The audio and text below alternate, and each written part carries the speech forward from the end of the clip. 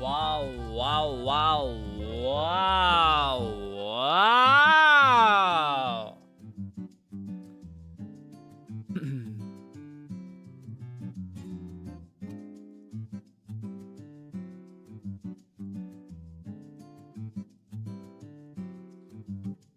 Oh no.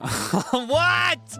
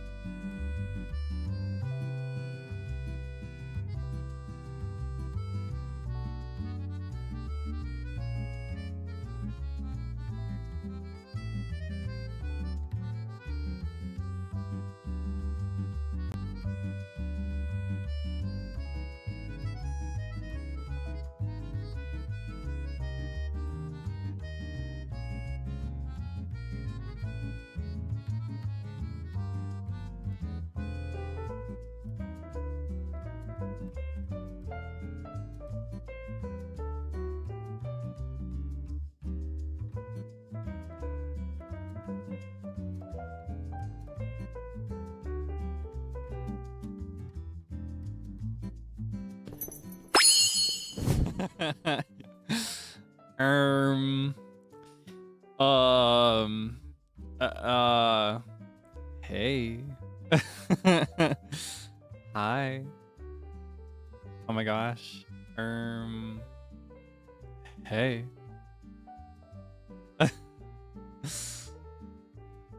Hi. Yahoo.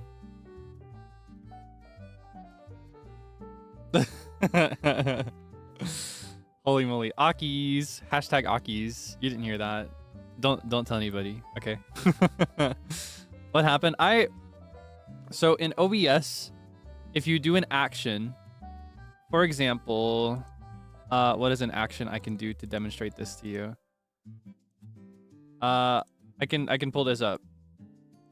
Be right back.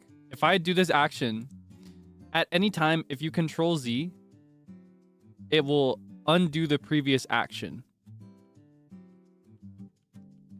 And sometimes before stream, I will test my audio by turning on my live mic on the loading screen and talking over it, because my loading screen is pretty much about as loud as the BGM will get. So that is how I test my voice's volume over like other things you'll hear on stream. And so I think I was Control Zing at some point, thinking I was in another program, but I was actually in OBS. That's my theory as to why the live mic was still on. I'm usually really good about avoiding that. I check really thoroughly. I guess now you know how I warm up for stream though. Yeah, even if it's not a singing stream, I do singing warm-ups because that's just what I know. I tend to do a lot of like, ah. Sometimes I'll do the.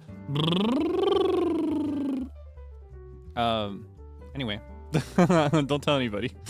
keep my secret so people can think I'm professional and cool. All right. Holy moly. Yeah, how have you been?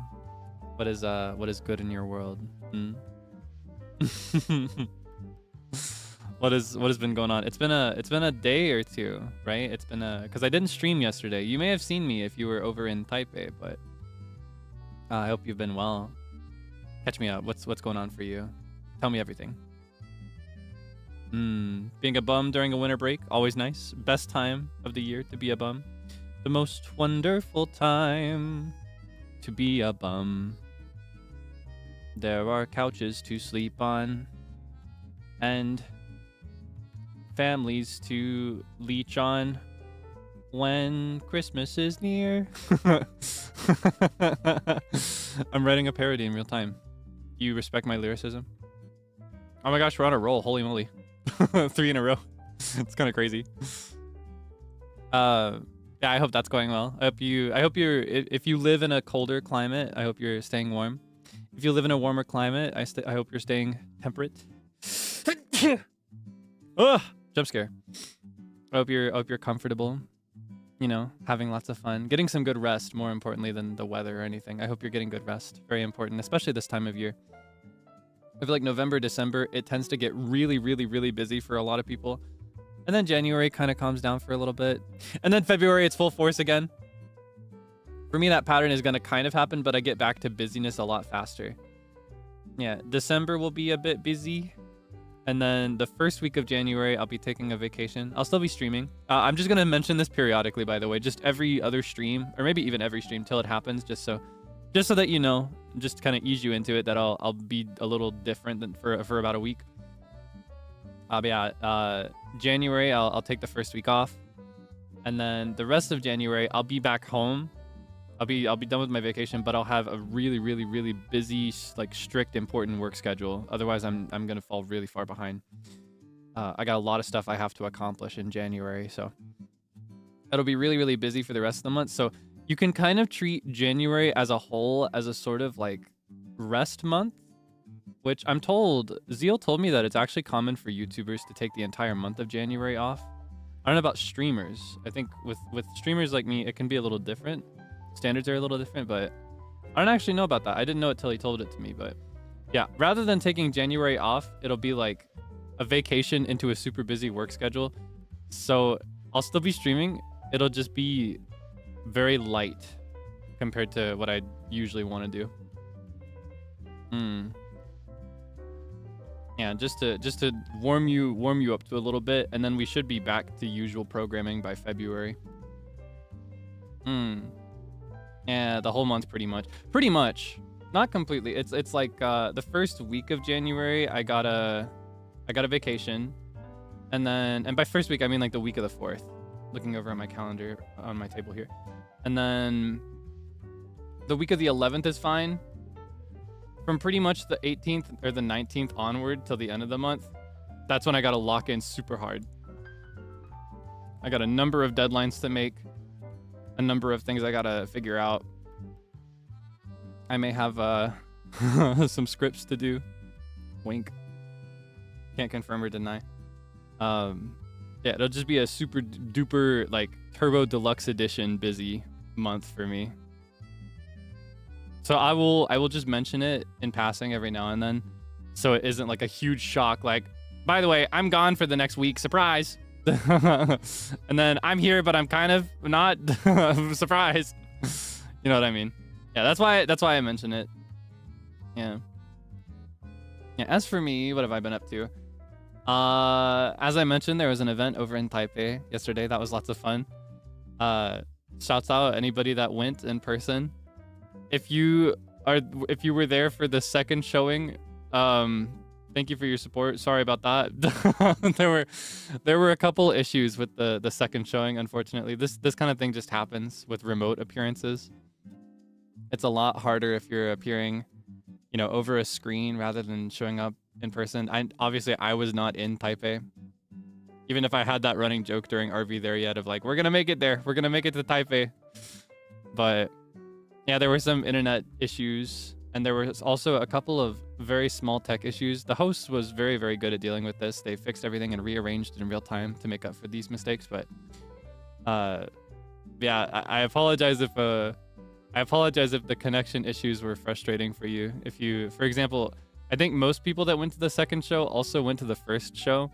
So it isn't that big a deal because the first show was perfect. I dare say I think the first show in Taipei of the two was mine and By the Beat's best appearance ever so far.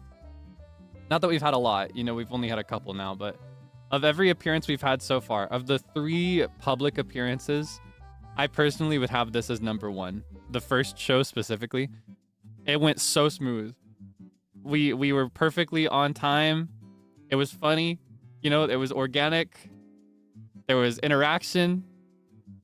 The songs went over well. It was beautiful. I had no issues at all with the first show. And because the first show went so smoothly, it went so perfectly, a couple hours passed and the universe had to strike and make up for it. You know, all things must be balanced. So the second show had a number of issues, but it was still fun. Even with the issues, I had a lot of fun. So yeah, I'm not complaining. I'm not complaining. And honestly, I consider us lucky to have gotten so far in the program without issues. Yeah, if you went to the event in Taipei, I hope you can enjoy it.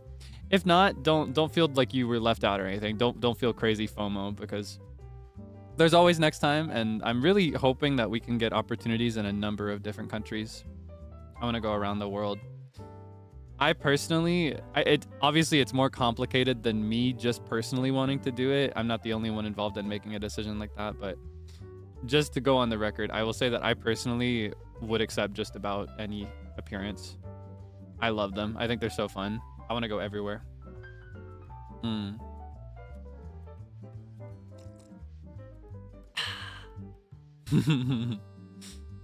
Yeah, fingers crossed. In the meantime, I will continue to work hard and do my best so that I can get invited to things like that more. It's hard to say when or where, but you never know. Yeah,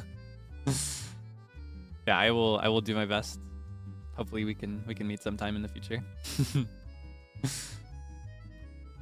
Yeah, that was lots of fun. I really enjoyed that. There were some really funny moments. Really sweet moments as well. I don't know. I get really emo over seeing audiences like that too. And they actually prepared a surprise. We didn't know about it. It wasn't in the program for us, so it completely caught us off guard. But they actually had, I think it was a small group of fans that went to the event. They prepared colored pen lights for everybody there, like one for every single chair. I'm pretty sure this is how it was, like a small group of people that were going to the event. I'm not sure if it was people involved with organization or what, but they prepared a pen light for everybody there, and they coordinated so that based on your seat number, you would do your pen light in a specific color. So it was like an ocean of everybody's image color, and it made me really emotional. I almost started crying, but I had to, you know, it was the beginning of the show for the second one, so it had to keep going. Oh, yeah, it was so fun. It was so fun. So yeah, thank you to those that participated in that surprise as well. That made me really happy. I don't know. I love performing. I dream of singing and stuff like that. My biggest thing ever is always the pen lights and the audience participation.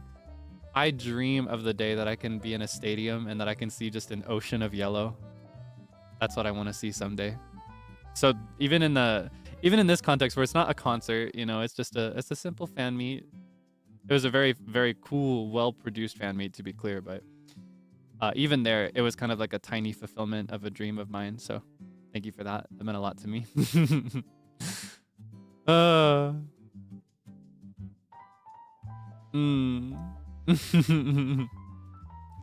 Oh, you tried to spell the word love? Wait, I didn't even realize. I was just fixated on the pen lights being color-coded. Was there more to it? I suck. What? I didn't even see. What? That's so much more sweet. That's so much sweeter. What the heck?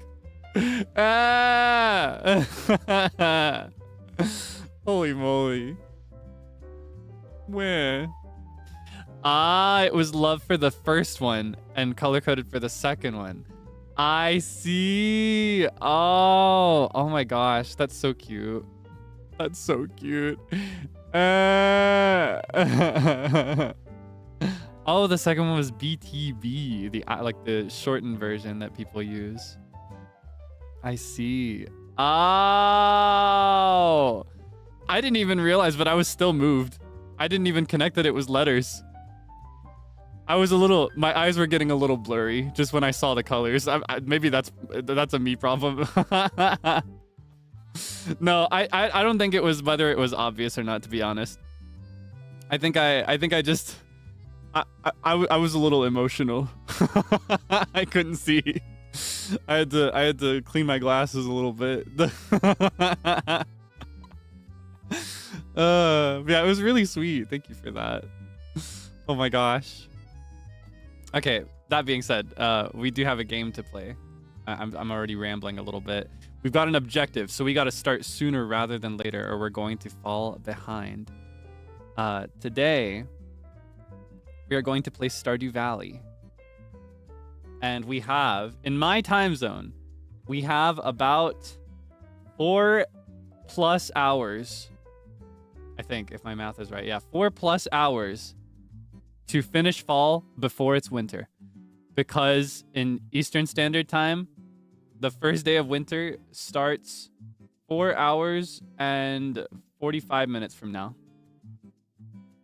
So, yeah, tight timing, but that's when it's officially, technically, the first day of winter. My entire excuse for taking so long to finish fall this whole time has been that it's not technically winter, even though spiritually speaking, like in terms of just how it feels outside and the fact that it's like cold and in some places it's even snowing, it's basically already winter and it's accepted to already be winter, but technically speaking, it's not winter yet for another few hours. So we got 4 hours to finish fall. We're already more than halfway through, so we're definitely going to make it, but are we going to make it in time? Am I going to drag it on for too long? We could sit here and talk for a few hours just to make it more exciting. No, I'm just kidding. But yeah, today we will... Okay, hold on. Let me adjust where I've got this game. Anytime I click out of it, it pauses, by the way. If you ever see that it freezes like this, just full disclosure. That's why it does that. Okay. My BGM. There's none. Okay, I'm gonna move this over here. I'm gonna move you over here so I can see everything you have to say. Yeah, fall speedrun any %. We did it for summer in 1 day. We'll do it for fall in 2. I was actually originally going to do it. I was originally going to do it in just 1 stream for fall, but my voice was not in the best shape, so. Okay, let me move my phone over here as well. All right, lock in. By the way, I got a gift recently. I got an early Christmas present from a friend. From, I'll name drop actually. I got a Christmas present from Tef, the producer of my first original song. He got me an electric blanket, like a heated blanket. That guy's so sweet. What the heck? So yeah, there is a... You can't see it because of the crop of my camera right now, but there's an electric blanket draped over my legs, and it's so comfortable. I'm so warm and toasty. Yeah, that guy's so sweet. Yeah, right? So nice. So sweet. He was like, what is your address, Kaelix? I want to give you something. I was like, for you, I'll make an exception. Yeah, shouts out him making my song. By the way, stream home. It now has Japanese subtitles. Yes, an additional shout out to do. I mentioned to my manager that I was thinking of getting it translated to Japanese so I could have closed captions. What was the word? Was it I forgot the word. I wanted to remember it. Jigaku desu ka? Closed captions, subtitles. Jigaku. Did I remember that word? Jimaku. Thank you. Jigaku janai. Jimaku desu. Arigato. Yeah, I was interested in getting them translated to Japanese, and I mentioned it to my manager. I was like, oh, if you want, I could try and file it to get it translated for you. And I was like, you do that for me? And yeah, and it worked out. So shouts out staff for translating this for me. That was a huge help, making it more accessible. I can't promise any other translations for now, unfortunately, but who knows, maybe more in the future. Yeah. And I did mention it before. I don't mind to repeat just in case you missed it.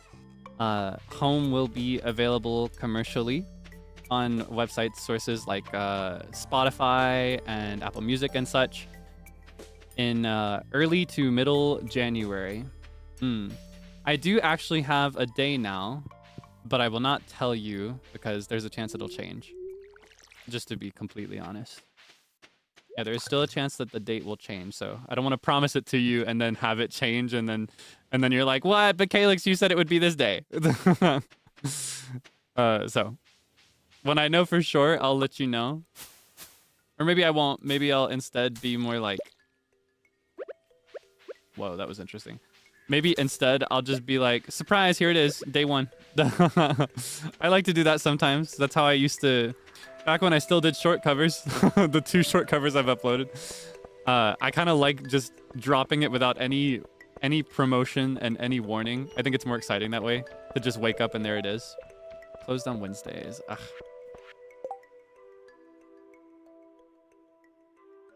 What did I need these for? Either way. I just think it's more mysterious and Oriful, yeah. Heart attack? Evil. What? What do you mean evil? That's a bit much. I'm not a monster.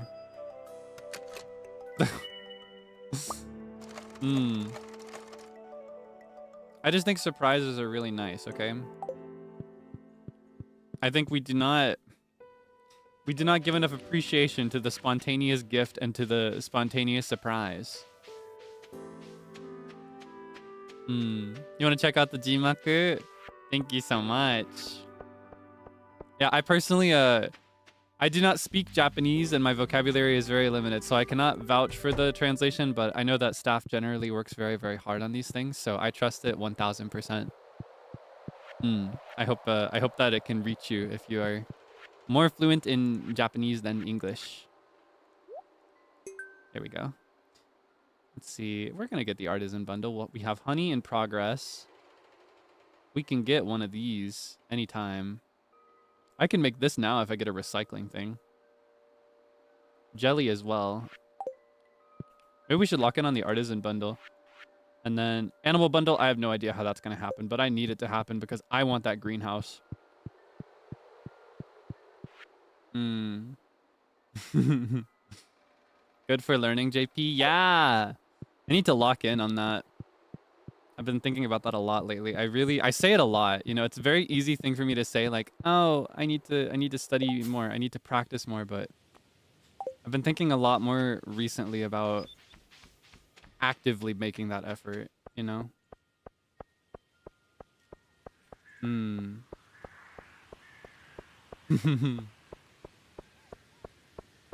Yeah. Yeah, and Sino Mama made some celebratory stuff as well. It was so cute. Wah. I don't deserve it. It's so sweet. They're so kind. So supportive. I get so emotional when I think about it. And it's always such beautiful work too. And I'm sure they're so busy, right? I'm sure that Sino Mama's schedule is crazy. Just given the, you know, the quality of the work and the scale of the work, it would not surprise me if every single day was completely booked. So whenever I think about that, and whenever I see these things, I get so emotional. You know?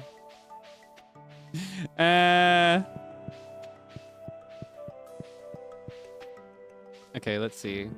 So we don't have any crops to plant yet. These won't be done for another day or 2. When we do, what crops do we need again is the question. I don't remember where we left off with that. We have 5 days to slay dust sprites though, so maybe we should spend the rest of the day in the caves. Ooh. Oh, I'm so happy. This is my favorite theme in this game. Like seasonally.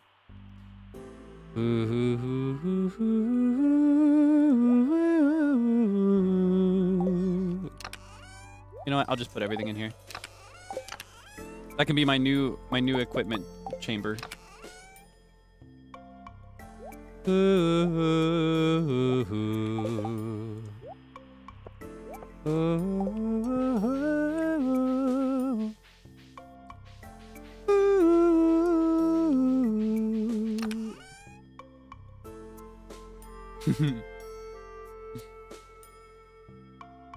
Winter hit your farm before your yams were done and you wanted to end year 1 with the greenhouse. Oh man. I want the greenhouse bad because I love having it for winter because I just like going around and watering my crops. It just feels really nice. But I don't like raising the animals in this game. They're very cute and I love them very much. But I just don't like it. It's just not what I like about this game as much. I get more invested in the farming than the ranching, I guess. So I don't know how I'm gonna manage that. I need to make a habit of checking the traveling merchant on Fridays and Sundays. That is honestly a super important strategy, even if you are doing the animals. You know, even if you are raising chickens and cows and whatnot. Oh my god, he exists. He's not gonna like this.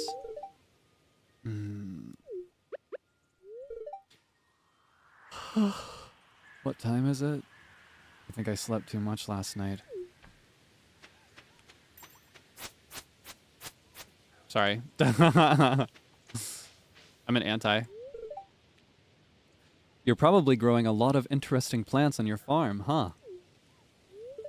Maybe I'll stop by your place someday and check it out. Yeah, of course. Yeah, I'm an anti. I think Sebastian is super popular, but he makes me roll my eyes. Oops. Alright, come over here. I'm gonna get you.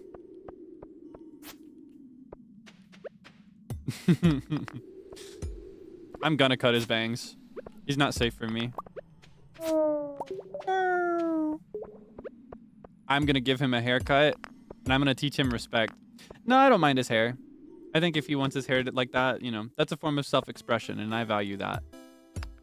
It is important to present yourself however you want. I just think you could have a little bit more respect. I think the way he interacts with his family is a little cringe. But that's just my personal biased perspective, so. I know I found a ladder early, but I gotta take out these dust sprites. They did not want me to fight these dust sprites. They're giving me so many ladders, so many ways out. Holy moly.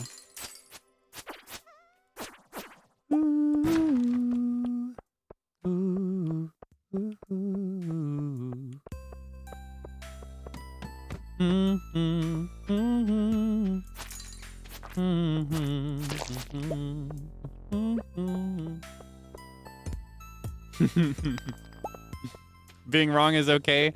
Hey, I know you like him more than me. That's not my problem. No, I don't know. I don't know. I respect it, and I get that he has that, like, that rebellious vibe that people find very attractive. You know, people like a rebel. People like a free spirit who's just, you know, doing what he wants. He can take you out of this small town if you let him kind of vibe. It's just not the vibe for me. I'm a bit too... I say this as if I'm doing anything related to romance in the real world, but when it comes to these characters in these games, and when I think about my values, I feel like I'm a bit too family oriented. I understand that there are situations where you can't really have that relationship with your family, and that's super reasonable too. But I feel like just with my limited perspective of him, I guess, I see him as someone who has a loving and supportive family, and who has a warm roof over his head, and he just kind of isn't receptive to that. But what do I know? All right, what's your problem?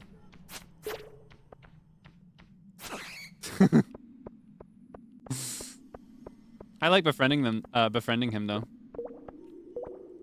I'm just not gonna marry that guy. Yeah, he's really sweet. He's just misunderstood. I think he could have some manners around strangers a bit more too. Same thing with Shane, honestly. And even understanding Shane's perspective, right? Maybe one of my more unfair opinions is that your negative circumstances do not excuse cruelty to others or meanness to others.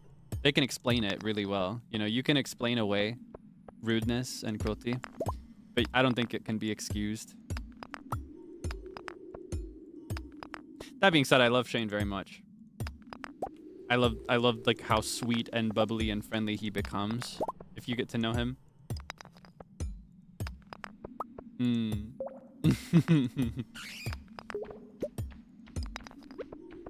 Oh. Demetrius low-key hates him.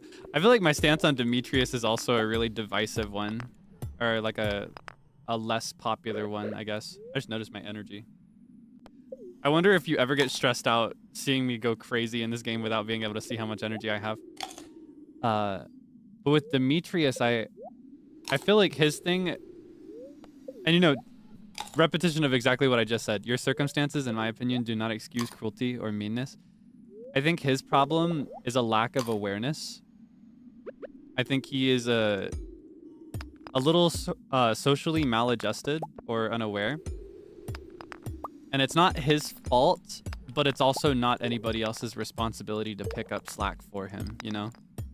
So it's a complicated situation where, like, I don't think anybody in that dynamic is hurting each other on purpose, but they hurt each other nonetheless, you know?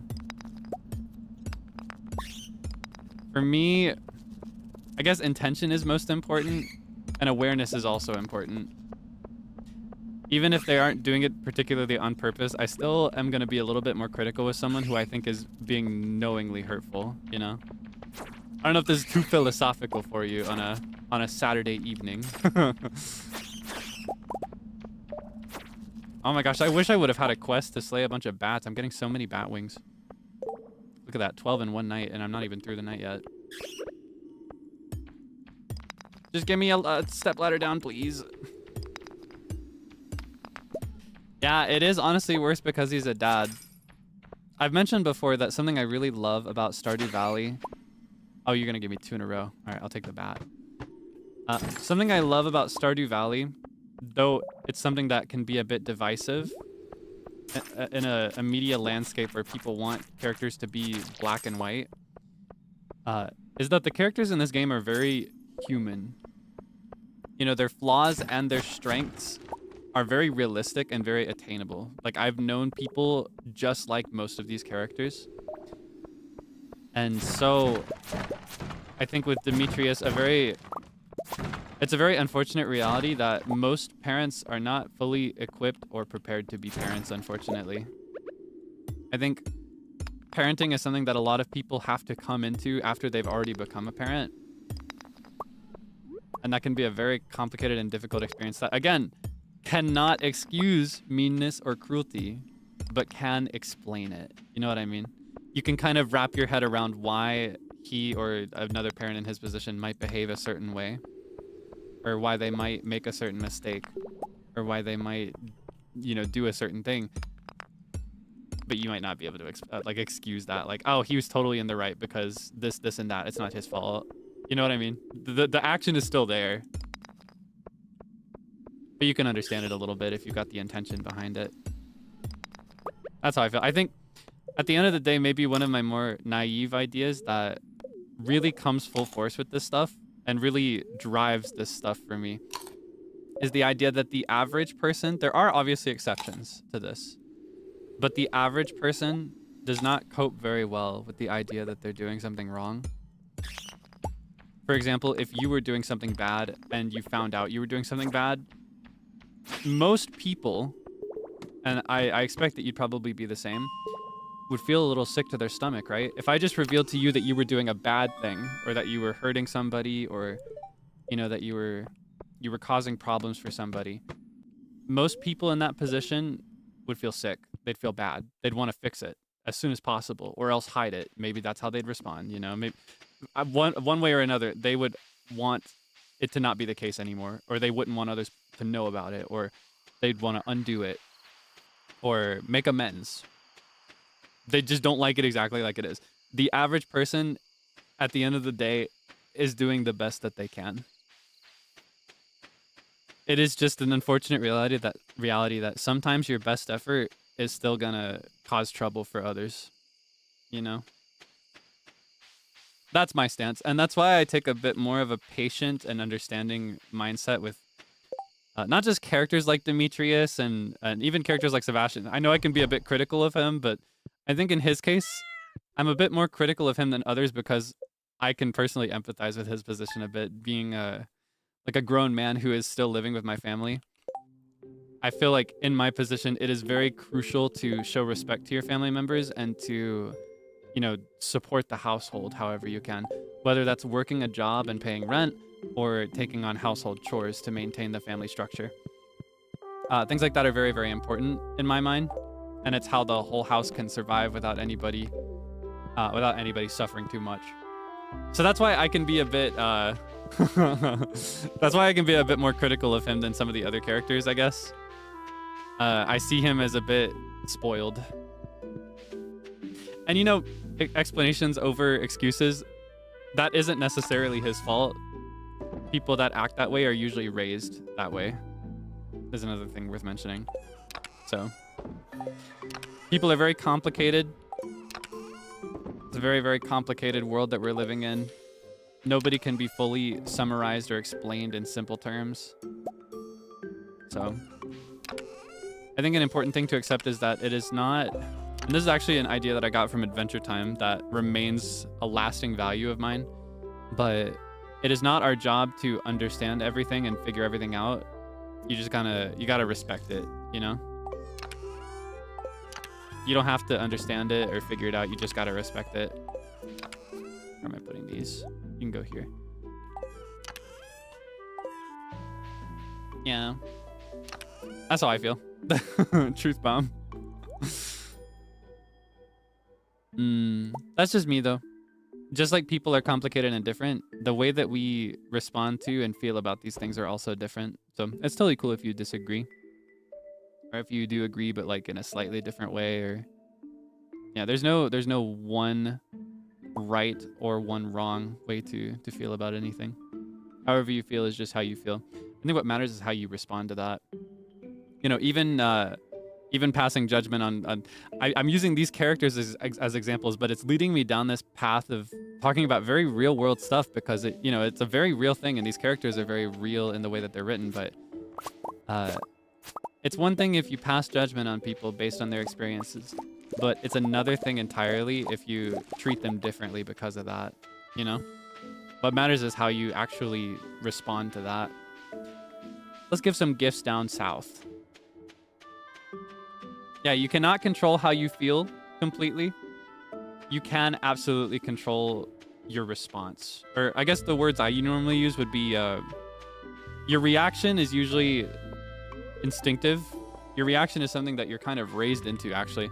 I think your reaction reflects your experiences, your history, your upbringing. Your response reflects you. I hope you can remember that, actually. If you ever feel bad about something, if you ever make a mistake, if you ever have a thought that you don't really agree with, I think your initial reaction and your initial thought reflects, you know, your home, your region that you live in, your parents that raised you, your experiences in school, in life, in childhood and adulthood. That reflects those things rather than you. Your response reflects you. Your response is what makes you who you are, you know? We are not described by our initial reaction or by our worst mistakes. I didn't intend to get so philosophical today. I feel like some games like Stardew really activate that in me though. And again, it's because these characters are so human in the way that they're written. Their flaws are so reasonable and realistic. And it's a bit difficult sometimes to navigate that because I was saying earlier, I feel like we're in a media landscape where... A birthday gift? That's very kind of you. I love it. Yeah, I know. I'm a pretty big deal. When I say a media landscape where we want everything to be black and white, what I mean is that I feel like most shows, most video games, most films, you know, most forms of creative media, we have characters that are very clearly presented as this is a bad guy and you are supposed to hate him from the beginning. Or, you know, like this guy, he's a super good guy and he's always doing his best and you have his entire perspective. You know every thought he has. You can hear his thoughts. You know what he's intending to do. So you're going to love him. You know, that just by the way that we write and plan things most of the time, that's what we're kind of conditioned to. So when you experience media like this, where the characters are just kind of presented in an impartial, neutral way, with even in the characters that would be more conventionally considered to be good, pretty much consistent flaws and red flags, it can be a bit difficult to form a nuanced opinion, you know? Ah, this is imbued with potent arcane energies. It's very useful for my studies. Thank you. I want to be friends with this guy so I can go into his back room. Can I go there yet? In the back rooms? What are you doing? I only allow those I trust to enter there. Well, okay. Morally gray. You could say that. I wouldn't call these characters particularly morally gray. There might be a couple, but what I mean is that in the real world, no human... Here's how I'll describe it, because I mentioned black and white. That is a phrase that means, you know, you're either all black, as in like, you know, like yin and yang. The idea of yin and yang. All black would be like you are all bad, you're all impure intentions. Everything you do is bad, and everything you are is bad. And then there's all white. Everything you do is good. Everything has a good purpose and is justifiable and reasonable. And there's no room for anything else. That's what I mean by black and white. In the real world, that does not exist. Even the best people in the world, if you were to do a comprehensive ranking of people, which I don't think it would ever be possible, even if you did a full, thorough ranking of everybody, even the people at the top of that ranking doing the best things would have a little bit of bad stuff in them. You know, everybody has a little bad. And even the worst, you know, most heinous criminals and villains, you know, that's still somebody's child. They're still going to have some good, at least. It's impossible to have somebody that is 1000% one thing rather than a mix of a complicated assortment of experiences and perspectives and decisions. And like I said, at the end of the day, I think most people are just doing the best they can. Their best might not always be what everybody else needs, but people generally just want to give it their best effort, or do what, at least maybe a more realistic way to put it would be do whatever makes the most sense for them at the time. Yeah, that's how I feel. Yeah, being nice does not necessarily mean being good. Being good does not necessarily mean just being really nice all the time. These are very different ideas. Happy belated birthday. I just remembered that we got the haunted owl statue. That's such a rare drop, isn't it? We were so lucky to get that year one. I forget about it sometimes. I hope we get another one so we can make like a symmetrical decoration somewhere. Yeah, people are just very complicated. And that's something that I really like about this game. And something that I love discussing with you about this game. And to be clear, if you disagree, I think that's a good thing. I think it is good to disagree with people. I think disagreement can open the floodgates to deeper and more, like a more comprehensive understanding of most things. You know, even if at the end of the day, this is just a silly little video game where you water your crops and cheat on your spouse with your 6 girlfriends and boyfriends. This is still, I don't know, it still has real world applications. And I don't know, I think discussing it in the context of video games kind of gives you some safety perspective almost. Some like it's kind of like experimenting with these ideas as they apply to real people in a way that is safe and free from consequences, you know? Like, if you pass really strict judgment on Elliot here, if you're like, that is a sicko who lives in a creepy little cabin and I don't like him, at the end of the day, he's just an imaginary character, so like he's not gonna get hurt by that. You know, this doesn't hurt anybody. Now, it might hurt somebody in the real world who lives exactly like him or acts exactly like him. That might hurt their feelings a little bit, but at the end of the day, you can say whatever you want about these characters. You know, it's just a simulation. It's just a farming simulation. It's a farm sim. Oh dear, a tiny crab appears to have made its home in my shirt pocket. That's the trouble with living on the beach. Yeah, you could say whatever you wanted about him, and nobody would be. People might get upset for him because they love him, or maybe they identify with him. But you know, it doesn't actually hurt anybody firsthand to say these things. Can I plant a yam today and get it in time? It's Thursday the 18th. There are 28 days per season. Would that finish on day 28, or would it die on day 1 of winter? Can I plant these yams? Are yams the thing I need? I think they are. I can't do pumpkins. Doesn't make sense to do eggplant at this stage. At the end of the day,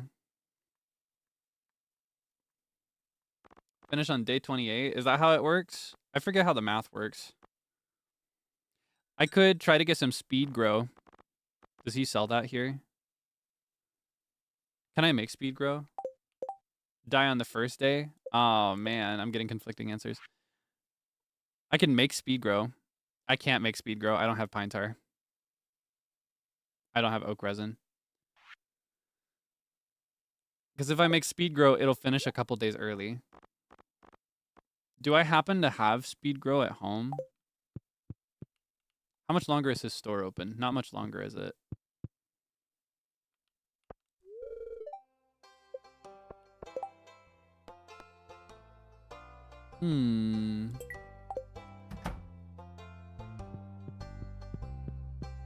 Finishes growing on the 28th. It takes 10 days to mature. The question is, does day 1 start today or does it start on the 19th? I don't want to waste my money or my time. Oh, maybe I should just do something else. I could do some bok choy. I don't know.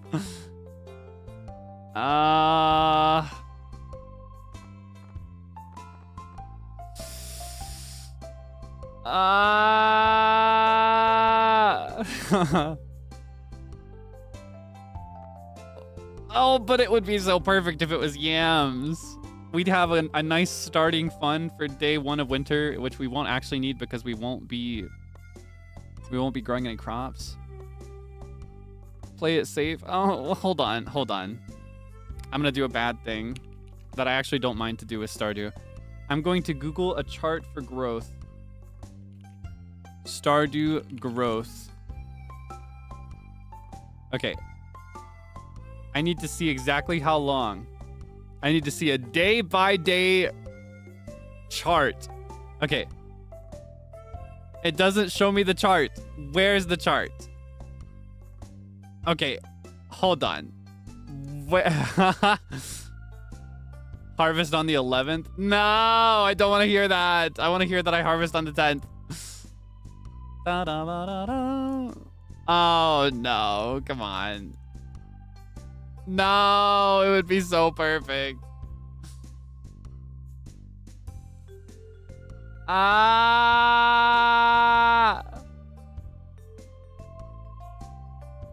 Planting day doesn't count. But I want it to count. So it actually takes 11 days to mature, is what I'm hearing. Ugh. What the heck? This is sickening and not in the good way. How long? Yam Stardew. How long? Computer. No freeways.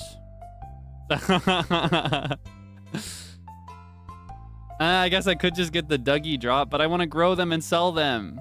It would be so cost effective.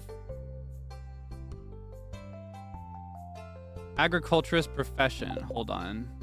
Where am I with that? If I level up my farming really soon and become an agriculturist, it could be done in 8 days.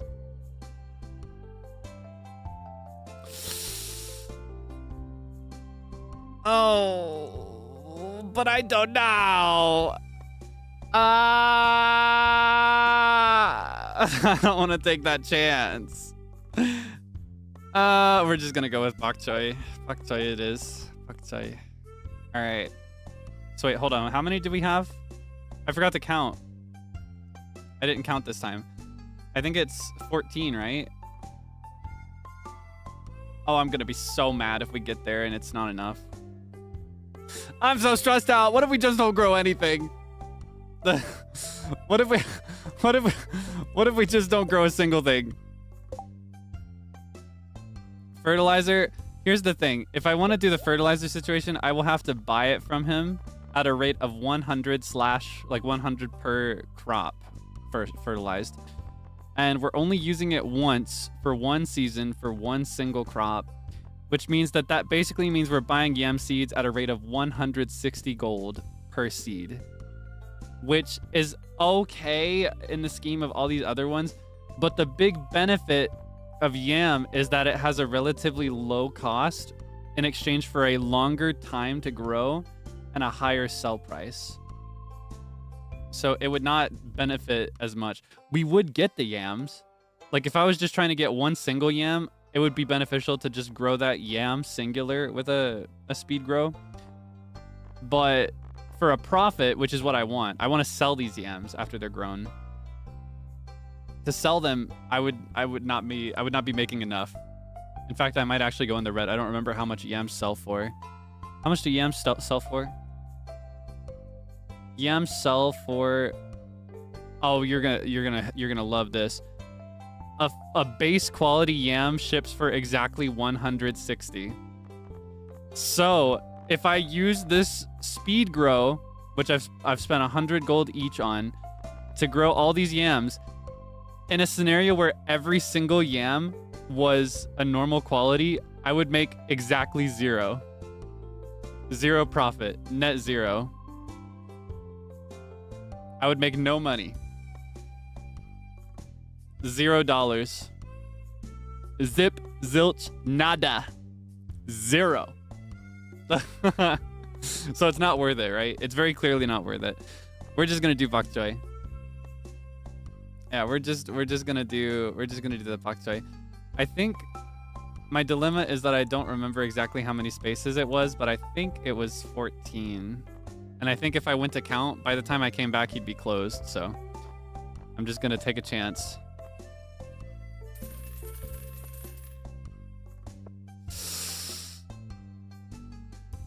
I'm feeling regret. Maybe it was actually 16. No, I'm gonna commit to 14. I feel like 14 might even be too much. I should have counted it first, but I just don't have the time. It absolutely is this serious. I hope you know. Stardew is always this serious to me. Oh my gosh. Okay. Did I get it right? It's by 6, not 7. Okay. Don't say it. So I guess I got 2 extra pak choy for next year.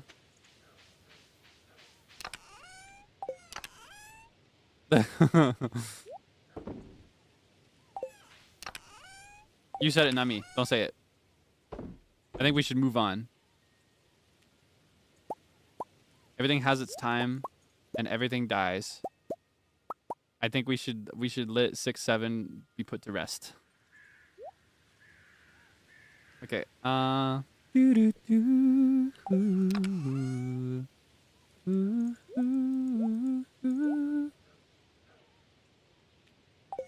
Okay. Clock it, sis. Did you know you could do this? Instead of opening the thing to do it like that, you can actually just drop them in like that if you click the right button. Very satisfying.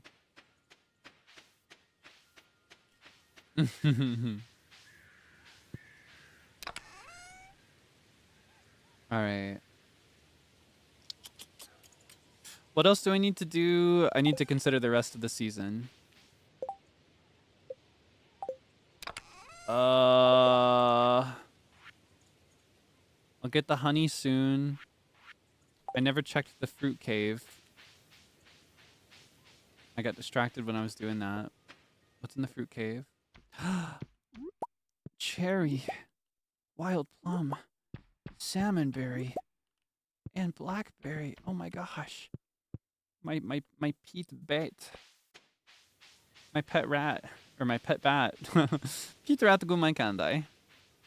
Hello, tudai we heavy. A pet rat gumai kandai. Pet rat gumai kandai. Natsukashi. Nostalgic. Maybe I should load up on these geodes so that I'm ready tomorrow. When I hit Clint.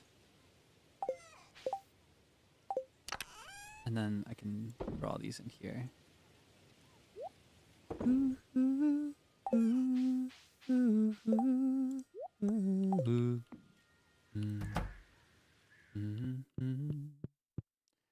All right. I'm gonna have a sip of my tea.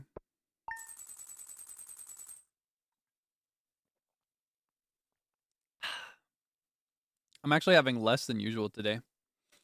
I'm having a smaller cup. But do not fear. When I run out, I have a bunch of water. I could also just go make more tea. I could go make more tea. In fact, would you mind if I BRB for 1 second? If I go grab some more tea? Or not grab, but if I go get it ready. Get it like boiling in the kettle. And then I'll BRB a second time to go grab it and fill my cup when this is empty. No prob, you don't mind? You mean it? Okay, thank you so much for understanding. In that case, I will, as we always do, I will pull out my cardboard cutout. You may know that whenever I don't want to do my job as the bouncer, I have a cardboard standee of myself that I put out every single time. Every single time I want to hang out inside so that it looks like I'm doing my job at a glance. All right. I will be right back. I'm going to go grab some tea. Rather than grab, like I said, I'm going to go boil some water. And then I'll BRB again on the end of day 19 to get it in my cup. Yeah. All right. I'll see you in a bit.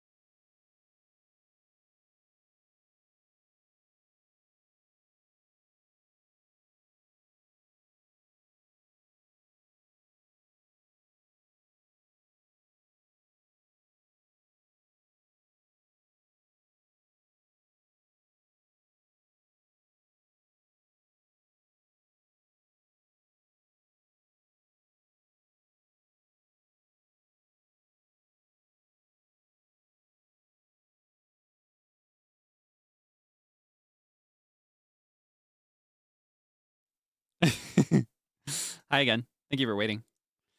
I have water boiling in the kitchen. I'll BRB again in a bit to go grab it and put it in my cup. You better not be scheming to do stuff with my cutout, by the way. That is my most valuable tool on my job, in my job. You know, a lot of people in a lot of different careers, you know, there's a lot of different things that people use as tools of the trade. a lot of different things that people need to do their job. You know, a dentist might need the little scrapey things to scrape your teeth with or whatever. They might need the little vacuum to suction out all the water in your mouth. A doctor might need a scalpel or a stethoscope. A mechanic, he might need his wrench. My one big tool as bouncer is a cardboard cutout of myself. And I need it. I only have the one. It's actually quite a hassle to get those produced. So it would take me some time to get a second one. I don't have a replacement ready. So you better not do anything with it, all right? No vandalizing anymore. That happened some time ago. There was an event a few months back where somebody drew like glasses and a mustache over it, which is ridiculous. Like, why would you draw glasses over a pair of glasses? It just looked like I was wearing two glasses. It was ridiculous. Anyway. Good morning, Mr. Kaelix. I came by to ask you a favor since you're such a kind neighbor. You see, I'm trying to train my goats to say hello, but they simply won't pay any attention to me unless I have their favorite treat, cave carrots. So, since I'm scared of the mines, I thought, well, maybe you would bring me a cave carrot when you have the chance? There's no pressure, but if you want to, just swing by my house between 9 a.m. and 5 p.m. with a cave carrot. It'll make an old girl very happy. Bye. Oh my gosh. Did I water everything yesterday? Did I water anything yesterday? Not just everything, but anything. Did I do my job yesterday? Oh man, I'm flop. I don't know if I watered all my crops yesterday. I think I'm gonna deliberately delay the corn by a day. Okay, hold on. Can I do it like this? Ah. I'm trying to avoid harvesting these is why I'm doing it like this. I realize it may stress you out a little bit to see me water these like this, but I'm specifically trying to avoid harvesting it. I want to delay this corn until this one's finished, so they do it at the same time. I didn't water the bok choy. Ah. You know, it is a good thing we did not take the risk with those yams, because I would have just ended up not watering them, and then it would have been 12 days instead of 11. Holy moly. Were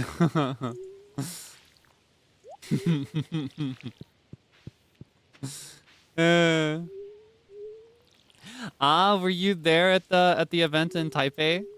Thank you so much for supporting the event. I wish I would have practiced the Chinese phrase a little bit more. Yeah, I didn't mention this when we were reflecting on the event earlier today, but by the beat we had a phrase that we wanted to say, but I didn't practice it very well, so I wasn't able to pronounce it like I wanted to. I'll put more time to it if I appear again in the future. I hope it could reach you anyway, even with the poor pronunciation.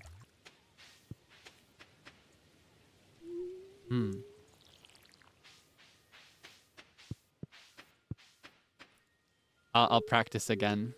Do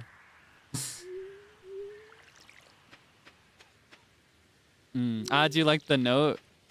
Yeah, I did my best to write for the reproduced note. I didn't realize that everybody else was gonna write more though. Especially when I saw Sable's, it almost looked like poetry. I was like, what does this mean? I don't know these characters. What does this say? I'd like to buy a pumpkin from you. My daughter and I want to carve a jack-o'-lantern. Ooh. Yeah. I just wrote thanks. That's it. Yeah, thank you again for supporting the event. Thank you so much. It meant a lot that I could be there.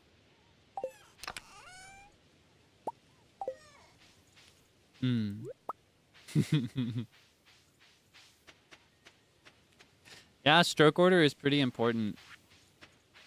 I had to practice mine a little. I think the way I did it is I wrote it on another sheet of paper a few times, and then I just did my best on the actual paper that we used. Yeah.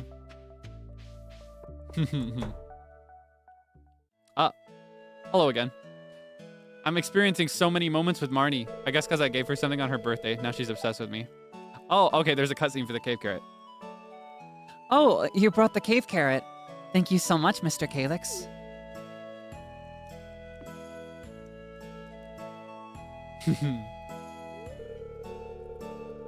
This looks great. I almost want to eat it myself. Almost. I hope it wasn't too much trouble. I really do appreciate it. Oh, okay. I thought maybe I was going to get to see her goat. Well, I guess I got nothing here, but how's my friendship going? We're doing great with this household. Where's Jazz? We need to start giving stuff to Jazz. My top 2 friendships are with the people that live in this house, funny enough. Though they're both very easy to gift for. It is a dream when you have somebody who's really easy to shop for. When like birthdays and Christmas roll around. Only got one chance for the real message. Nah, realistically, I could have just tried it a number of times if I needed to. There's no limit to those things. The only real limit is time. As you may know, I'm pretty much always busy. I always get hung up. I feel like you don't actually get to see much of the stuff that takes my time away. Because, you know, there's a lot of stuff in my real life, you know, household responsibility. I was talking earlier about how I feel like if you live with people, everybody should pull their fair weight. So that takes a fair amount of my time. There's also a lot of like administrative stuff, like planning and thinking. Whenever the time comes for, you know, if there's ever like a merchandise opportunity or something like that. Even the recent event in Taipei, I have a considerable amount of room for feedback on the plan for example, the outfit designs that we wore for the promotional materials. I don't know if you would hate me or love me for this, but in my outfit that they designed for me, in an original draft of it, it was actually going to have fishnets. But I was like, I feel like I'd prefer something other than fishnets. Something a little bit more modest would be nice. Yeah, it originally had fishnet layering on the inside. Don't tell. I'm thankful that they were understanding. I can be a little shy sometimes. Rob, no, wasn't it so nice though? The illustration in the final shot was so nice. The final design, it was beautiful. Did you not like it the way it was? I thought it was really, really good. I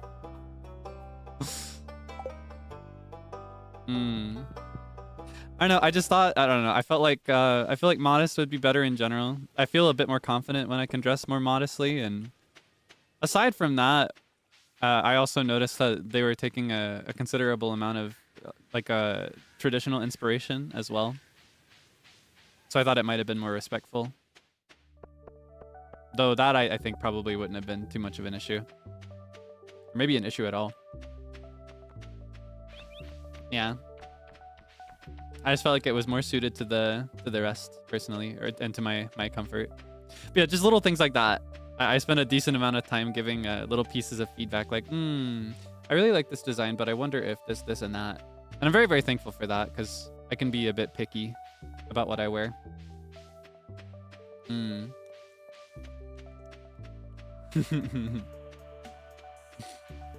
Yeah. I really loved that though. I loved the outfits they designed for us for that. It was so fun. I loved the colors. I really loved the little knots as well, the little knot decorations. There's a name for those that I don't remember. But the you see it in a lot of Eastern fashion. The knot that has the 3 loops, left, right, and up, and then a tassel going down. I always loved the way those knots look. So I was really happy when I saw those in the drafts. Let's see. I guess we're going to the caves. We can't really make much progress in terms of going down, but something we can do is we can take out more monsters. Take out more baddies.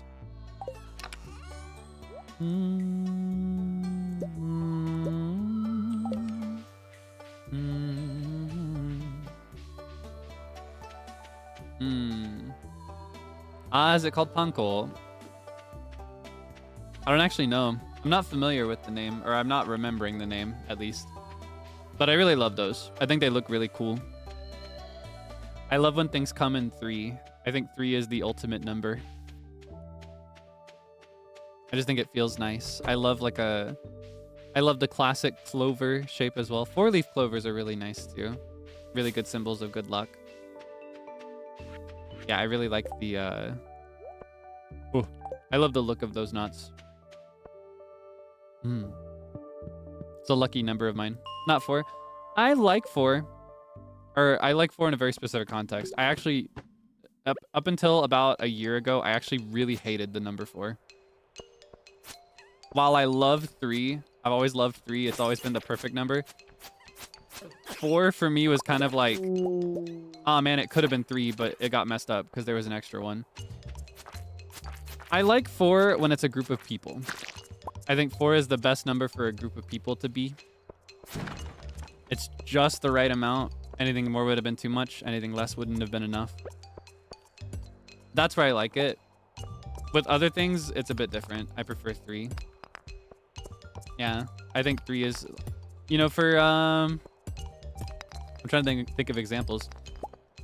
For design, symmetrical design, it feels really nice when you got one on either side and then one in the middle. Just regardless of what it is. For, I don't know, just anything. 3 just feels like a really nice, comfortable number to me. I've always liked it. But in a group of people, I like 4. And I've come to prefer 4. That is the one exception where I'm okay with the number 4. It used to be a bit of an unlucky number for me. Unrelated to the suspicion, though. Because you know, in a lot of cultures, the number 4 is associated with death due to linguistic homophones. Because the word for 4 in a lot of Eastern languages sounds a lot like or identical to the word for death. So it can be seen as a bad omen. Bad luck. For me, rather than superstition, it was more just kind of like vibes, you know? That vibe of it being an unbalanced number. To me, 4 has always been like one too many. It always made me just like mildly perturbed or discomforted. Yeah, whereas 3 is symmetrically asymmetrical. 3 is just the ultimate number to me. It's a perfect odd number. 1 is a good perfect odd number, but it's all by itself, you know? So if you have to have multiple, 3 feels nice. It multiplies, you know, 3 is a multiple of 6. It's also a multiple of 9. These are really good numbers. I love 9. If it's a larger group of things, 9 is really good. Traveling merchant. Oh man, I'm too late, aren't I? When did they close? Will I get there in time if I leave now? What do I have to do? I still got a ton of dust sprites to slay. I'm not gonna make it. I'm just gonna stay in the cave for today. I'll go for the traveling merchant in 2 days if I remember in time. 8 p.m. Yeah, I'm not gonna make it. I'll make it just in time for them to close. But yeah, I don't know. I just like the number 3. I think it's nice. All that to say. A lot of words to say that I think 3 is a neat number. But 4 and 11 hold special places in my heart now. It's actually something I mentioned during the event in Taipei yesterday, briefly. There was a moment where we had to pick people out. And I think initially they were like, describe somebody in the crowd. Be like, oh yeah, I picked the one in this outfit with this hairstyle. But we all opted instead to do like seat numbers. It's more exciting that way. Because then you never know if it'll be you till it's said out loud. Which is kind of exciting. There's no way to like fully stand out. It's really just luck of the draw. And for mine, I did row 4, seat 11.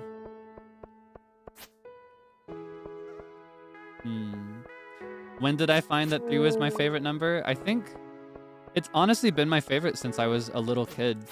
I've always loved the number 3. I think, here's my energy, by the way, if you're curious. I've mentioned it before, but I think it was really reinforced earlier on because of The Legend of Zelda. And I know it's a running joke of like, how can Kaelix make everything about Zelda? How can I make this about Zelda? Devil emoji. But unironically, in Zelda, there's a lot of symbolism and literary significance in the number 3. Even in the overarching symbol of the Triforce. You know, the Triforce is the biggest and most important symbol in Zelda. So it I don't know, it means a lot, you know. It's important to the franchise, it's important to the story, and it because Zelda was always such a deeply important thing to me and such a comforting thing for me, I started to find comfort in things that reminded me of it. And because Zelda reinforces this consistent idea of 3 being a good and right number, I just kind of subconsciously accepted it myself outside of the game. That's the best way and the earliest example I can describe.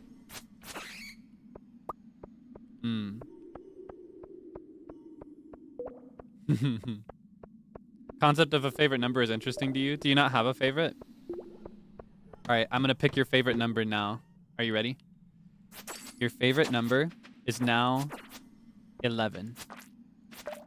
And from now on, whenever you encounter the number 11, hopefully, you'll remember this time that I picked out a favorite number for you. And you'll smile because I'm so awesome.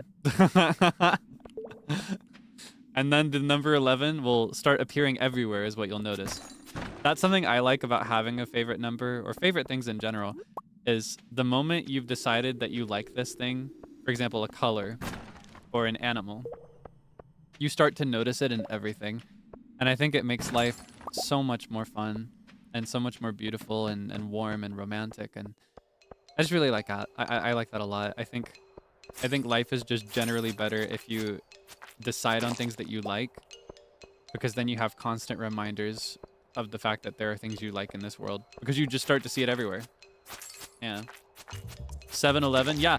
You go to a 7-Eleven, you go to a convenience store or a gas station with that number there, you're going to think of it. You'll be like, oh my God, that's my favorite number. That Kaelix guy picked it out for me. Here's my energy, by the way. Oh God, I gotta get home. It's midnight. I got so distracted by the numbers discussion, I forgot to look at the numbers at the top right. All right, we can never talk about numbers again. It's the last midnight. It's the boom splat. Coming at ya fast midnight.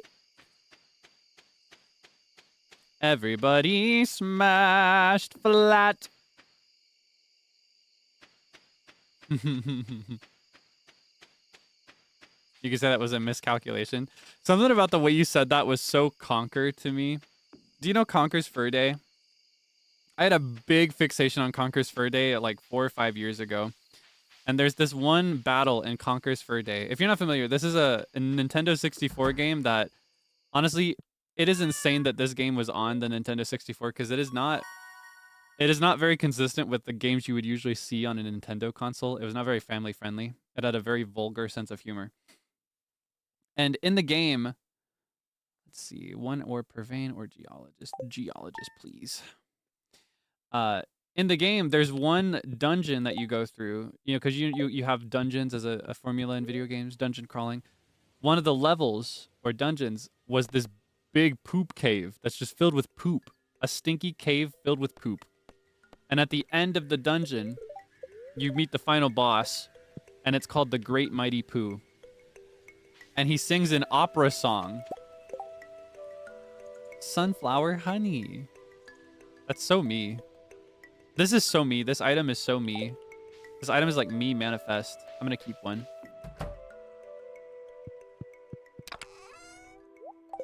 Anyway, there's a there's a final boss called the Great Mighty Pooh, and he sings an opera song called Sloprano, like slop and soprano, sloprano, and oh my gosh, it's crazy. And at the end of the battle, you flush him basically down the toilet to defeat him. Spoiler warning, but also you've had like what 20, 30 years. How long has it been since the Nintendo 64 was a console? Almost 30 years, right? It was like mid 90s that came out, I think, if my math is right. Anyway, you flush him down the toilet, and he goes, "Oh, what a world! I'm flushing, etc." And then Conker chimes in like, "Now that's what I call a bowel movement." That's what you reminded me of. And you said you could say that was a miscalculation. Now that's what I call a bowel movement. That's just what I remembered when you said that. A lot of words to explain a very small reference, but I hope you don't mind when I do that too much. What is this game? Conker's Bad Fur Day. You play as Conker. He's a little squirrel who I think loves to smoke. I can't remember that much. I remember the poop cave because to tell you the truth, I was very invested in the song that the Great Mighty Pooh sings. The aria that they wrote for him. It's kind of crazy, actually. Yeah. And now it's going to get stuck in my head, so that'll be dangerous. I got to be careful with that. Yeah, maybe a fun media rabbit hole for you. Oh, we just needed one of these. So we can give Caroline a pumpkin. We can give... Is it too late? Wait, did I miss my chance to give the purple shroom? Somebody was just asking for a purple shroom. Ah, I missed my chance, didn't I? Ah, and then it wants to show up. In older games, there's always somebody smoking. Well, I guess that's because in the past, smoking was really, really normal. And it's still kind of normal. And, you know, a lot of people still do it. Some people even start it now. But I guess, I don't know. I guess the standard is a little different. Also, I just realized I was supposed to BRB. I was supposed to BRB and grab my tea. Question is, do I want to do that now? Or do I want to do it at the end of day 20? It is an expensive habit, that's for sure. We could just BRB at the end of day 20. Or maybe I could just keep my water in the kettle and forget about it forever. It doesn't actually take very long to boil. My kettle boils it in like a minute. Yeah, it's just a fact of life that I don't know if it's actually different country to country, but it used to be that pretty much everywhere people would smoke. Everyone smoked in like the 80s and 90s. Probably the early 2000s too. So that's why in movies and video games from that time period, pretty much everybody's gonna smoke. It was just a very normal thing at the time. Smoking mention. Fun trivia. Did you know did you know it's okay to smoke on live streams? It's not you'd almost think that it's not allowed, but it's totally cool. I personally don't smoke. It's actually a bit of I guess a complicated stance with it.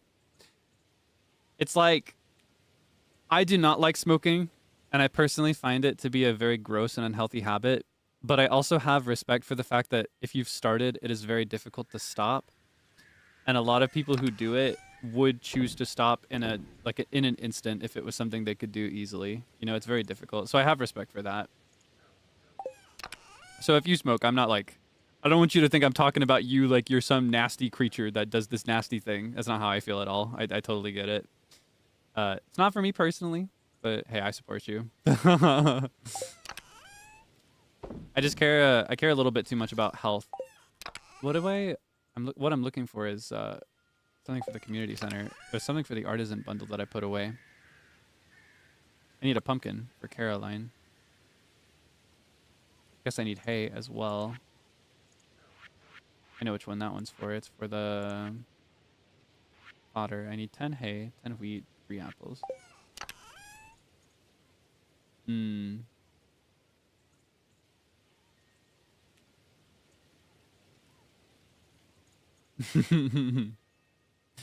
That being said, I do actually.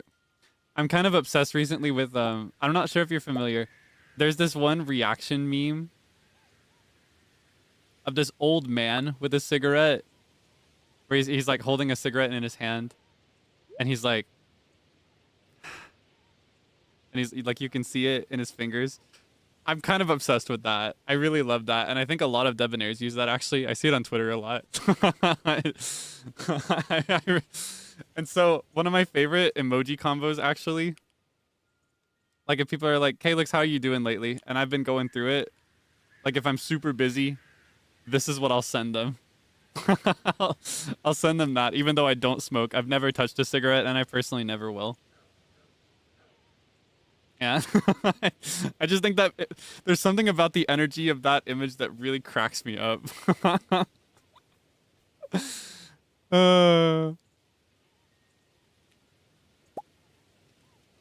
Yeah, no, I personally am not much of a fan. I don't think it's very cool. I do think there's something almost cool about it sometimes. Like if you see somebody who is really cool do it, it almost makes, for me, it almost makes me look past the fact that I don't think it's cool. Like oh my gosh, Sonny Briscoe.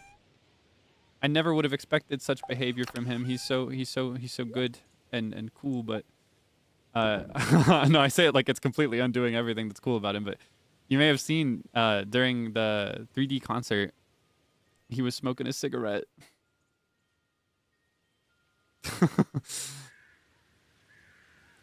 Look at my officer. Oh my gosh. He was really cool though. He was aura farming the entire video. It's kind of crazy. What am I looking for? I keep getting distracted. I've opened and closed this so many times. I need this. I need this. I need this. I don't need this. I need this. I don't need this. I need this. Okay. I got so invested in conversation. And he doesn't even smoke.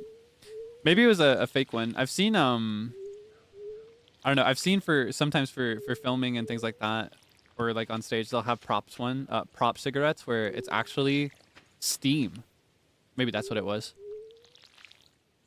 He said it was fake. Yeah, I figure it might have been might have been like a steam based prop cigarette.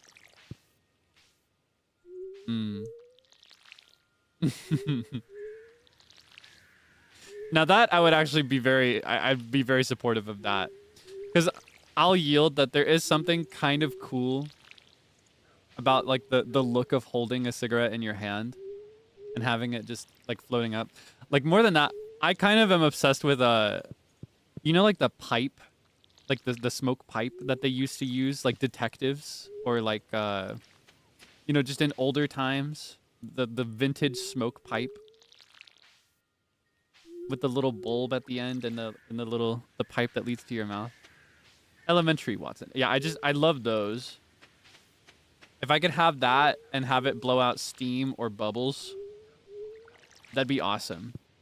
Like the item itself, I think is actually kind of cool. It's just the fact that it is like an addictive thing that hurts people's lungs and stains the surrounding area, and also kind of stinks. That's what puts me off of it. Yeah, very Cruella de Vil. That's what I was thinking too. Yeah, very 101 Dalmatians. I love that. I love that. I think that's really cool. I would carry one of those around with me everywhere if it wasn't associated with like actual smoking. Yeah, I think those look just very cool. Just generally very cool. Acting like smoking but blowing bubbles anyway. That's the way, right? Because like I don't know, I can yield. It looks a little cool. You know, it's kind of cool. I get the appeal aesthetically speaking.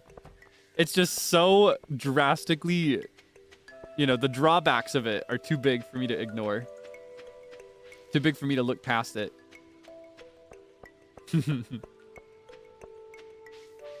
But yeah. Wait, did I... No, I've already done that. I need to go to you first. I got a scroll for you, sir.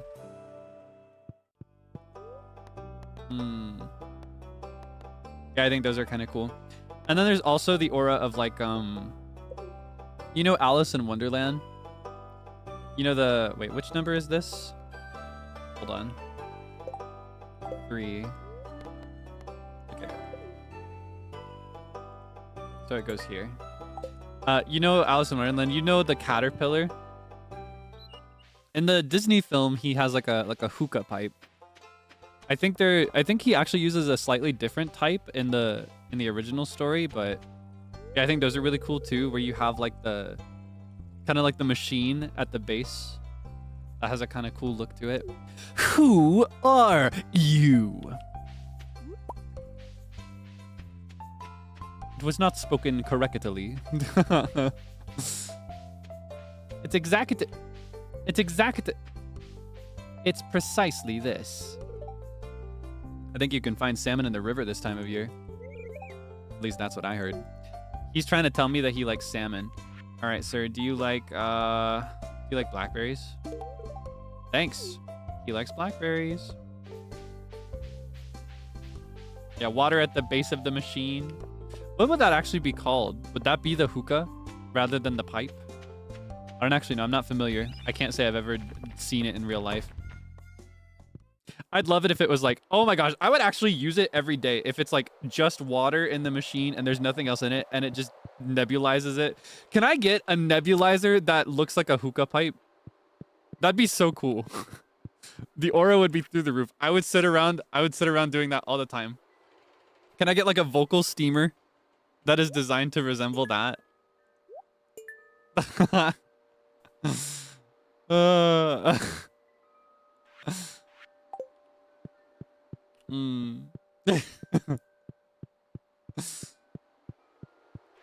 Yeah, if it was just steam, because steam is not just, you know, it's not just not bad for your voice like smoke is.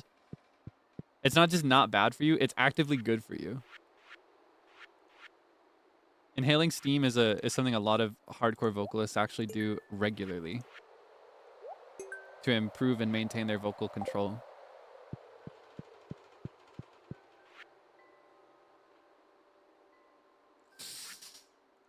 Okay. Let's go ahead and do this one too. Ah, I needed this in the summer.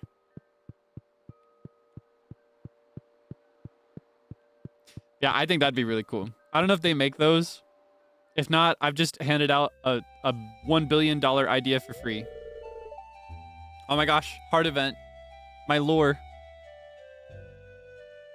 Yeah, vocal friendly, like vocal steamers that are formatted like cigarette adjacent things. That'd be so cool. And then maybe people could use it to get off of smoking and repair their voice at the same time. That'd be pretty cool, right? Free idea for you. Yeah, a vape that produces steam. Do you see my vision? We could revolutionize the world. I'm handing this $1 billion idea out for free. I want you to make this product and sell it on my behalf. And I will purchase it. And I'll aura farm. And I will undo the rep. I will undo the rep of smoking.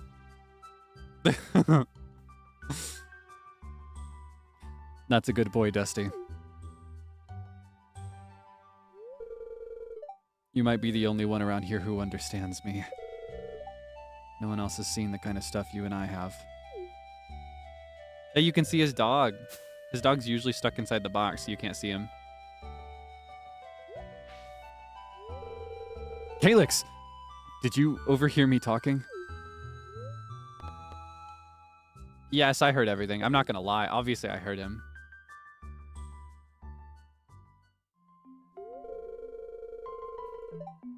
I don't really like to talk about it, but I guess I'll explain. Aw man, the surface level mean jock is actually profound and emotionally vulnerable. It's just like we were mentioning earlier about how these characters are actually very human and multidimensional. Have you ever wondered why I live with my grandparents? You see, my father wasn't a good guy. Well, He ruined everything for me and my mom. Just look at his face. Oh my gosh. Half the time he was gone. The other half, he'd drink all night, tell me I'm worthless. That I'd never amount to anything. I think he resented me for being young. Bitter, because he'd wasted his youth doing nothing, and had gotten nowhere in life.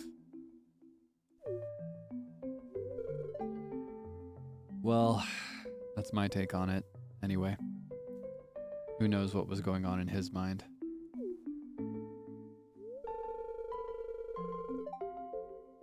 One day he left, and soon after that, Mom got sick and passed away. I had no choice but to move in with my grandparents.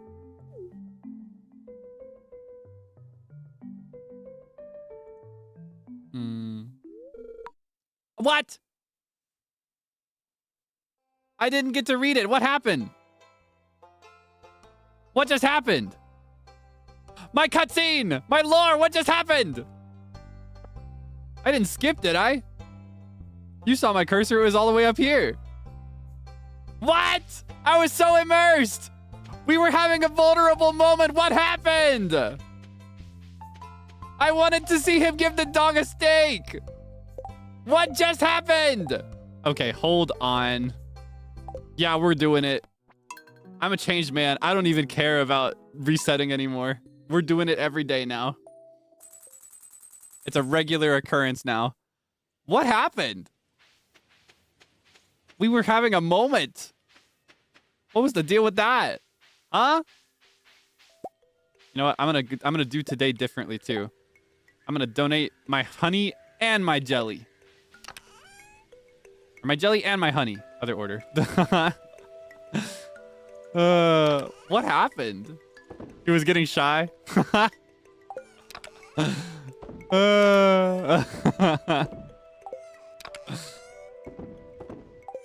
He was a little too vulnerable.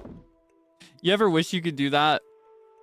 Do you ever share a little bit too much with somebody and then you're like, can I skip this cutscene and pretend it didn't happen? Do you ever do that? That's what Alex just hit me with.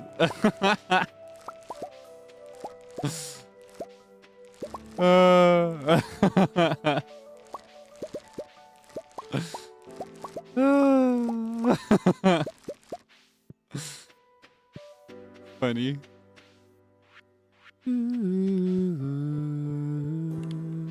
I almost missed a corn. You know what we could do today as well?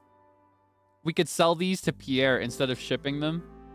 And then, what we could do, we'll also throw in some jade. We could finish the safe. We could do all the donation quests.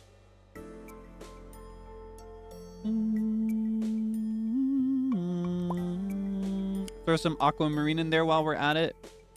Just sell him a bunch of junk. Okay.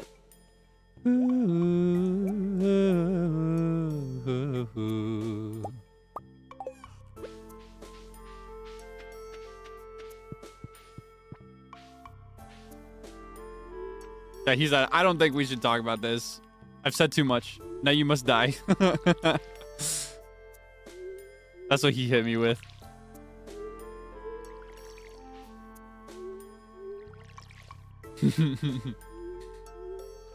Bankrupt Pierre? No. Quite the opposite. I'm helping that man.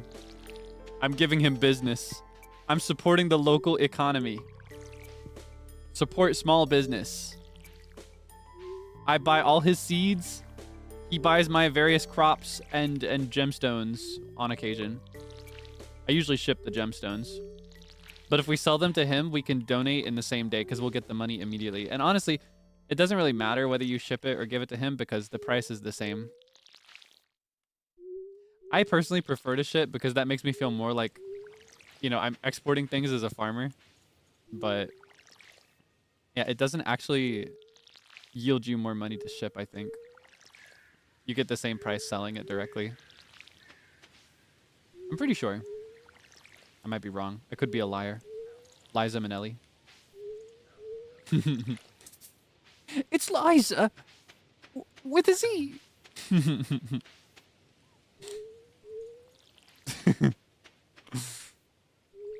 All right. Let's see. We got everything we need. We could give him a better gift. Does he like anything other than blackberry? That's what we gave him.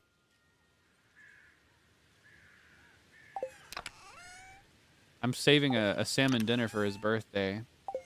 Hold on. Thought only Clint bought gemstones. Oh, I guess I didn't know that. Well, we could sell them to Clint in that case. He should be open. We'll give him an ice cream. Ice cream instead of blackberry.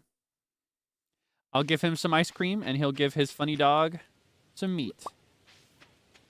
All right, we're ready to go. Watch this. We're going to have such a steady streak this time. It's going to be so awesome.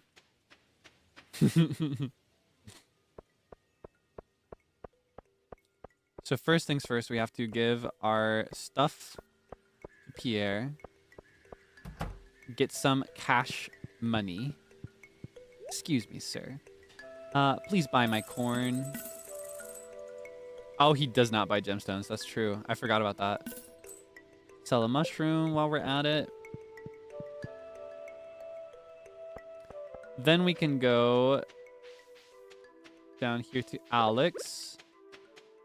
We can give him some ice cream. This is cool. Thanks. All right.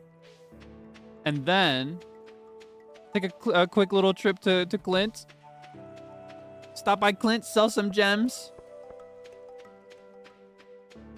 I think I can do this, right?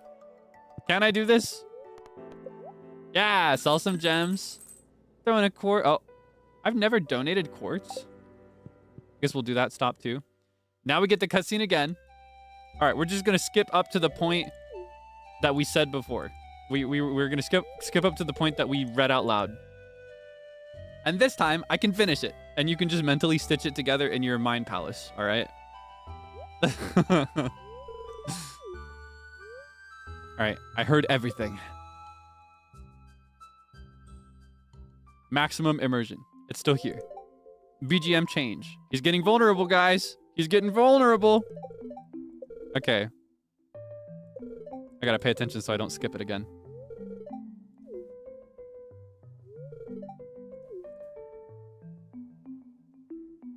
I think this is where it was, right?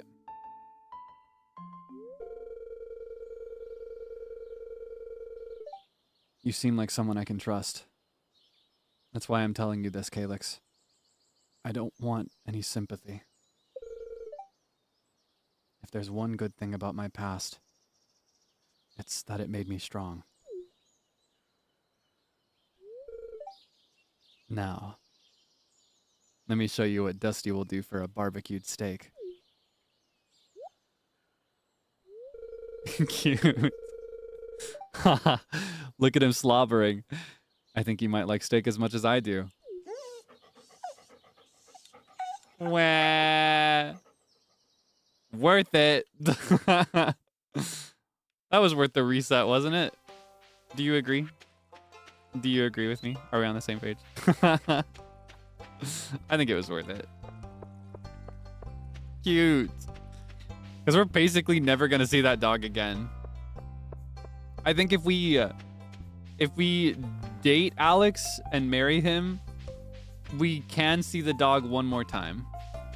I think. Otherwise, you basically never see the dog again. I had to see that dog. Oh, wait. This isn't where I'm going. I got distracted. Wait. Yeah, the dog just doesn't show up. It's always there. The dog is always there. It just is... He prefers to stay inside his box, I guess. I just want to see that dog. What is that one video? There's a video where it's like, can I pet that dog? It's an older one.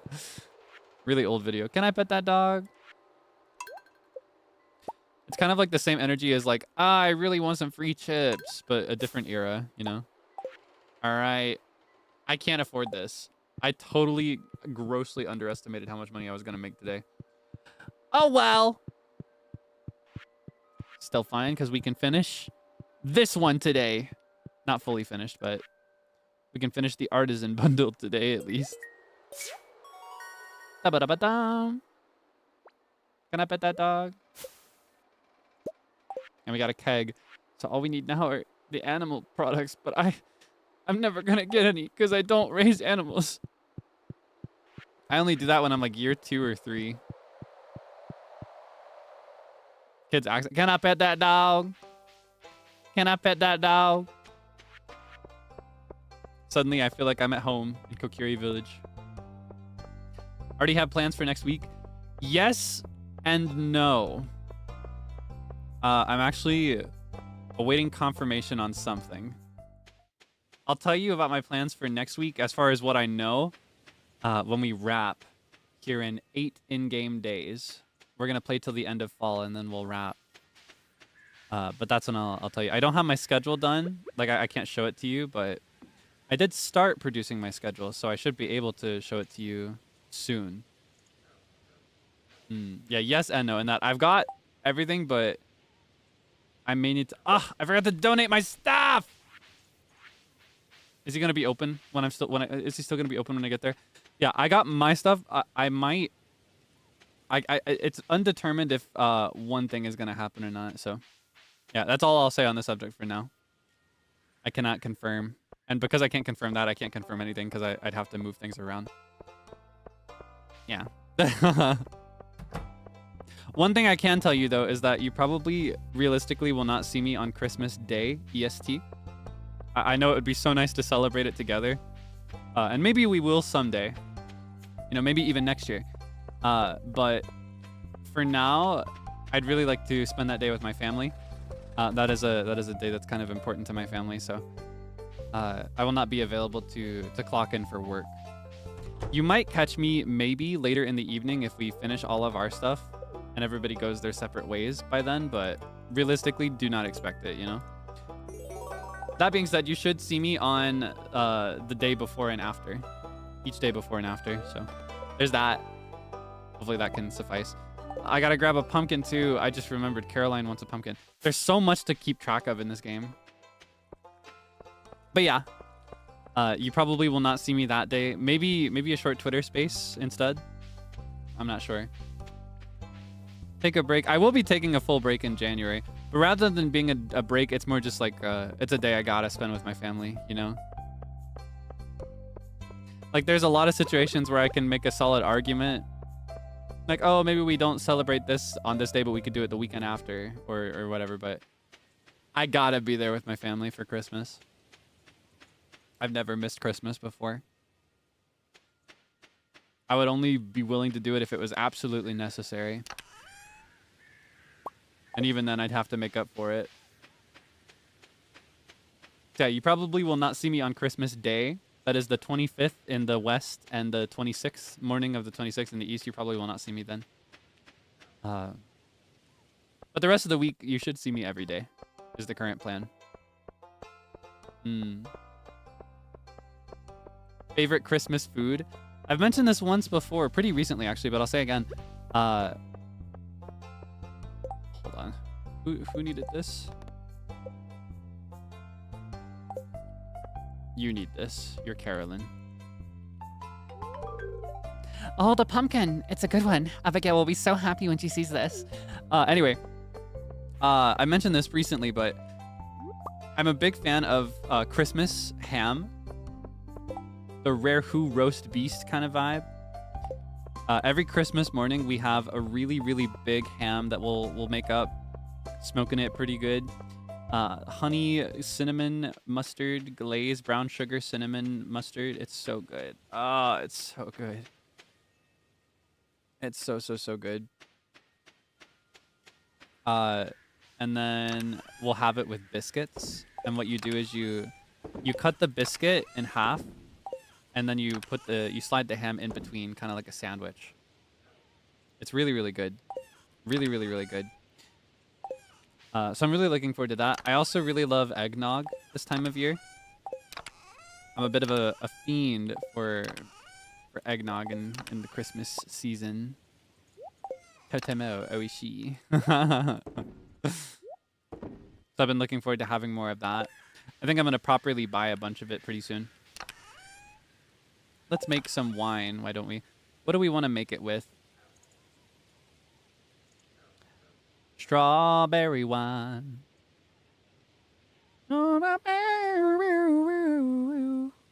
There's a glass of brandy.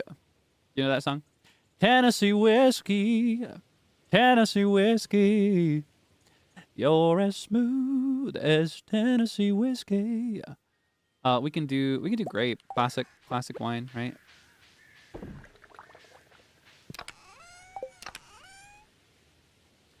Tennessee whiskey.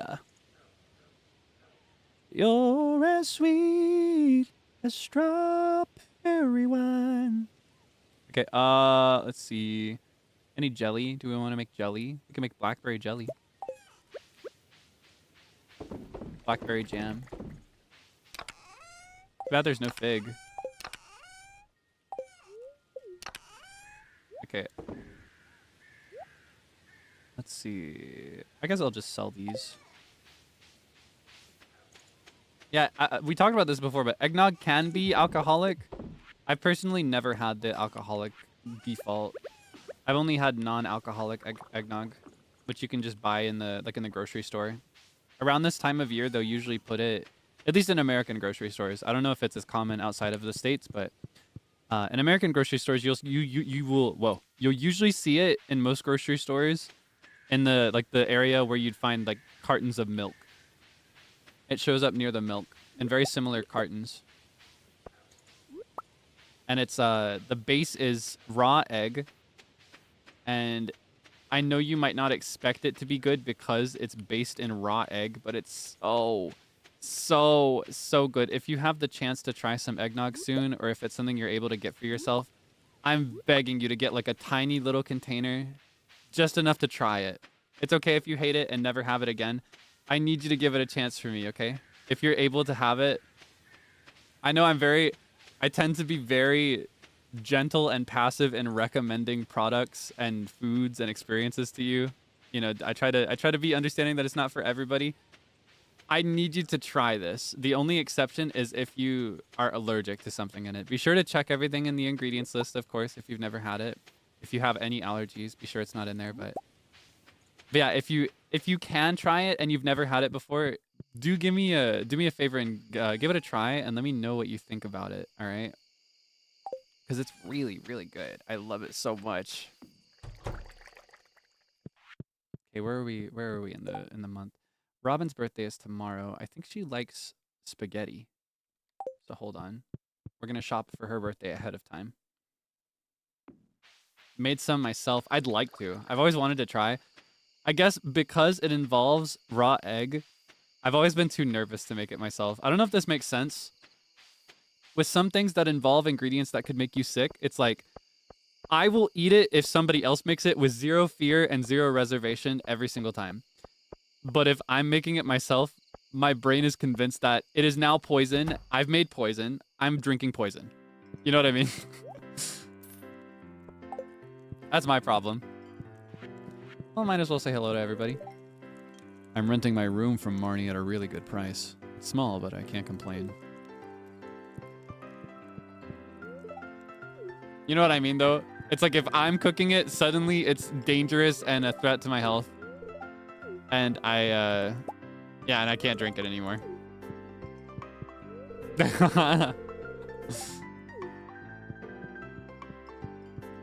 You gotta try not to scramble the eggs when you temper it.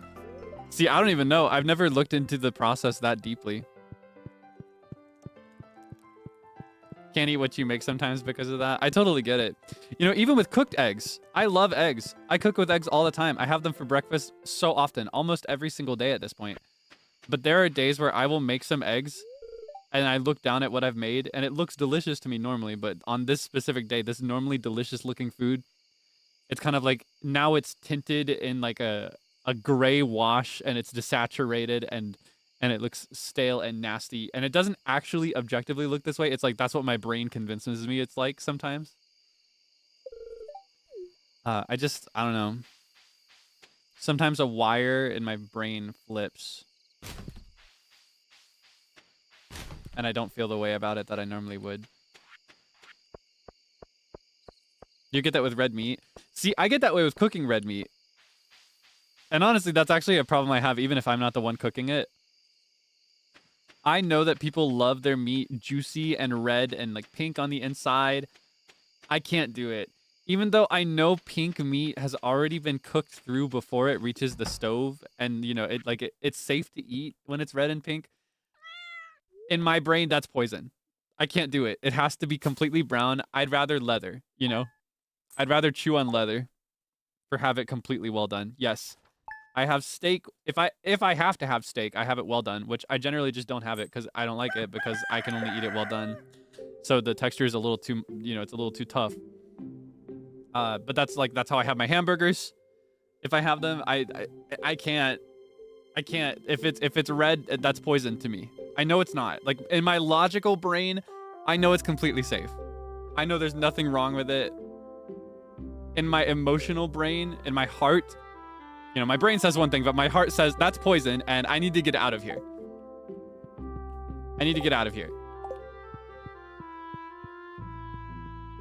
So, you know, I eat any, if I'm going to have meat, I always have it well done. Oh my gosh, there's so much stuff. We got our eggplants. Yippee. We got a double crop of amaranth. Is it amaranth? Sometimes I misremember. I'm like, is it amaranth actually? But no. Give up my tea. I forgot again. I remembered for a moment, but then I was like, nah, the vibes are off. Honestly, I think I might just leave it there and then make a cup of tea after we finish. I just don't want to leave. I don't want to step away. I'm having too much fun talking with you. I haven't been able to talk as much lately. And I feel like Stardew is such an effective game for us when it comes to conversation. I feel like we talk about such interesting and insightful things.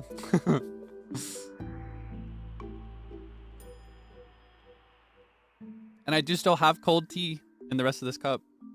It's just like 2 tiny sips away from being gone. All right, let's see.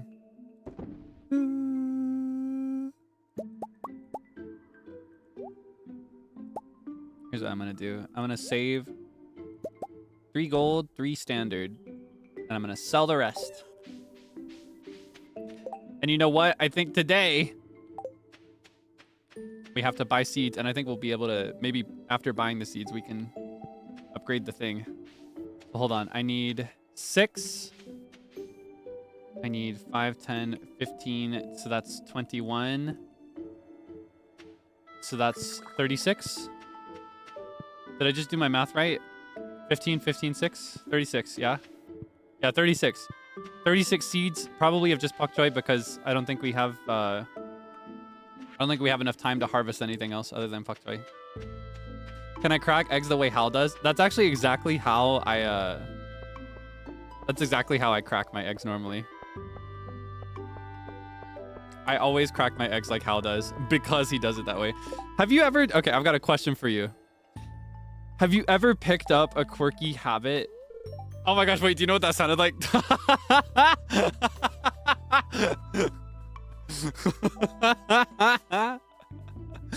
Have you ever picked up an unusual quirk when you're toiling away at school or at work? Have you ever? No, but I didn't even realize until I said it out loud. But anyway, have you ever picked up a quirky habit because of an anime or a TV show or a video game that you really liked when you were younger, or maybe when you were older? Have you ever? Because for me, I have a couple. I crack my eggs exactly like Hal Pendragon does in Hal's Moving Castle when he makes the breakfast platter. I crack my eggs like that, one-handed. Sometimes I'll actually double up and do 2 eggs in one hand and try that, and I succeed usually. It's a little tough. I mess that one up sometimes. My other one is, I don't know if you can hear it. I'll do it now. Did you hear that? I crack my fingers. I crack my knuckles like Kaneki Ken / like Jason. Tokyo Ghoul. I crack my knuckles like that, and I've done it since I was quite young. Yeah, I've cracked my knuckles like this. I want to say since I was like maybe 12. I think 12 was when I started doing that. I've cracked my knuckles like this for so long. You didn't hear the crack? It was such a juicy one. I got such a good one right up next to the microphone. Unfortunately, in this case, my my microphone automatically cancels certain noises that it considers to be noise. Rather than my microphone, it's my interface that does that.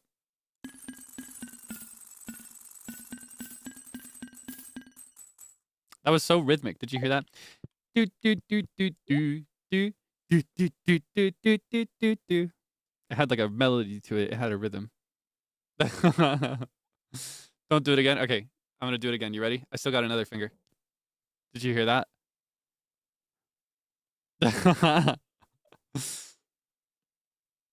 Didn't need to ship the amaranth. Wait, I did. Ah! Ah! Wait!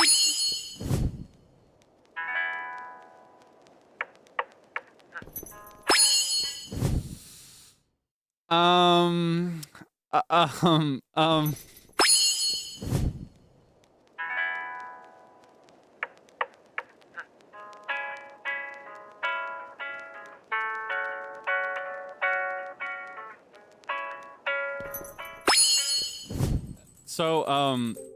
So we're starting day 21 for the first time. We haven't actually we haven't actually done today yet. We haven't started. But now we are. And that's awesome. I was a little I don't know. I just I needed a second to step away. I needed a quick BRB. Yeah, deja vu. I know it's almost like a, you know what I hear right now? I hear like a hey. Speaking of like anime habits. Oh my gosh, wait, actually I don't think I brought this topic up with you. Yeah, crazy topic that we've never talked about before. Have you ever like picked up a crazy, random, quirky habit from anime before? Yeah. We've never talked about that, have we? Hold on. Is this even enough to get me up where I need it to be? Do I need more amaranth?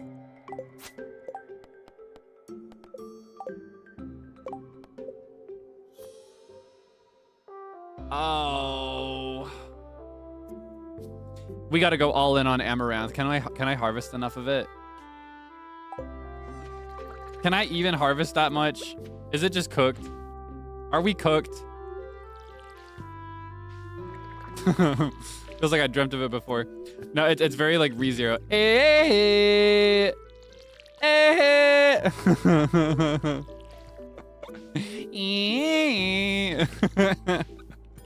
Sometimes I get that sound stuck in my head. I get that sound stuck in my head. It's so dangerous. That's what I hear whenever I get deja vu. I've just returned by clutching my chest. I've just returned. You know? I love ReZero. It's so cool. I love isekai stories. I love Groundhog Day isekai. So sugoi.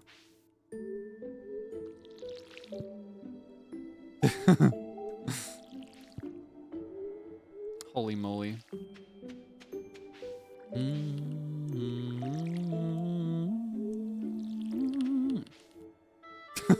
What were we talking about? Anyway, yeah, do you actually have any habits, any other than the one I mentioned, or the two that I mentioned? I mentioned I crack my eggs like Hal does, Hal Pendragon, and I pop my knuckles like Kaneki can. But do you have any? Have you picked anything up? Do you Naruto run? Is that something you do? Opening sodas single-handed? How do you do that? I'm trying to imagine that in my hand. I'm pantomiming. Do you do it with your thumb?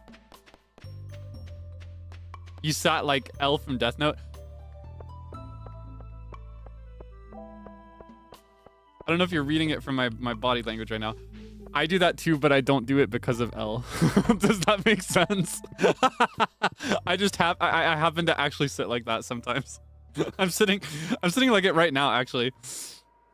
Under the, again, you can't really see it. It's just below the crop of the camera, but I sit sometimes in my chair with my feet up and my You know, my knees a little high, and then in this case I have a blanket over it that's warming my whole body. It's really nice. But yeah, I sit like that a lot actually, but I don't do it because of L in Death Note. I actually sit that way. So I felt a little called out. I don't know. I don't know if that makes sense. Drinking like Levi Ackerman. Wait, because I don't do that, and I don't do it because of him, but I have something kind of similar to that I've described before. I think I've even drawn a diagram for you once. I don't know if this is a time to draw it again, but rather than drinking from the part of the cup that you normally would, I personally drink from the part where the handle is, because in my brain, there's less germs there. 7 days. Wait, did I miss my chance? If I plant these today, will they finish in time? Wait, is it over? It's the 21st. There are 28 days. 22, 3, 4, 5, 6, 7, 8. Will it finish on the 8th day? Will it finish on the 28th if I plant these today? I'm taking a chance. I'm taking a chance. 2, 3, 4, 5, 6, 7, 8. I'm taking a chance.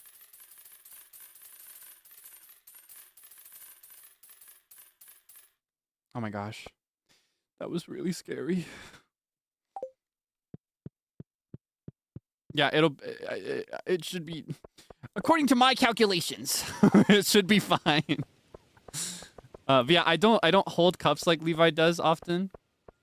I did have a brief phase with it when I was a young creature, but I do to this day, even now. Like whenever I drink from my mugs, I drink with my lip over the handle because my thought is that people put their mouth there less often, and I know that the cup has been washed. And I'm very particular about sanitization when I wash. I get it really, really boiling hot, like burning my hands to death hot when I'm washing dishes. Oh, I actually need 2 more. I need 2 more of these. But yeah, in my brain, it's like it feels less contaminated. So I've always done it like that. So that's also kind of like an anime adjacent habit that I have, not because of anime, but you know, I'm kind of like that guy.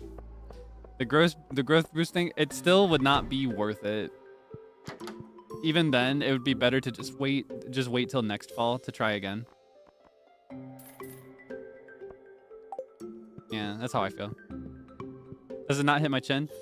It actually kind of rests lightly against my chin, which I actually kind of like because it almost gives me support holding the cup up, if that makes sense. Not that I need it, you know, it's a light little cup, but it kind of like holds it in place almost. So it's not just my hand that's holding the cup, it's also my face and my mouth. I don't know if that makes any sense at all, but that's how I drink from mugs. Yeah, I did a diagram at one point. I just don't feel like, I normally don't mind to repeat things, but I don't feel like drawing again right now. Because then I'd have to reach over and I'd have to free myself from the warmth of my heated blanket. All right. Let's see. It wouldn't work if you had a big nose. Is that true? Would it not be just like drinking from the cup normally? I don't know. Having said, I don't think my nose is particularly big. Mine's usually fine. Maybe if you had a really big nose, you'd have trouble drinking from mugs. I'd love to see it in that case. I think big noses are really cool. I think noses are such a cute thing that we do not praise enough. I don't know. You may know I come from a work history where I have a general sense of what is generally considered an attractive nose, but I reject most of those standards. I think my favorite noses are actually usually the ones that are a bit more short and flat. But that's just by a slight margin. I like all noses. I also really, really love noses that have kind of like a little bump You know what I'm talking about? Oh wait, no, she's gonna be inside. Like where it has almost like a beak shape, like a bird's beak, like an owl. I think those are cool. Happy birthday! You remembered my birthday. Thank you. This is great. Yeah. I know you're obsessed with me now, right? You got a heart event for me? No? Okay. Yeah, I like those noses. Oh, Robin. Robin likes me. Maru and Sebastian better watch out. Demetrius better be careful. I'm about to insert myself into this family dynamic. They better be careful. Home wrecker? No, I would never wreck the home. But if given enough time and no intervention, Demetrius might do it for me. And I'll be ready. Ready and waiting. I will wait until it's my time. I would never intervene. I would never mess that up. That would be cruel. That would be wrong. I don't support that. I've still got that song from Conker's Bad Fur Day in my head that I mentioned earlier. I am the great mighty Pooh. That's how it goes. You think we can build a silo before winter? If we build it before winter and harvest all of this, we'll get free fodder.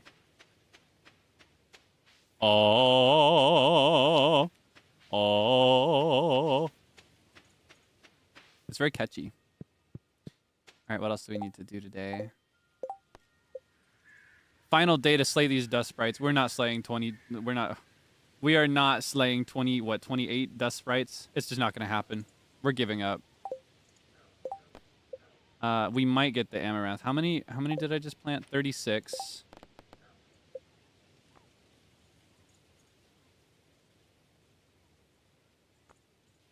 Wait.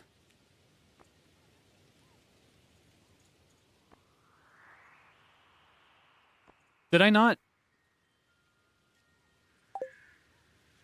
I'm gonna pretend I understand what's going on here.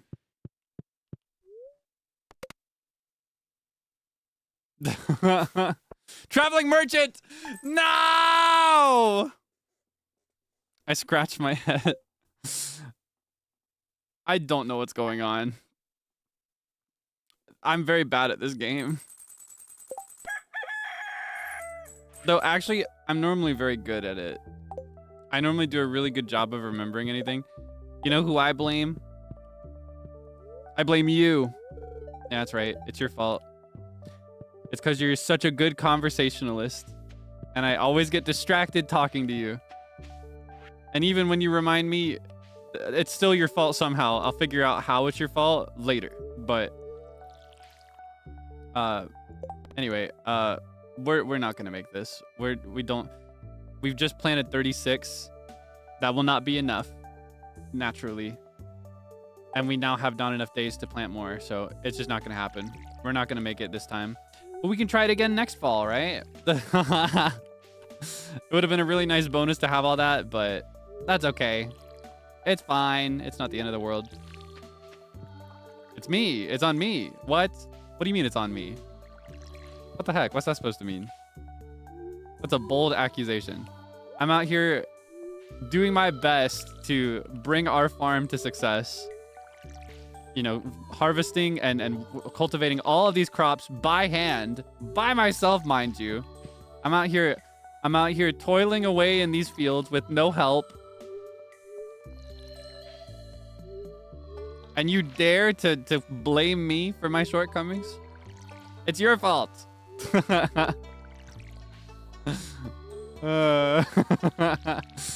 Something for me? Ooh, tomatoes. I love tomatoes. Put them in a salad. I've actually been eating a lot of tomatoes recently.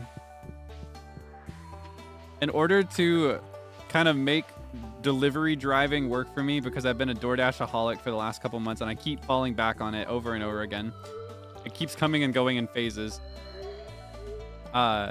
in order to make that work for me, what I've been doing is I've been ordering sandwiches that keep well in the fridge, and I'll order several days worth in one order. So I tank the delivery fee one time, and then I just eat those sandwiches over the following days. And those sandwiches pretty much always have tomatoes in them. They're so good. Es culpa de Kaelix. Todo es culpa de Kaelix. Pero ¿por qué? ¿Por qué? ¿Por qué es mi... ¿Por qué es culpa de mí? De yo. ¿Por qué Kaelix? Why me? Why is it my fault? ¿Por qué es culpa de Kaelix, huh? They don't get soggy? No. Plus, I air fry them. They're usually served cold, these sandwiches, which is why it's usually good to keep them in the fridge if you want to keep them, but I toast them. So it's actually, it's weird. A 3-day preserved sandwich, then air fried. It's kind of crazy. Porque sí. Porque sí. Lo siento. I did not realize that's the way the world worked.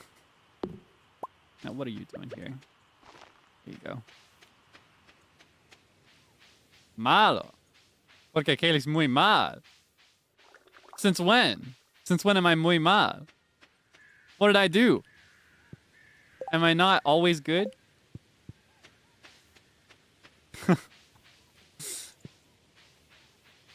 Am I not good for forever? I feel like I'm good for forever. No estoy bueno para siempre. Muy malo. Soy malo. ¿Qué decía? You say I'm bad? What the heck? Didn't we just discuss that nobody is always good? Oh, I forgot. Yeah, I didn't say it out loud because it was an asterisk. There's a little asterisk at the end of my sentence earlier when I was saying that in the real world, people are never all good or all bad. Yeah, there was an invisible asterisk at the end of that sentence. And if you check the footnotes here at the bottom of the page, at the bottom of the transcript of everything I've been saying out loud, it actually says everybody except for Kaelix, who is all good. I'm only capable of good things, and I don't do anything bad, and I have no flaws and only strengths, and everybody loves me and everybody wants to be me. That's the way the world works. And if something bad happens, it's not my fault, it's your fault. That's how this world works, okay? Eating my blanket? Why would you eat this? I just got it. You're sick. You see, this is just another example of my kindness and my patience in the face of pretty much consistent cruelty. This is how you treat me.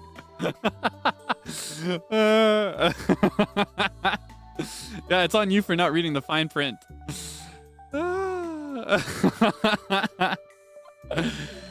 Oh my gosh. Woo! Banana. Oh my god. You see?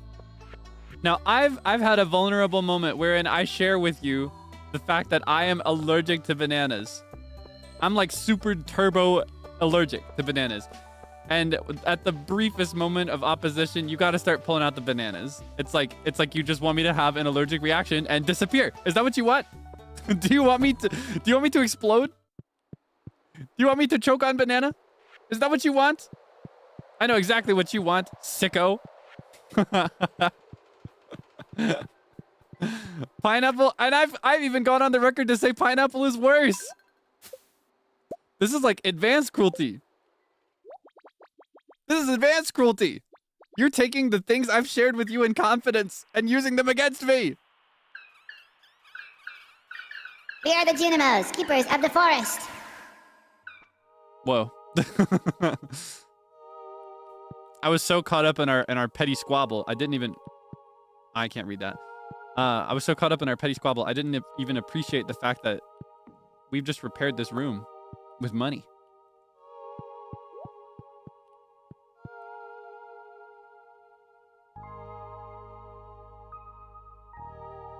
I'm about to throw it back.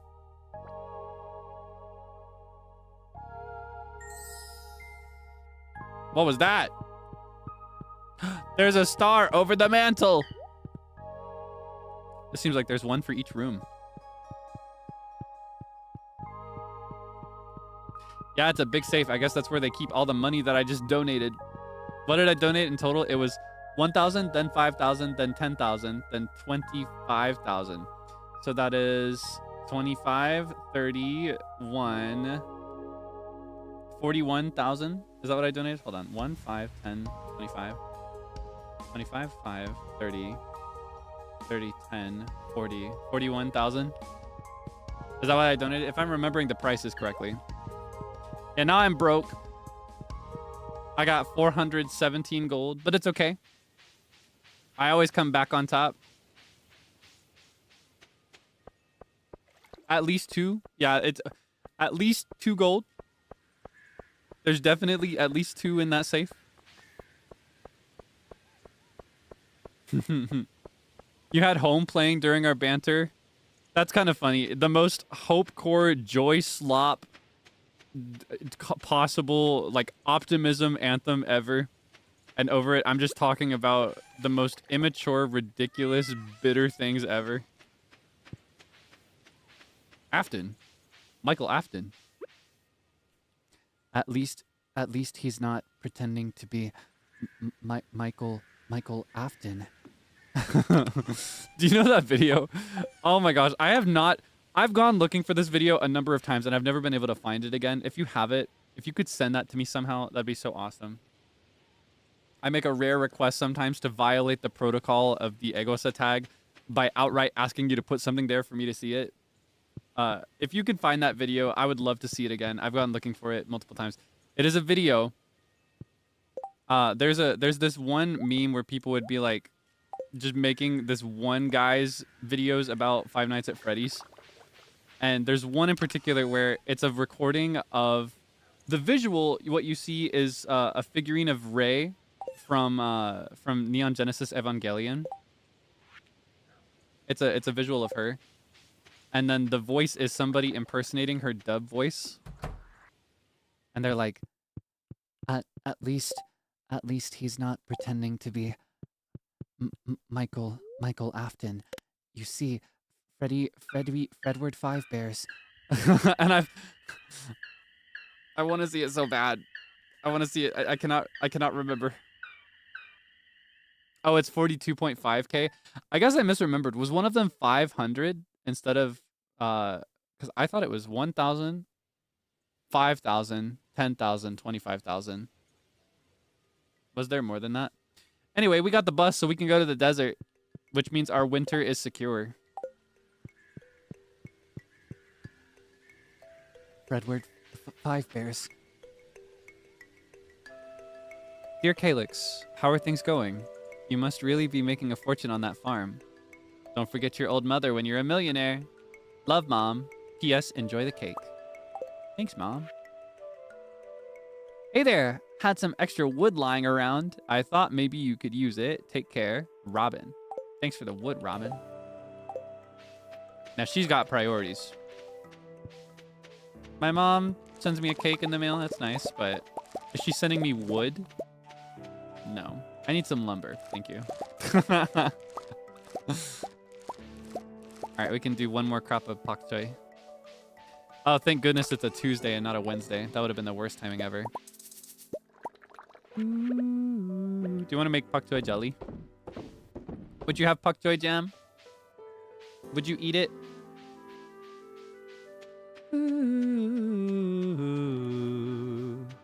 We're selling these directly to Pierre.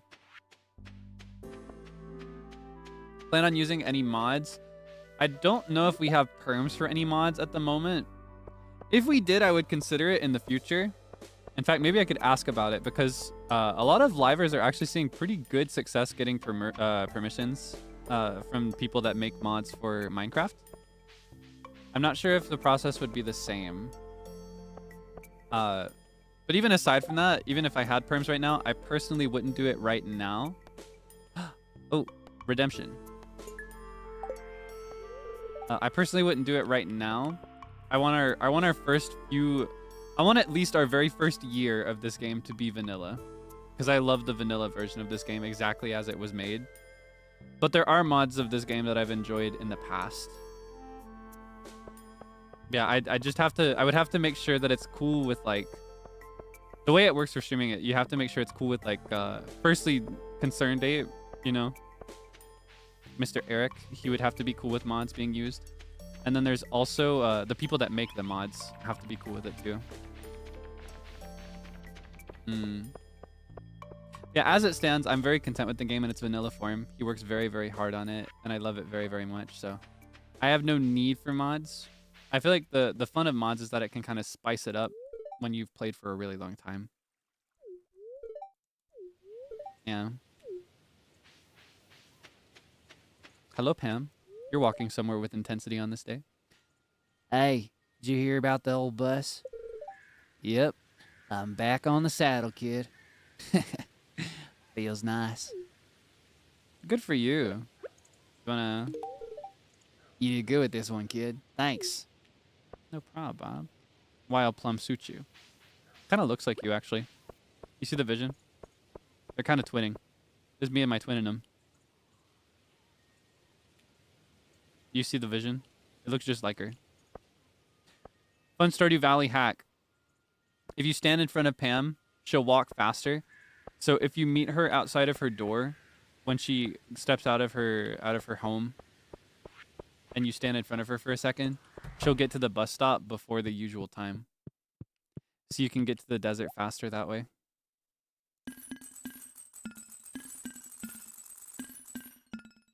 I almost sold the cake. Oops. All right, hold on. How many do I need? How many did I just harvest and sell? It was 6. No, I bought 1 extra. And I have 2 at home. I could have just bought 4. My math! My math is failing! Ah! Yeah, just a fun hack if you play this game a lot and you want to get to the desert as soon as possible and you don't have or cannot waste any desert totems. Yeah, you basically just show up at her house and you block her way and you're like, hey, can you pick up the pace a little bit, ma'am? It's kind of funny. Incredibly rude when you imagine it like that, but...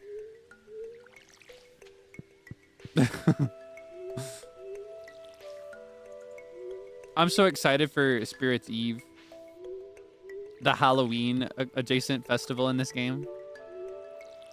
Yeah, in this game they have holidays that are very similar to the ones in the real world that people celebrate, but they have different names. And I really like the name for that because it's kind of like a reference to All Hallows Eve, which is kind of the... I'm pretty sure it's like the original name of Halloween, right? Hallows Eve. Yeah. It has its roots in like pagan tradition, I think. A very long-running historic holiday, and we have already missed the season for that. We are celebrating Christmas now. We are in holiday season. We're celebrating like Christmas and Hanukkah et al. I took too long. I was supposed to finish this game in October. Or not this game, but the season of the game in October.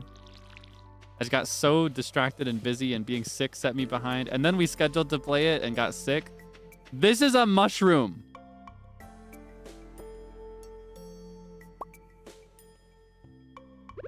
What?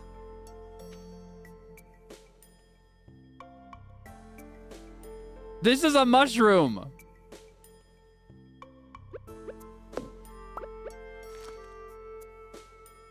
Huh? Should I chop it down? Is that a good idea? What is the deal with this? When did they do this? When did he add this to the game? How long has this been a thing? How did this happen? Did I plant this knowingly? Don't chop it. So is this like a thing where it doesn't benefit me to chop it? Or is this a thing where you just hate when I chop the funny large things, like the fairy crops? Because I chop those too, because you get more crops out of it.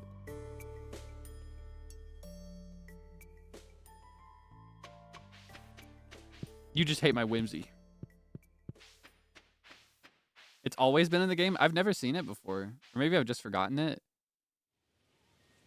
I probably won't keep it though, at least not here. I think what I'll do is I'll see if I can get a bunch of seeds, and then maybe I'll plant, like I'll set up a place for it and put tappers on them. How is it whimsical? Oh wait, it wasn't 6. It was 6 by 2. I need 4 seeds. I need to hurry. He closes at like 4 or 5, right? It's been in the game for 3 years. I didn't even realize. It has been a while since I played actively though, so.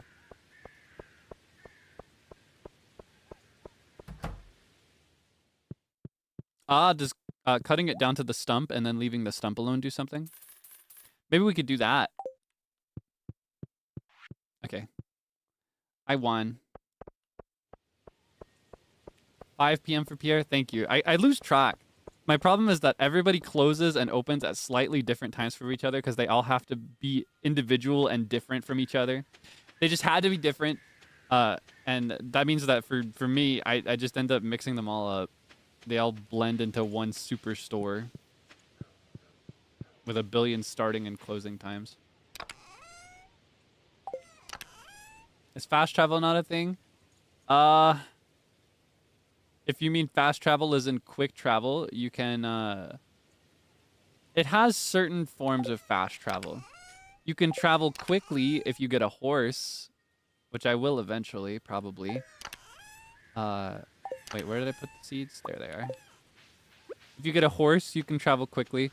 There are also warp totems, but they are a consumable item. And when you get really far into the game, there's a magic rod, kind of like a magic wand type vibe that you can use. I've seen videos about that. And it's basically like using the totems anytime you want.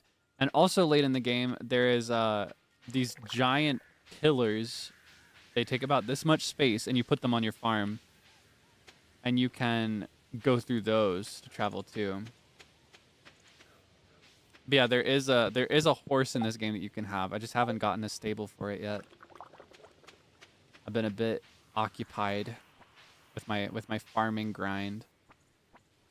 Look, we got powder melons. I want as many of these powder melon seeds as possible because that means I can keep my farm going in winter. If I could get 100,000 powder melon seeds, that would be so awesome. And look, we're due to harvest these soon. They're at the final stage. They've grown so tall. Our mystery seeds, we only ended up getting 4. Usually by this point, I check the traveling merchant super consistently and I expect to have like at least this many. Usually more like this many. And I just water them by hand. There's always year 2. That being said, I don't actually mind to end today early. Get a head start on tomorrow.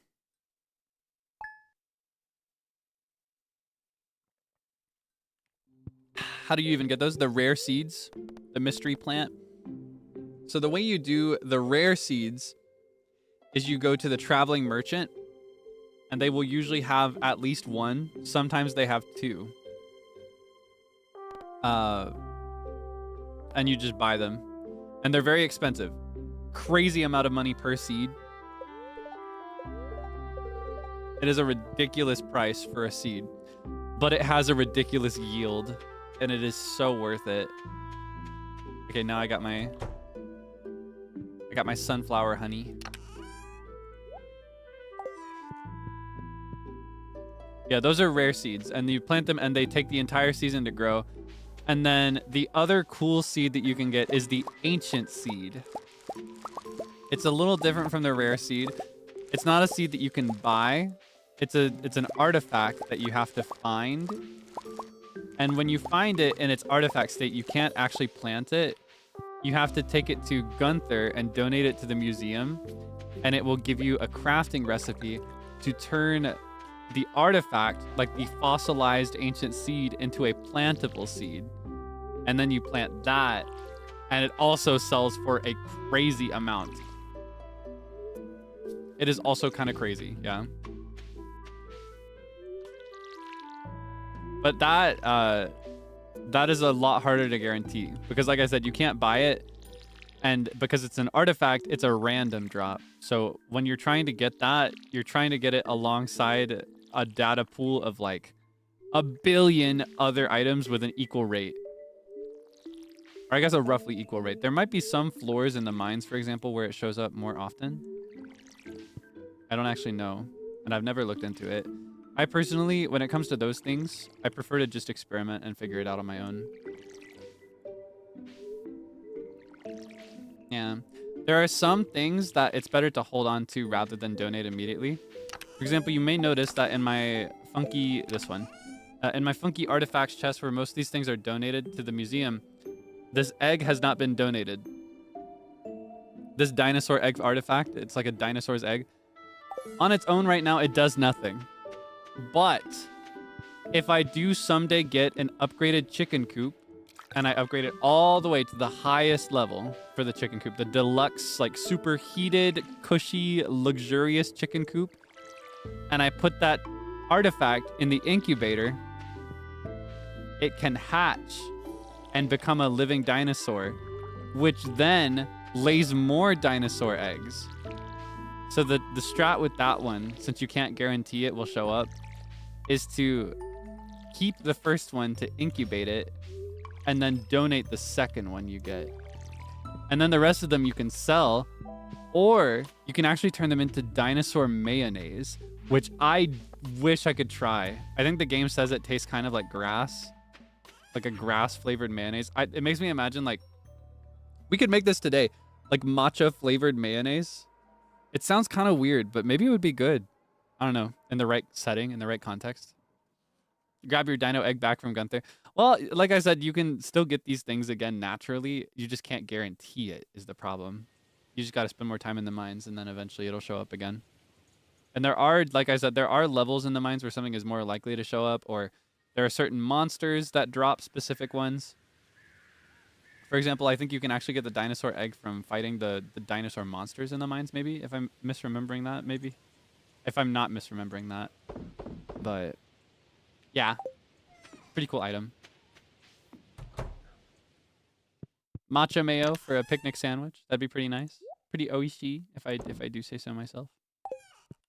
Are we ready for winter swag-wise? I'm in a swag crisis.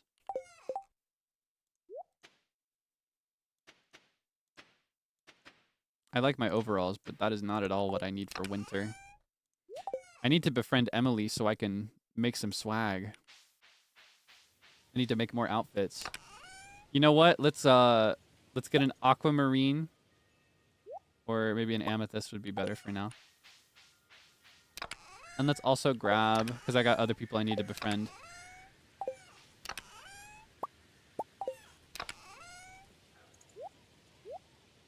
Okay, let's grab a solar essence. Ah, I've got so much junk. Blackberries. Okay. Let's gift an amethyst to Emily and make her obsessed with us. Because on the subject of like strategies and things you can do in Stardew, Emily, the wacky lady who loves gems and various things, she also loves to sew. She loves making and accessorizing clothes. It's one of her hobbies. And if you befriend her enough, you can use her sewing machine for free.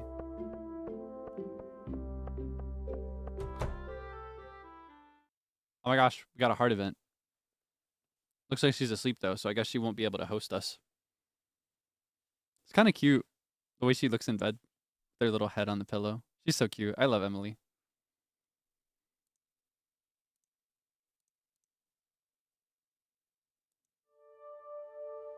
Whoa.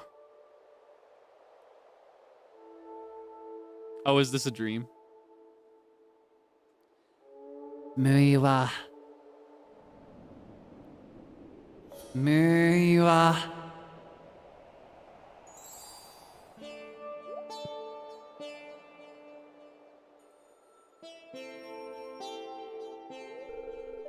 Why are you here?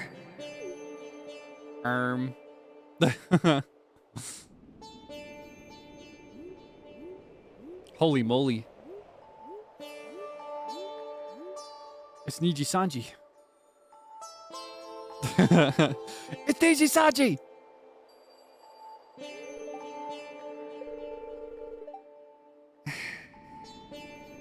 That reminded me of something.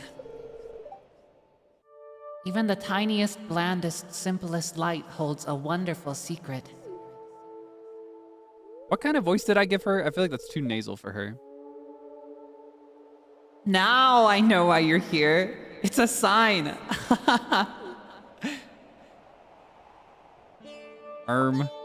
What? Where'd I go? A sign of what? What's it a sign of? I scratched my head.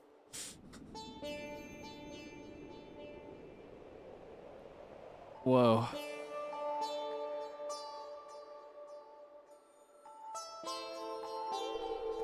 Kaelix. There's something special about Kaelix. I know that's right.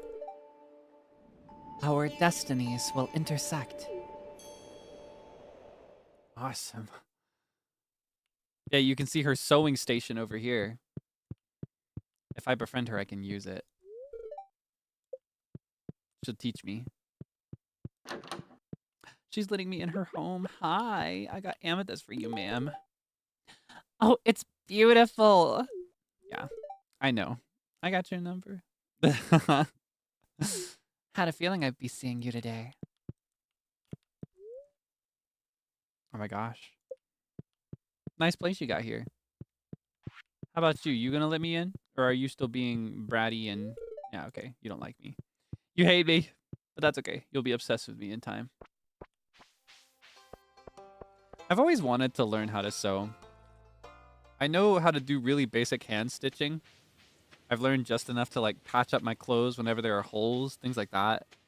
And I can do a really rough patch, but I would not be able to pull off something that doesn't look like it's been repaired, you know? In fact, my whole approach for patching my clothes has always been to take a scrap piece from something else. Like a sack of flour, or from like a discarded shirt that doesn't fit me anymore, or another pair of pants or whatever. It's usually the pants that I'd end up mending. And then I would do like the full patch approach. Very vintage, but I've always thought it was okay. Same thing with jackets. I'll do it on jackets a lot sometimes too. Yeah, I can do basic patchwork. That's all I can do. I've never learned how to use a sewing machine. And I've never learned how to... I'd really like to, though. I've never learned how to embroider.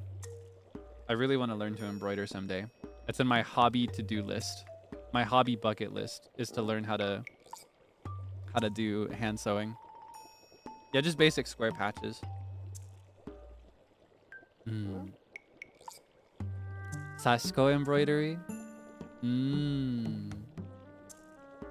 It really is great, though. It really is fun.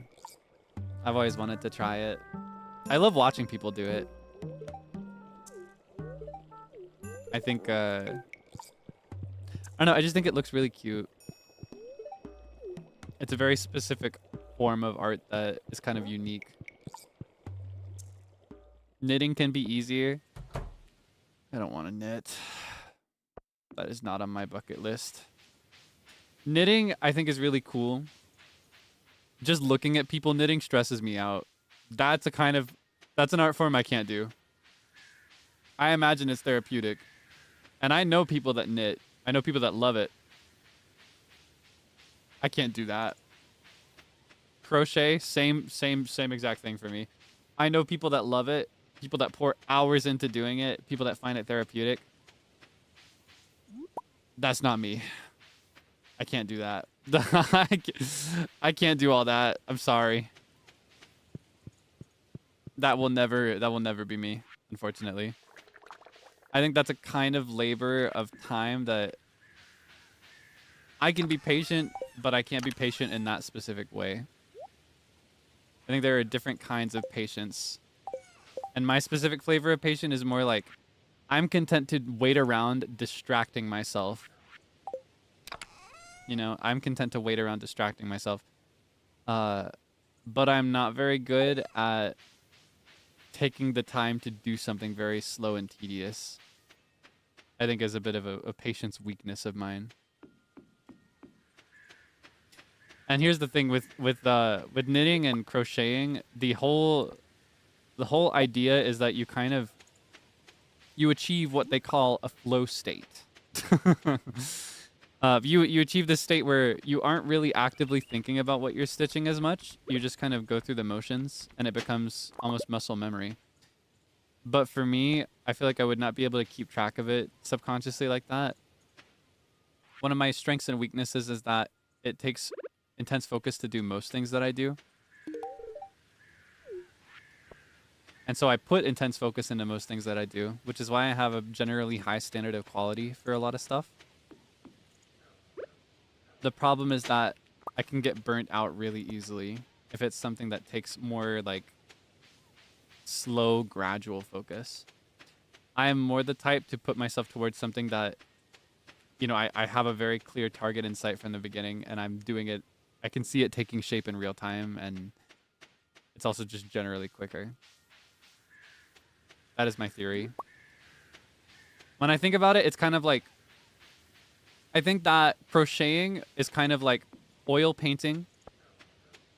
Because when you're oil painting, you have to start with the background tones, and you have to kind of paint up until the front rather than starting with a rough sketch. And you do kind of like a rough sketch behind oil painting, but you lose any visibility of that pretty quickly.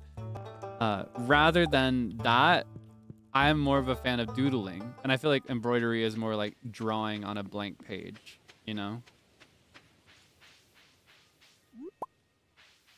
I could not, I love to doodle, but I could not do like a full detailed and rendered painting with oil.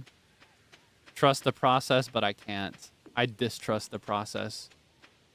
I do not trust this process.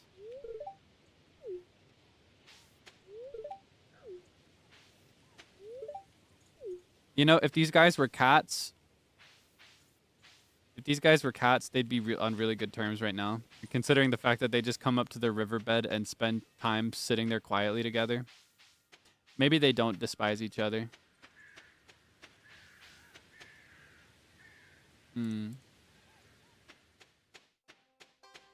Cross stitch? Yeah, I figure it's pretty similar.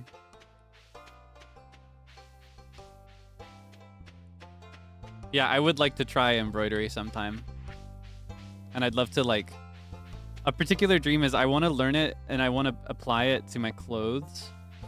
I really want to make dress shirts or collared shirts that have floral detailing on them. I really, really love this shirt that was selected for me to wear as part of my work uniform. And I do pick up shirts like these in the store if I ever encounter them, but I would love to be able to make my own, you know? And have more of like a... kind of like a rustic feel to it rather than a classy feel. I do love the sleek and classy feel, but I also love a bit of a vintage rustic feel. I like that a lot. And that's something that I kind of dream of. So eventually, when I find that I have a lot of free time, I'll pick up embroidery and I'll be able to do this. I will achieve this. I had something I was going to go to the community center with, I think, but got distracted. Let's see. We'll be able to do this the first time we go to the desert. Oh, I should have been saving my mushrooms. We've only got a few more days to collect these for free. Because we could carry it with just this row of things. We could do these 3 things, which we already have, or can already get. And then these 2 on the first trip to the desert. And then winter foraging will go really quickly. We could finish this pretty much when we start the next stream. When we do day 1 of winter. If we play our cards right. Hold on, I've already got... It's a gold star, so it's worth saving it. So I'll see if I can get a regular quality or a sub-silver quality purple. I'll save my cave carrot. I think I have in here. Okay, thinking emoji. But I don't need to save these, so I can sell these for some extra cash.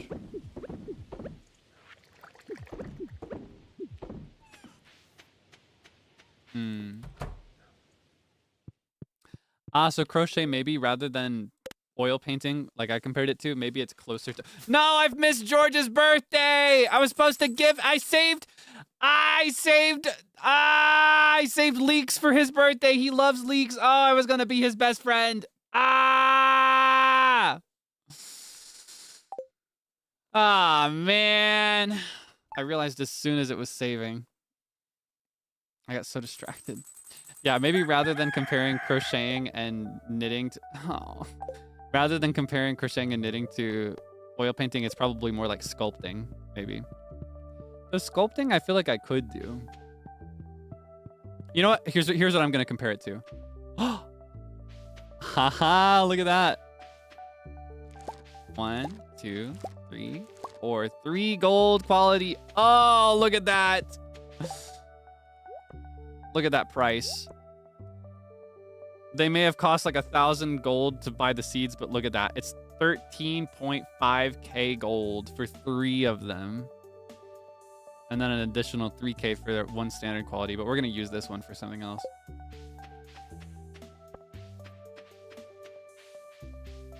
Oh man. Awesome. I'm gonna put it here with the gems. Haha. Now here's the question. Do I want to process this into anything? Because I think I can actually... No, I can't make the sweet gem berries into anything, can I? I know you can make ancient fruit wine, like with the ancient seed crop, but... I think this is just straight money. Yeah, it's okay. We don't need to process it. We can do it another time. If we can. I don't think you even can for those. But yeah, I've got my comparison now. I would say that embroidery is kind of like drawing and doodling. Maybe painting to a certain extent, maybe like painting with acrylics. I think crochet and embroidering is kind of like chiseling a statue out of a block in my mind, right?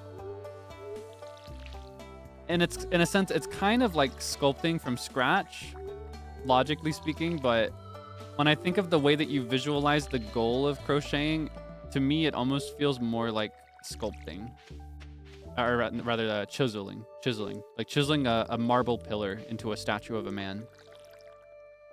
That's what I would call it. But I've never done any of these things, so my perspective is limited on every little variable in this analogy that we're constructing here. Pottery, that's another bucket list item of mine. I will never win the performative male Olympics until I can say I've tried pottery.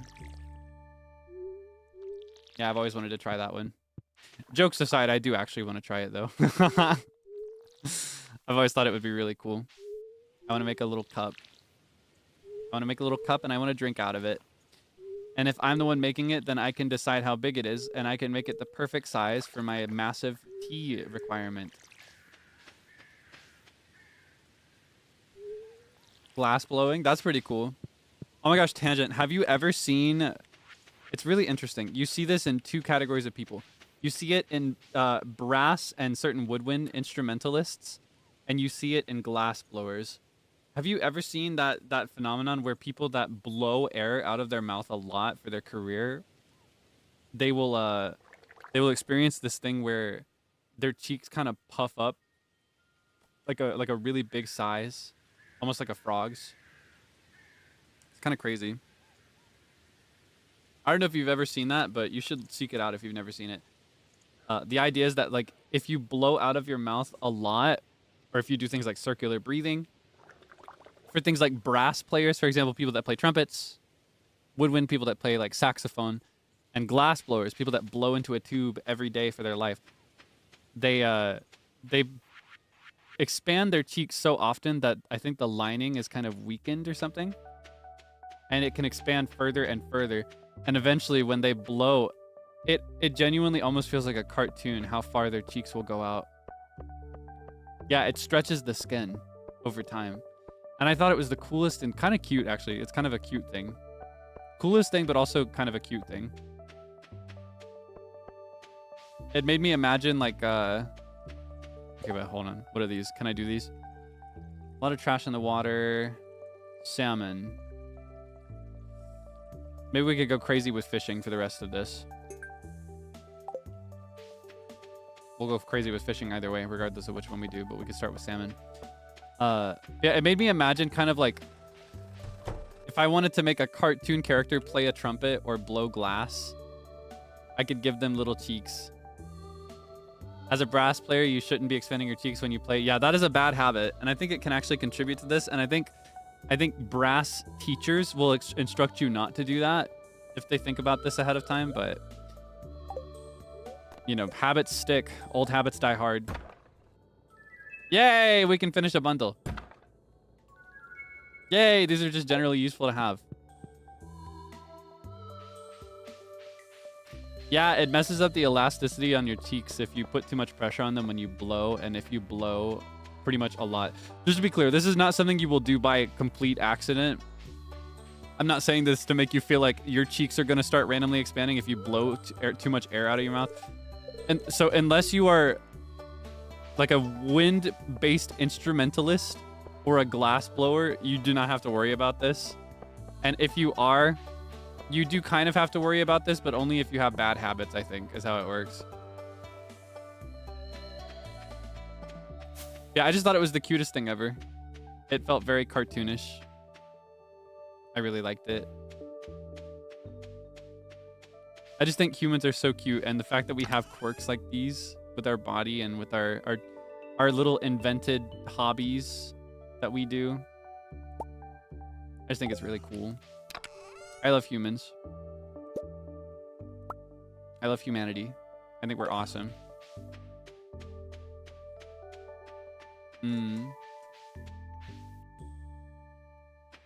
Blow balloons for birthday parties. Oh my gosh, could you imagine if you were a professional balloon blower? Maybe you could get this too.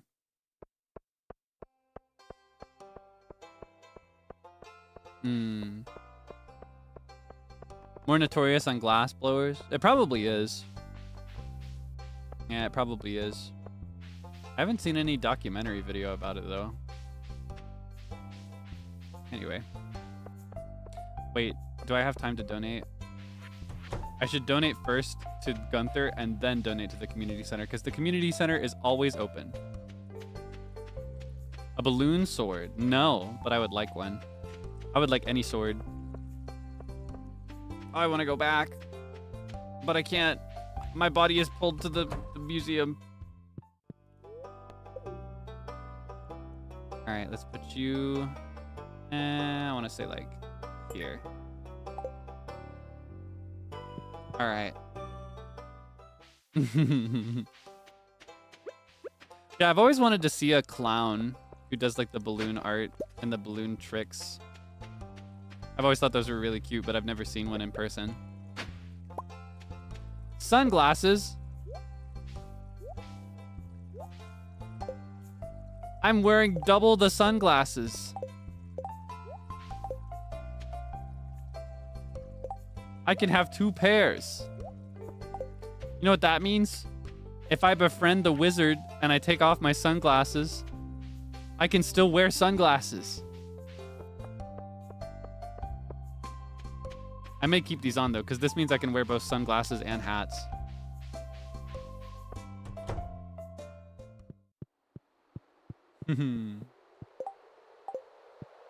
You'd love to see a clown's eggs one day.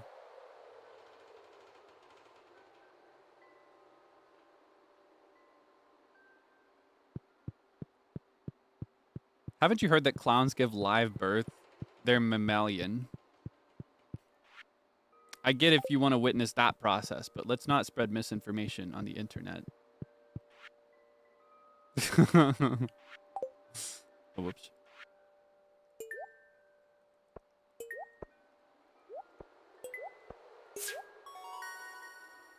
Yay! Yeah, clowns give live birth, just like cows or horses or I guess also people. Yeah. Oh, you're talking about the museum, the clown museum, where they trademark their...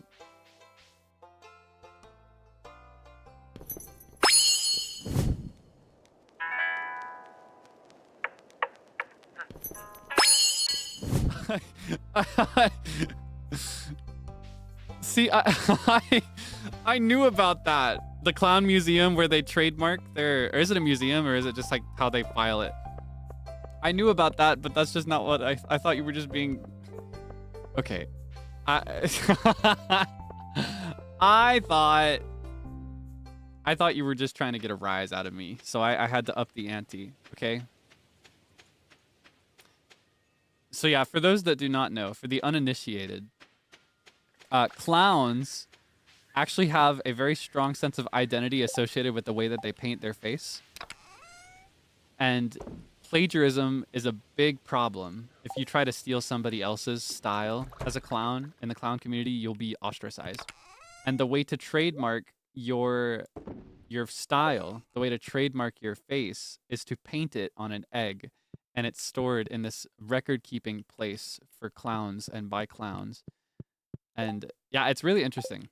I've always wanted to see that too. Yeah, that's how they will trademark their faces. They will paint it onto an egg. Sorry, I got a little confused is all, okay? Have mercy. Be gentle. Have patience. Hey, I didn't do anything wrong, okay? I'm just being silly. It's not my fault. What kind of clown would I want to be? I actually did design clown makeup for myself once. I'm trying to decide if I want to describe this for you or draw it for you. Here, I'll draw it for you. Actually, I'll give you a rough sketch. Give me a second. I'll pull it up so that I can show it to you. I'll draw it right now. I'll show you what my clown makeup would look like, or what I thought it would look like at one point. This isn't like a determined, I'm not going to become a clown. I just thought it would be cute to design some one time, so I did. I had a concept. Though it was more like, rather than being a concept that would actually fly over well as a clown, because there's actually a lot of unspoken, and I think actually maybe documented and trained and taught rules to make your makeup good and compliant with like the vision of what a clown should be. My concept is more like sad clown.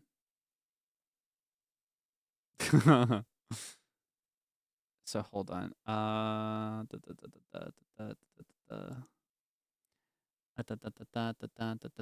Cute. Never.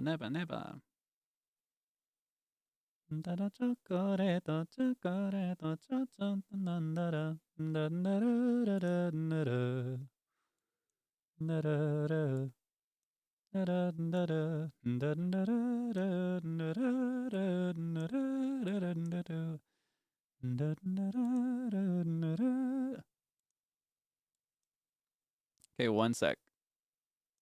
Sorry, I didn't want to pull out my drawing tablet earlier, but now I don't mind as much. So this, whoa. I guess I could, should I put it over on the left or over on the right, I wonder? Here, I'll put it up here on the right so you can see it next to my beautiful face.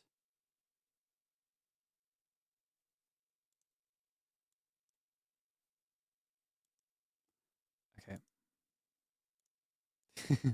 Thank you for waiting. It takes a little bit to set this up so that you can see it too. I could pull out a piece of paper and draw anytime, but for you to also see it takes a little bit of extra setup. And I generally don't prepare it before streams because I don't do it that often, do I? Though my rate of pulling this out on Stardew streams is a bit high. It's a bit high compared to other streams. Like other categories of streams, other games, other activities that we pull out. So, let me pull out my pen. Pull this out so I can see. Yeah. Okay. Whoa. Can you see? Can you see that? Can you see this? It's kind of interesting. You can kind of see, you can see the cursor in Stardew, but it's not completely synced up because it's windowed. Yeah, okay. So, my concept for clown makeup is I'm trying to think of where I should start. Just my regular hair. So I wouldn't style my hair or anything.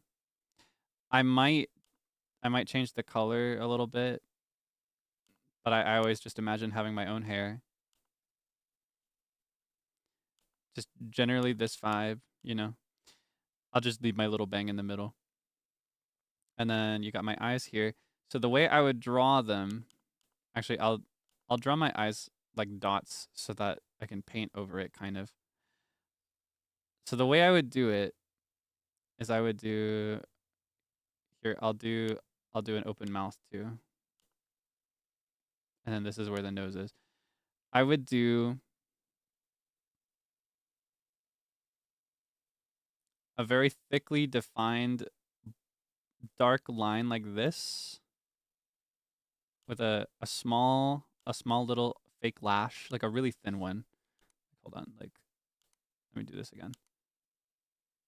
On the upper side. And then a tiny little flick like that. And then on the other one, it would actually be upside down, so it's on the other side. And then same as the other one, a little flick like that. And then the brow would be a very like round circle kind of look like this. Or no, I think it would actually be upturned like that. And the concept is that half of the face is flipped upside down. Particularly the half where I tend to part my hair. The idea is that because I have this much of my hair, my forehead open, you can see in a very pale blue color over mind you, it's a white base. The skin is painted pure white. There are tears trickling down in straight lines down the face like this, and then up the forehead on this side like that. And then I did actually try this once. I had a brief phase of playing with face paint when I was in high school when I designed this. I would actually do a little black line between, well, I would do a little black line between my two front teeth so that it looked kind of like a gap, but not fully like a gap. And then for the nose, I would do a very pastel pink color. And I would do like a very flat triangle. Like that. Like this kind of color. That was how I did my clown makeup. But again, it would be a white base. So actually, a more accurate way to do this, I made it like this so that it would go over the game. But one thing I could do is I could change the blending mode. Whoa, now it's in front of my face. Hold on. Change the blending mode and then flip this around. Whoa, sorry for the jump scare there. Holy moly. It would be like, hold on.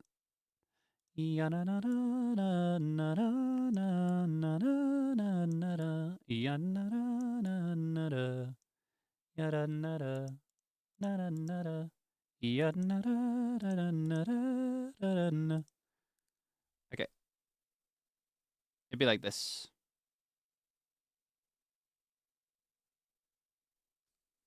And because the face paint is pure white, you cannot fully see my eyelashes here on the right side where like where my real eyes would be turned upright. I did also play with the idea of doing kind of like an open look like this at one point. But I really liked just leaving it open. Yeah, that was my clown makeup.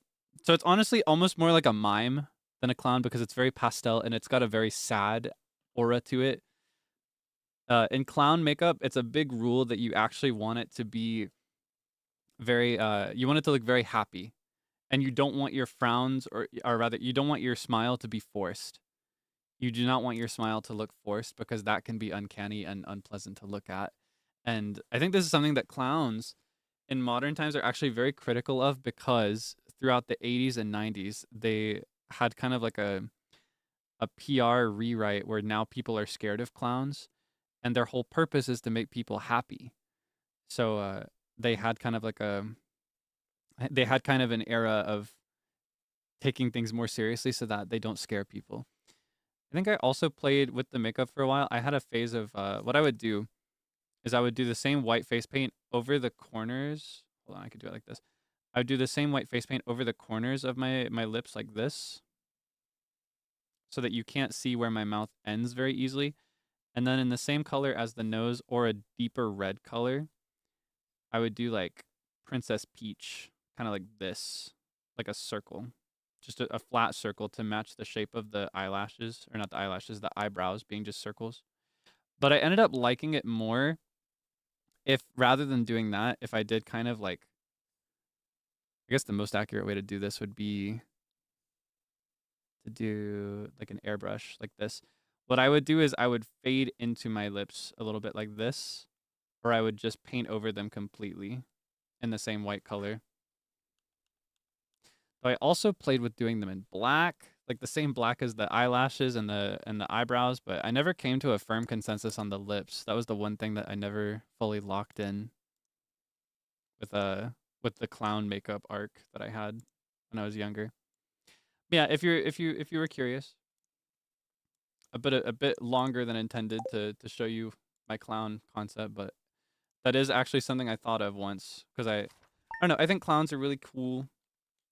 And I really hate that people are so scared of clowns. I wish that they, I don't blame people for being scared of clowns. It's not their fault that they were kind of trained to fear them. But I've never liked that people fear them. I think they're really cool. They literally exist to make people smile and laugh, and I think that's a really sweet thing to do. So I had a phase of obsession on them. Yeah, some people do like Pierrot type, like more classical type clowns. Those are often drawn sad, and that's what I took more inspiration from. Oh yeah, and I didn't draw it there, but an essential prop that I neglected to include is just a very tall cone hat. I forgot because I was never able to actually put that one into practice in real life. Because in real life, all I ever did was play around with face paint, and I never wore it out or anything. It was just me playing around every Halloween season whenever I'd have to get the face paint out for Halloween. Because I worked in a haunted house. But yeah, in my mental vision of my clown character, I would have a big, tall cone hat in pure black. And the outfit would be also pure black, but it would have like white balls on it. Either that, or it would be a 50-50 split to continue the idea of half of the thing being turned upside down. It would be like half black on one side, half white on the other. I had a bunch of different ideas with that, but I'll leave that much to your imagination.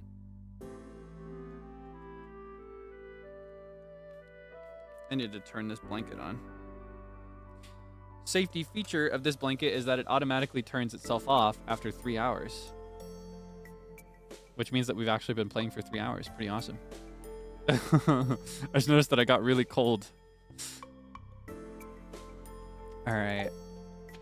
Spirits Eve Festival is coming up.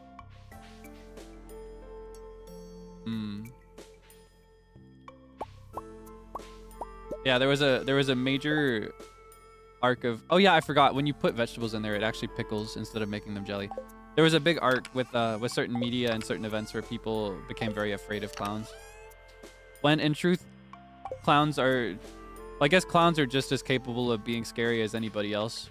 If you're going to be scared of clowns, I think you should be scared of accountants and doctors and everybody, right? And I don't think that's any way to live. But I get it. You can't really help what you're scared of. So no judgment, no shame. I personally just feel very strongly for these people. They go to clown school. Did you know that? They have school for clowns.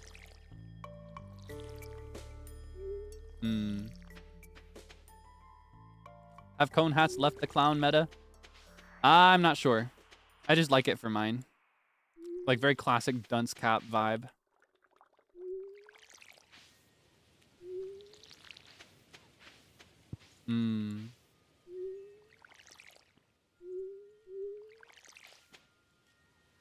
Yeah, it's a very complicated situation. I hope that clowns can make a return, though. as something that people are more excited about rather than scared about. Even people, and I think rather than being fully afraid of clowns, people are more just like, oh, they kind of creep me out. But I think they're cute. People put a lot of time and training into it, and it's got a really rich history. I just think it's awesome. Let's bring back clowns.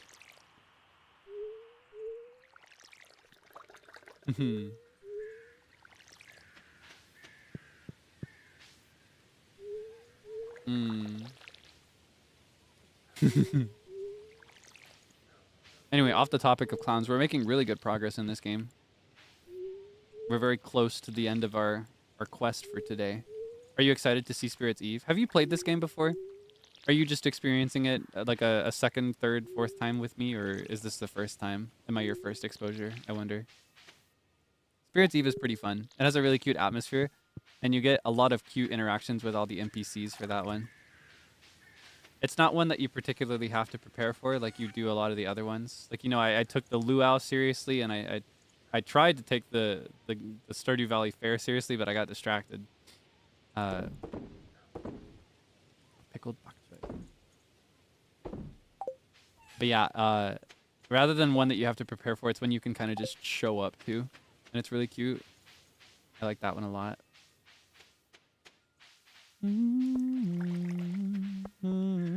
Played a few times. Played the game before, but haven't gotten this far. Oh my gosh. So many spice berries. These are from summer, right?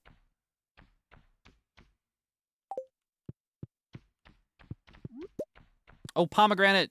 I need that for the community center. Until year 5. Ah, I see. I think I've played until year 5. Yeah, that's my honest estimate. Either 5 or 6 was the longest any of my saves ever went. But by that point, I'm usually ready to just make a new one with a new concept. Or like sometimes he'll release an update and I'll be like, all right, time to start fresh with the update. Ooh. Oh yeah, I need to go crazy with fishing. I forgot. Where do salmon show up? On the map. Where can I go for salmon? Do they show up in the river? They would show up in the river because in real life, salmon swim upstream up the river, right? They're river fish in real life, so they'd be river fish in Stardew Valley too. I just kind of talked myself through that, but feel free to confirm for me.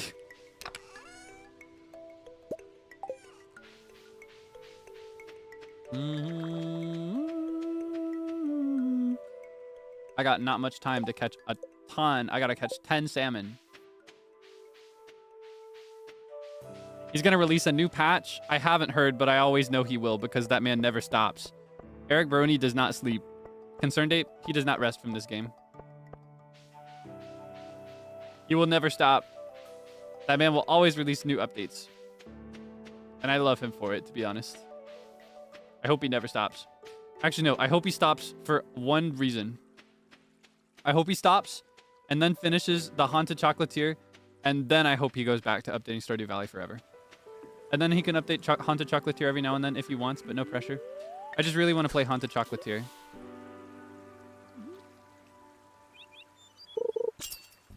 Yeah, I'm pretty sure this is where a salmon would show up. This is where I'd go looking for them this time of year if I wanted a salmon in real life, because they swim upstream. Yeah! You see how I gamed it out with my wisdom? Yeah, I'm really, really excited. Have you heard of Haunted Chocolatier? Are you familiar? Eric Brony / Concerned Ape, the guy that makes Stardew Valley, the game that we're playing right now. He has another game in development that he shared a trailer for and some progress whips.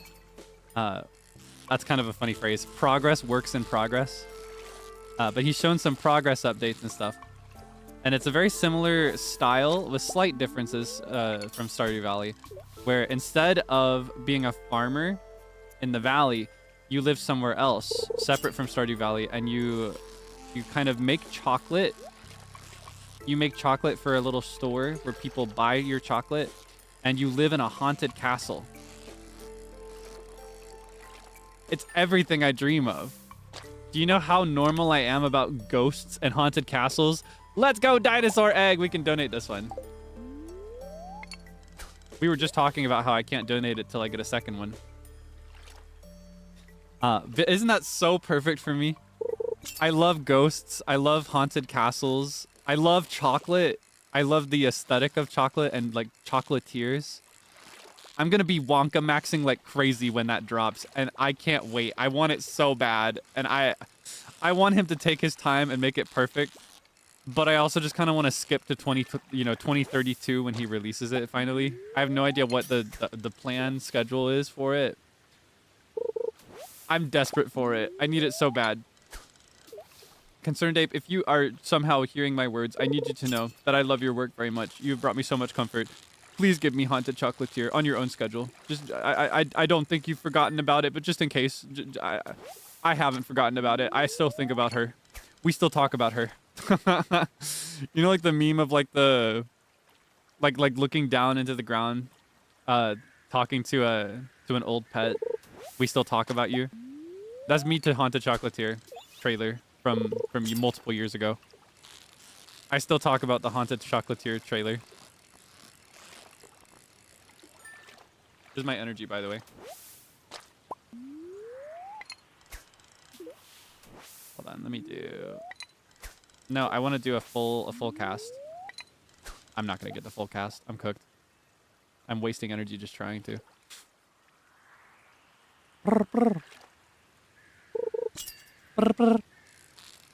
Yeah, I want it so bad. What do I usually equip on my fishing pole? Nothing. Because what if I need the bait later? I realize how ridiculous that sounds, but I usually don't bother. Sometimes I put bait on it. I have a stack that I usually will throw on there, but I'll just do the regular bait. Now, if it's something special, like the night market, then I'm doing the crazy bait. I'm doing the deluxe bait that you get from Linus, where you throw some fish in there. That's something I prepare for ahead of the night market. When I go, like when you go into the submarine, do the crazy fishing deep under the ocean. That's when I go with the crazy bait and special lures and stuff.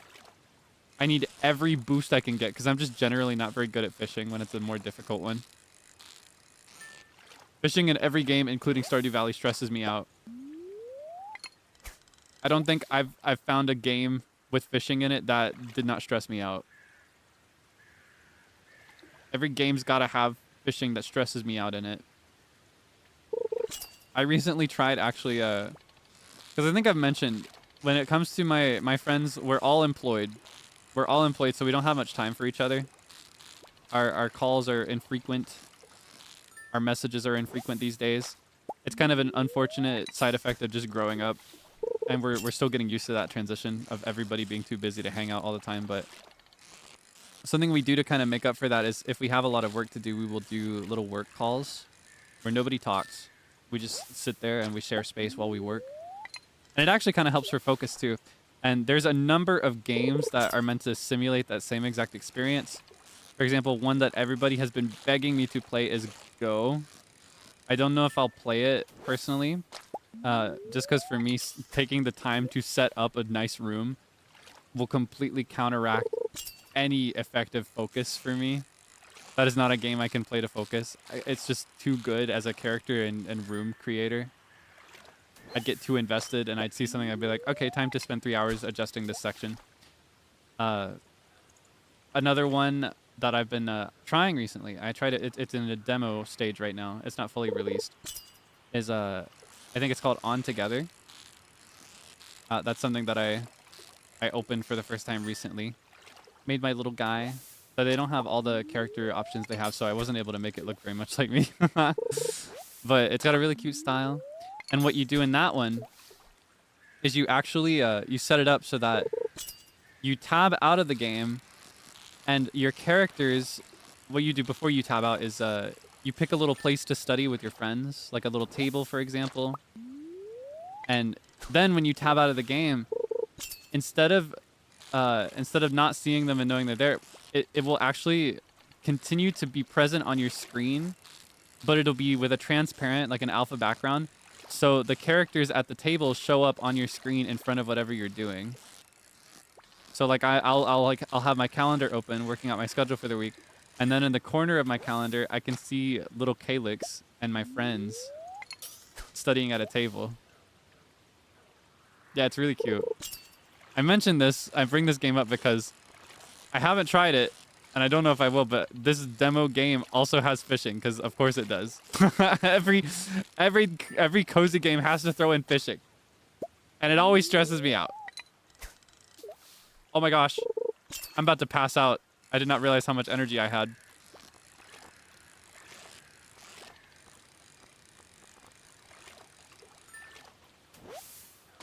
Oops. Look at that. I guess we can walk back. We still got 3 days to catch 6 more salmon. Web fishing, I did try it. I can't remember if it stressed me out or not. The style was cute though. I don't know if web fishing is, if people are still playing that. I did try that when it was a big fad at the time though. Yeah, I don't know if you know this because I've not done this yet. If you get all the way down to 0 like that, exactly 0, you get really, really slow. You're just barely dragging yourself around. And then I think if I try to do something again, like if I pull out my rod and I cast a second time, it will, I think I'll pass out. I may be mixing things up though. That may be another farm sim that does that. Yeah, I'm just dragging my body back home, sauntering sluggishly, like bobbing left and right with each step, like.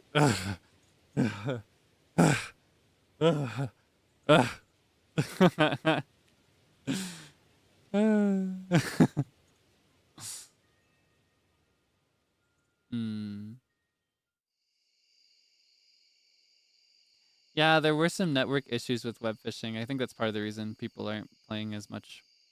And unfortunately, I don't know if it can be fixed. It's a very unfortunate combination of things that happen with that one. Wait, do I have to submit the salmon? I just have to catch them. All right, we're selling these. I'll keep the regular one for cooking.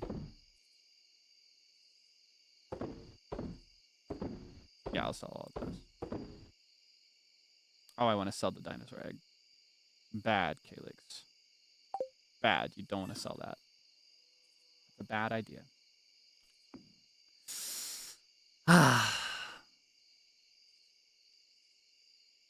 I know I can get a little fixated on progress and on beautifying everything, but in this game with this cutesy pixel style and the dedication to immersive audio ambience, it is nice to just sit down every now and then, I think. Just appreciate your work. Appreciate his work. Saying his to refer to Concerned Ape in this moment just made it feel like I was talking about a deity. It's like I'm talking about Yoba. The god of Stardew Valley.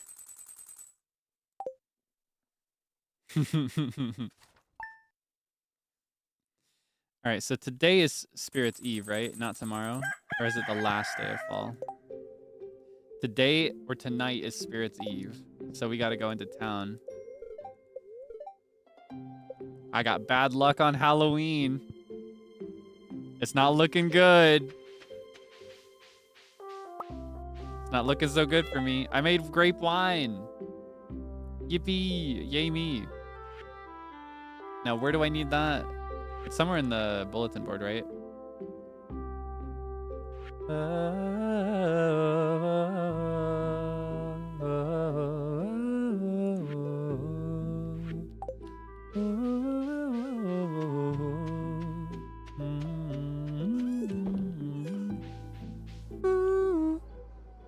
Oh wait, I can't actually donate any of these today.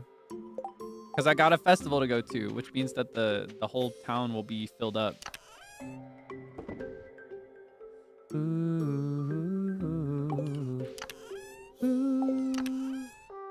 I should make another chest, shouldn't I? Alright, we're getting our fish chest.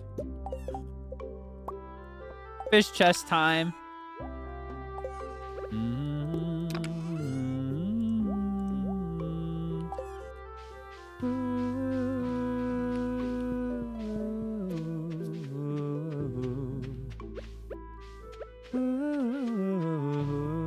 Are all of these gonna finish in time? Well, now I'm stressed. I don't know if... Because tomorrow's the last day to harvest. Is my corn gonna grow? Am I gonna be able to harvest my amaranth? Can I get at least one more cranberry harvest? I don't even remember. Are these eggplants on the left? Am I gonna get everything? I'm so scared. Even if I don't, I'm already balling. Oh, whoops. I've made good money. We've got enough to survive the winter. Alright, this plot is now closed. Oh yeah, something else I didn't mention. Because we went to bed yesterday with 0 energy, we started today with limited energy. We started today with less than normal because we did not get a very restful end of the day. Whoops. And on this day when every piece of energy counts, I'm messing up. I'm in danger.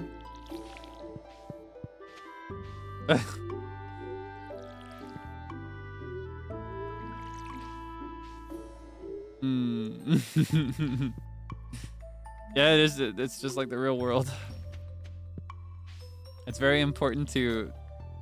Sleep is very important. Sleep is probably the most important.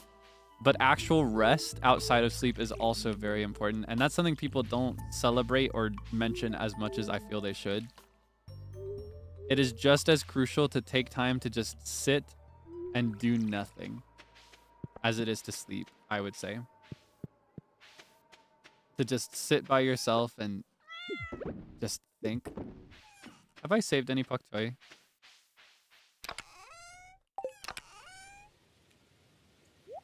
I have not. Okay. Let's do... We don't need the silver star grape. We'll save 5 pak choi. And we'll sell the rest.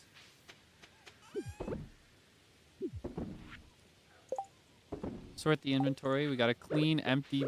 I love when it's empty. It's so nice. Now, I feel that... Oh, man. It's not empty anymore. I remember, I think that they won't be finished till like late at night. I feel like I have to wait until it's basically the end of the day to show up for this festival. So we gotta find stuff to distract until it's over. Or not until it's over, until the wait is over, until the festival starts. But we can't go through the town area to do it. I'm adjusting my posture. We cannot go through the town to do it, so we have to find chores everywhere else. I should grab axes. I can't... Oh, I picked a really bad day to go down to 0 energy. Because here's the thing. I can't chop anything. I can't do anything. I could eat, but it'd be a waste, wouldn't it? We could try and find people to talk to, but the people we could see is limited.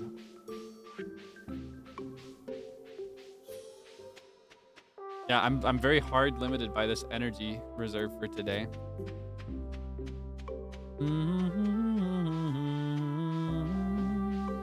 Ah, look! Look at the little mushroom! That's so cute. It's I can't pick it up. It's not a regular mushroom. It's a baby mushroom tree. It's just like this big guy, but smaller. You're gonna be big and strong someday. And then I'm gonna chop you down.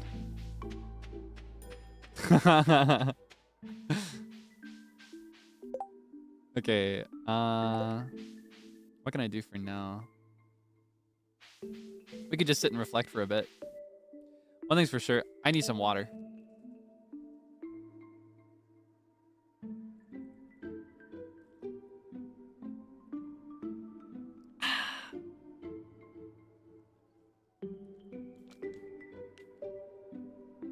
Ah, smart. We could use this time more productively. We could take a bath. And it's getting kind of cold. We're at the end of fall, which means it's practically winter. We should take this time away from the cold wilderness. And we should take a nice hot bath by the train station. Speaking of needing water, I need water in and on me. Here you go, sir.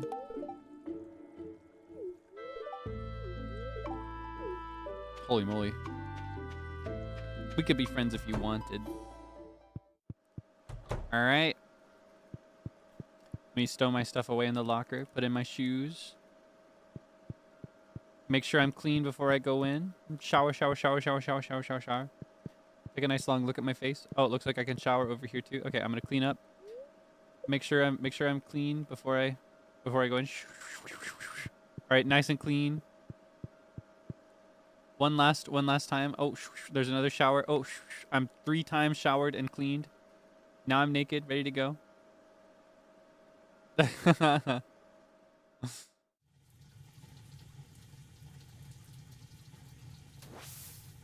Ah.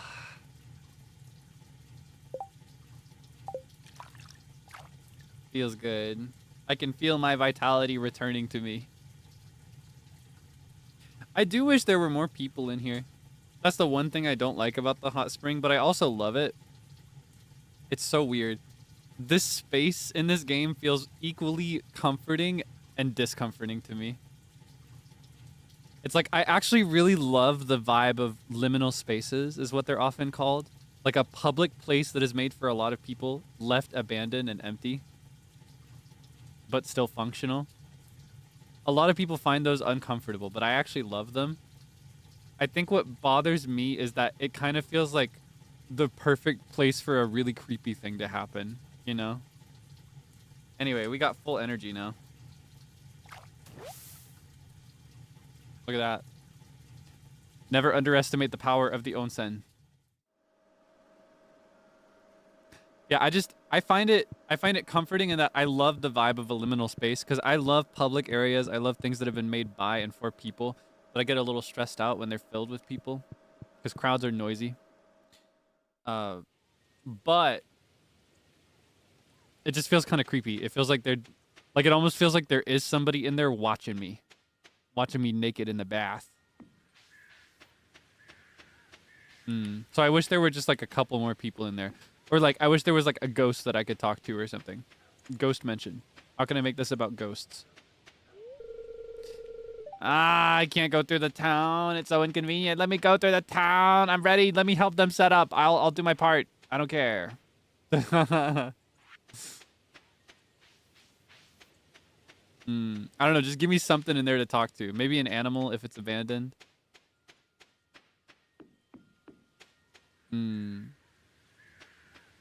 Yeah, let's do, let's pay a visit to the wizard.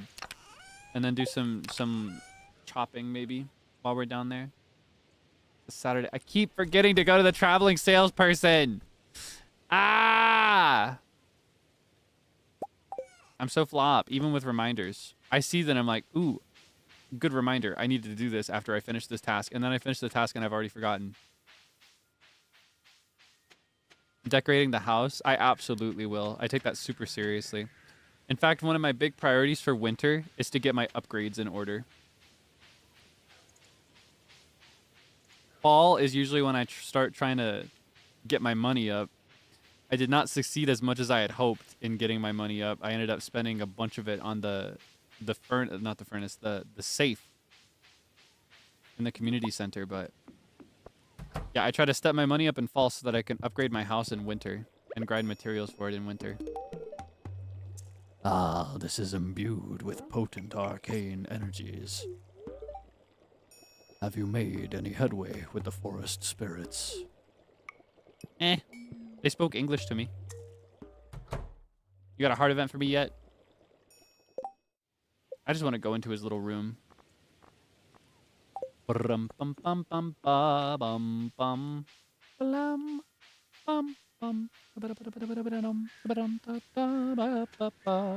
I get super into decorating my house.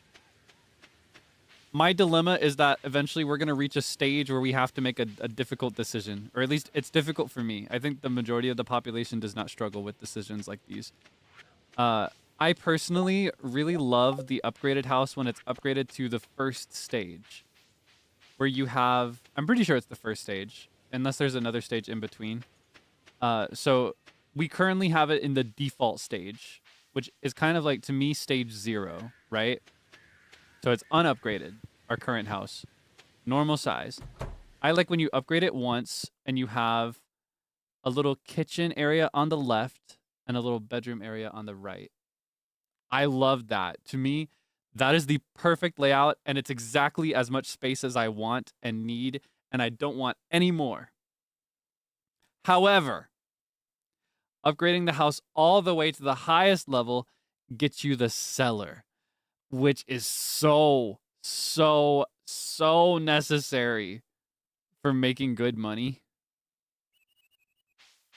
At least my style of making good money, which is, you know, maxing out my crops, getting as many crops as I can to age things in the casks. Let me in! Yeah, we're gonna have to make a difficult decision eventually, because aesthetically speaking, my favorite house is not the one with the cellar. Favorite NPC? I've mentioned before that I have a few that I like kind of equally. As for the ones that I personally go for usually, whenever I reset this game and play again, I've gone for Leah a couple times, though I feel like Leah's better if you play as a girl. I've gone for Abigail a number of times. I really like Abigail. Though for me, it depends on what kind of character I'm playing. I haven't really thought as much about characterizing my little guy in this one. He's just kind of me this time. But I love Abigail. I think she's got a really cool, adventurous vibe. Sometimes I kind of roleplay in my mind that my character is magical. And in those cases, I like to put in with Abigail. I don't really like Sam very much as a marriage candidate. I feel like he's a little too immature. Very good friend, though. Emily, I like her. I really like her more as a friend, personally, but I think I have married her once. Penny is a very frequent go-to of mine. I think my top 2 are Penny and Alex. The reason that I've explained before is that for me, it's a little difficult because personally, I don't actually have any relative interest in marriage right now. It's not something I think about in my life or even in my future as it stands right now. But when I try to think about it, family is a very important part of that. And of all the NPCs, Alex and Penny stand out to me as people that can give family to your character, if that makes sense. And who your character can become a functional family for as well. Because, you know, your character, he has just lost his grandpa. His mom is there sending him letters, but she's not really like in the picture. So when I think of like him losing his grandpa, that's the first thing that draws me to Alex, is that Alex is living with his grandparents because, you know, he can't be with his parents anymore for clear reasons that we just learned earlier. So it's kind of like, in my mind, it almost fills a hole for each of them. Plus with Alex, I think playing as a man kind of, it recontextualizes his growth and his redemption arc. Because, you know, a lot of these characters, when you first meet them, they are grumpy, mean, annoying, nasty people that I hate and I cannot stand. And then you give them some stuff and suddenly they decide they love you. Gradually, rather, they decide they love you. In Alex's case, playing as a man kind of recontextualizes it and makes it a little bit more redeemable. Similar to how I mentioned, like, it shouldn't matter, and all these characters are ultimately, like, cool and good to have regardless of how you play and, like, what you play as, but I feel like just based on the dialogue options that you can get, I think Leah is better as a girl and Alex is better as a boy. And then with Penny, I just really like her. I think she's really cute. I feel like I don't know. I feel like she really needs like a more reliable sense of structure that somebody else can give to her, because she's very much the person holding everything together in her household. And it very clearly is stressing her out. And when I think about like what she needs, it is very much what I could become. I could be that for her. I can save her. I can save her. I can give her functionality. I can give her stability. I'm gonna buy a rare crow so we can get the deluxe rare crow eventually. But yeah, it's pretty much the same idea of like filling something. And she also, in her life, she has Pam is still there, you know? And speaking of like the farmer needing family, of like a family figure, I like that idea too. I like Pam becoming like family to him. You know what I mean? So those two are the ones that stand out the most to me, are Alex and Penny. It's usually between them. I feel like I go slightly more often for Penny, but I have no strong preference. As for the rest of them, the ones I didn't name, let's see. I think Haley is really nice. She's not one I personally go for marriage in this game. Sebastian, I have never and probably will never, and I know that I know that I'll be stoned to death for saying this out loud, but I don't care. I don't care if they hate me for telling them the truth. Yeah, Sebastian is not for me. He's a smoker. I feel like he doesn't contribute to his household dynamic enough. He's just kind of rude. Not my vibe. I like people who are friendly and who are humble, and smoking is also just kind of a no-go for me. Half joke. Just kind of tying it back into the conversation we had earlier is all. Let's see. Harvey. I completely missed him here. I like Harvey a lot. I think he's a really, really good one. He's not one I personally go for, but I do like him a lot. I think my thing with him is that he's too much like me. He's too much like me, and so when I see myself in somebody else, rather than feeling compatible, I almost feel like I get embarrassed. I'm like, ooh, that's me. That's so cringe. I hate that I do this, and you're doing this. You know what I mean? But I do like Harvey. I do like Harvey. I think he's really, really cute. What else is there? Elliot, have never, and probably will never. I think he's another one where it's like he's a good friend, in my opinion. Yeah.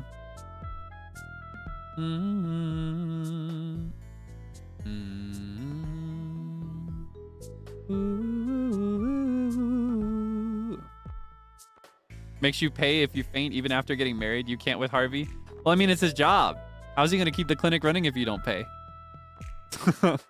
And you see, this is me being like him. Harvey is a lot like me in very important ways. And so whenever I'm befriending him, I get secondhand embarrassment. Or I guess kind of like pseudo firsthand embarrassment. Is that all of them? I think I went over all of them. Maru. I like Maru a lot. I think I married her once. Exactly once. And it was really sweet. And I just like her a lot. I like her dedication to invention. I think it's really, really cute and charming. And I don't know, I like people who are passionate about anything. And I love that you can see her passions visibly demonstrated in her environment. And I think it's very, very cute. Yeah. And I also, very similar thing I was talking about earlier with Alex and Penny. It's that same idea of like kind of giving family to the farmer.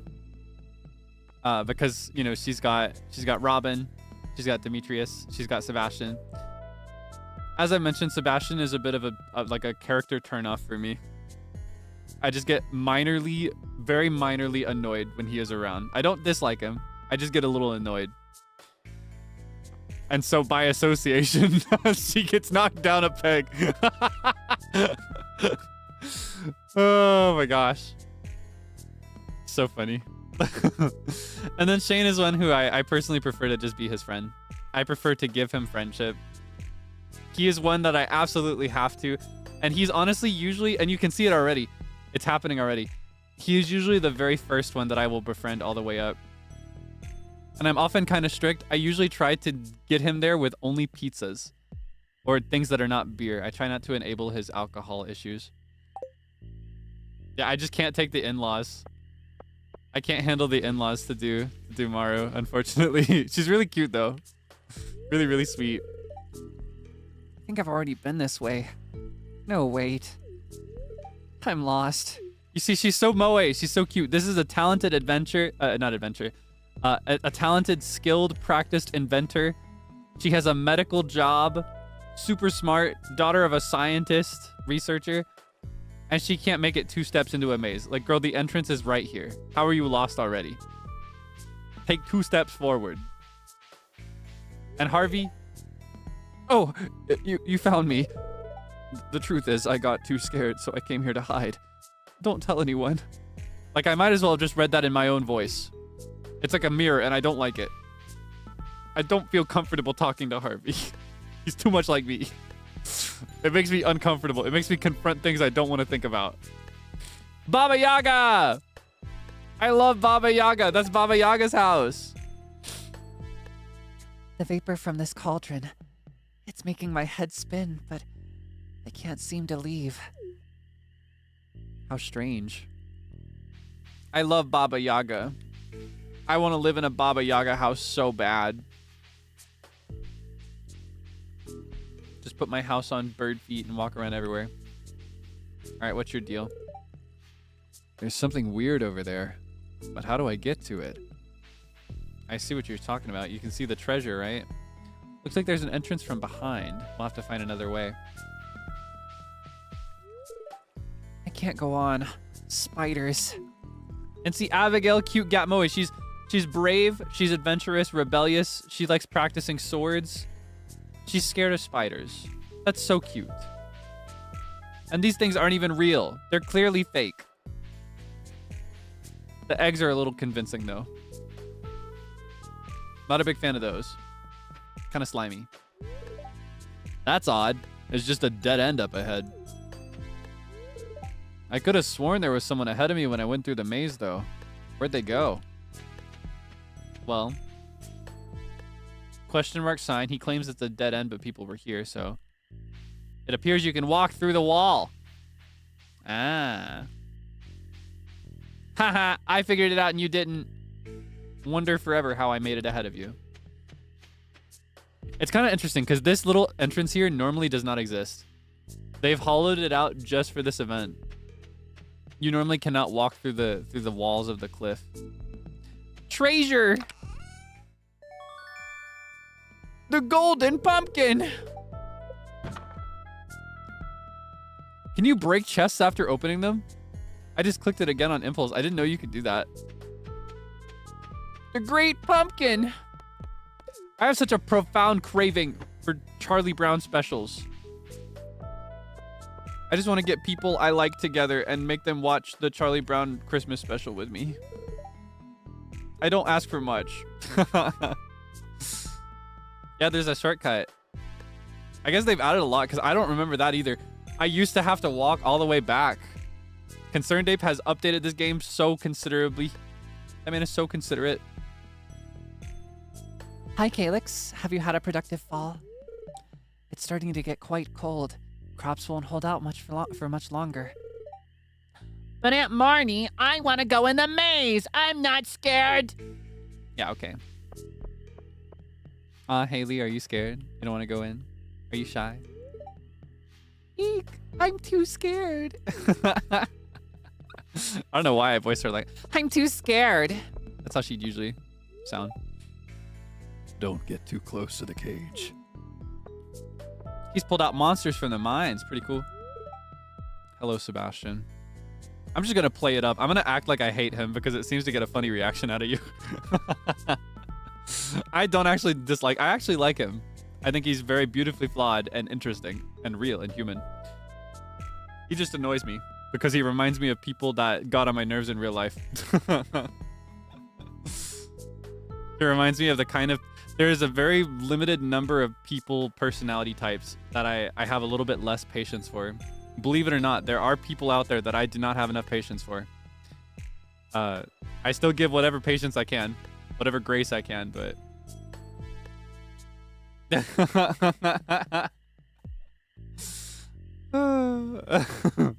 As long as I don't diss Haley.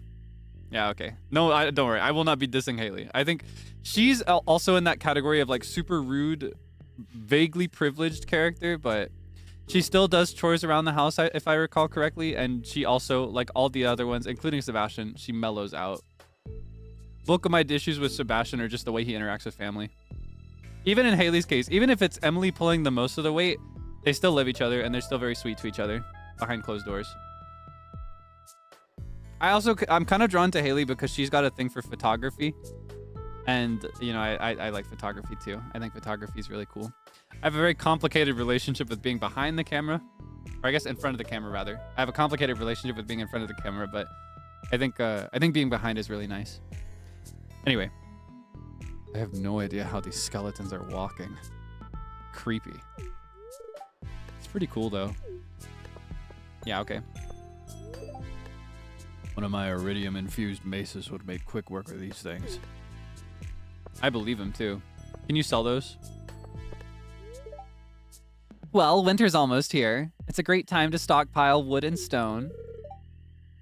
I haven't seen Maru in hours. I hope she's all right.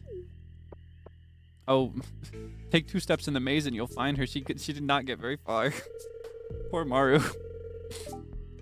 It's a lot of fun to cook with pumpkin. Such an interesting fruit. Why, hello, Kaelix. It's chilly, isn't it? Indeed it is, Elliot. I'll come to any event with free grub. You won't see me in the haunted maze, though.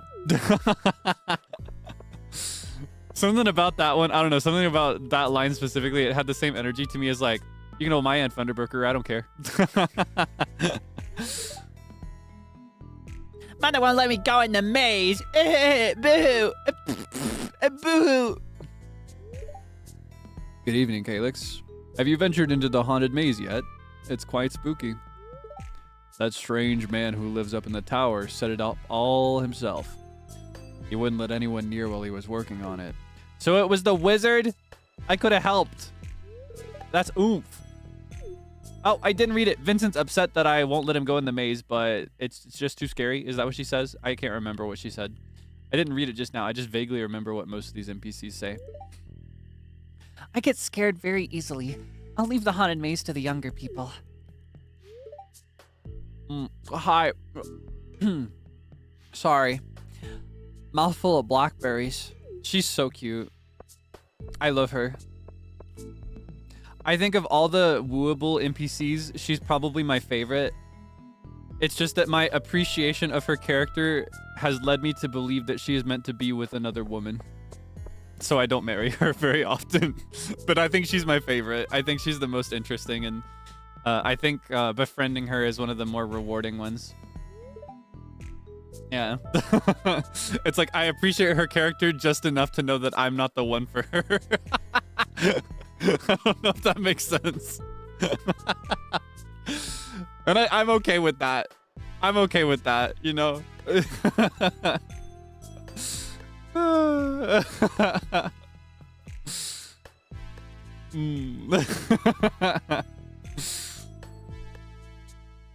Do you like the jack-o'-lanterns? I carved them myself.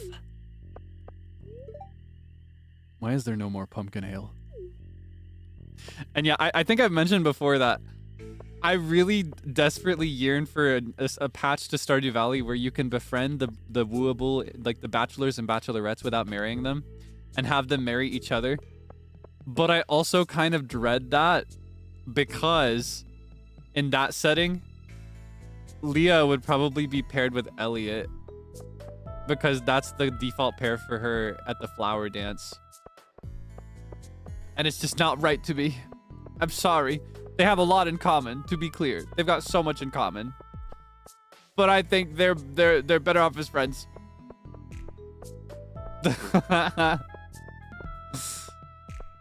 It's just not right.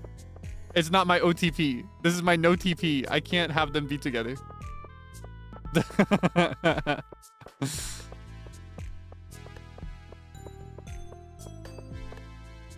Okay, I think we talked to everybody.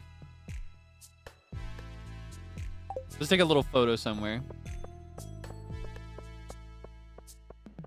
Not actually take a real photo, but just pose up for a little bit. Right here. I'll stand here next to the cage. Shane can be just breathing down my neck for the photo. All right, you ready?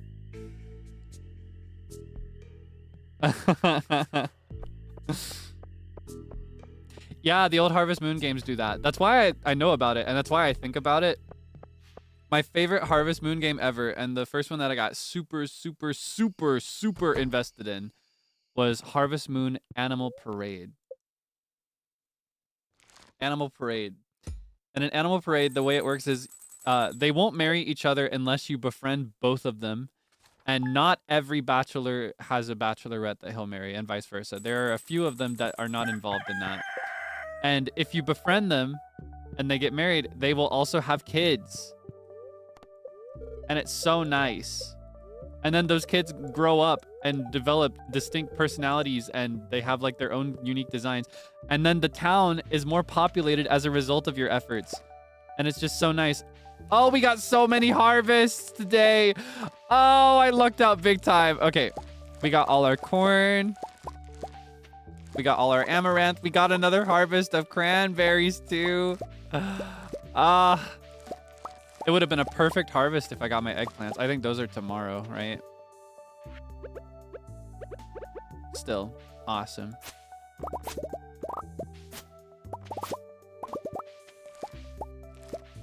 Beautiful. I'm so excited. Later on in the game, there is actually an item where you can harvest non-scythable crops with a special scythe. I love harvesting everything with scythe. Like if I could do this and get the cranberries, that'd be so nice. All right, let's sell my sunflower honey. Sell all my corn, all my amaranth. I might as well just sell the pumpkin too. But it's one of a kind, so is it worth it? Is it worth it? It's literally the whole point of the pumpkin is that you sell it, but I kind of want to keep it. Scythes are so cool, especially when you drop them. I missed a corn. I did. Nice catch. Thank you. All right. Do you remember the name of my scarecrow? Plural. I can't remember them. Oh my gosh. Why do I keep so many crops? Just because what if I need them and I don't have them? What if I no, what if it oh I forgot to replace these. Okay, well hold on. We don't have to keep this many. There's just a lot of random times when you Susan and Toby. I feel like I would have remembered Susan. What's the name of the one on the bottom? Anyway. Yeah, I save a bunch of crops because I don't know. I find that there's a lot of random quests that you can get at any point in the playthrough where it's like, okay, I want one of this, and rather than memorizing these and preparing for them, I personally prefer to just prepare for everything as if I am actually a farmer who has just moved into this town and does not know these people. So like, even though I know Carolyn in year 1 will ask for a pumpkin, I'm not saving pumpkins thinking, oh, she's going to ask me for a pumpkin, so I need to save exactly 1 pumpkin for her. I'm saving pumpkins thinking, okay, it'd be good to save a reserve of these just in case I need them in the winter when I can't grow them anymore. And then she's like, oh, I need a pumpkin. And I'm like, oh, it happens that I have one. You know what I mean? That's why I do that. Anyway. Why am I quizzing? No, it's more like I'm being quizzed. I'm being asked. Traveling merchant. I may have missed literally every other day this season, but I'll get the last day. I'll get this one. I don't know. I just think it's more fun and more immersive if you do not prepare that strictly and that with that much coordination. Because this is not something that your character would know. Yam! I need that for something, don't I? Do I need it for the fall pantry? Is that what I needed it for?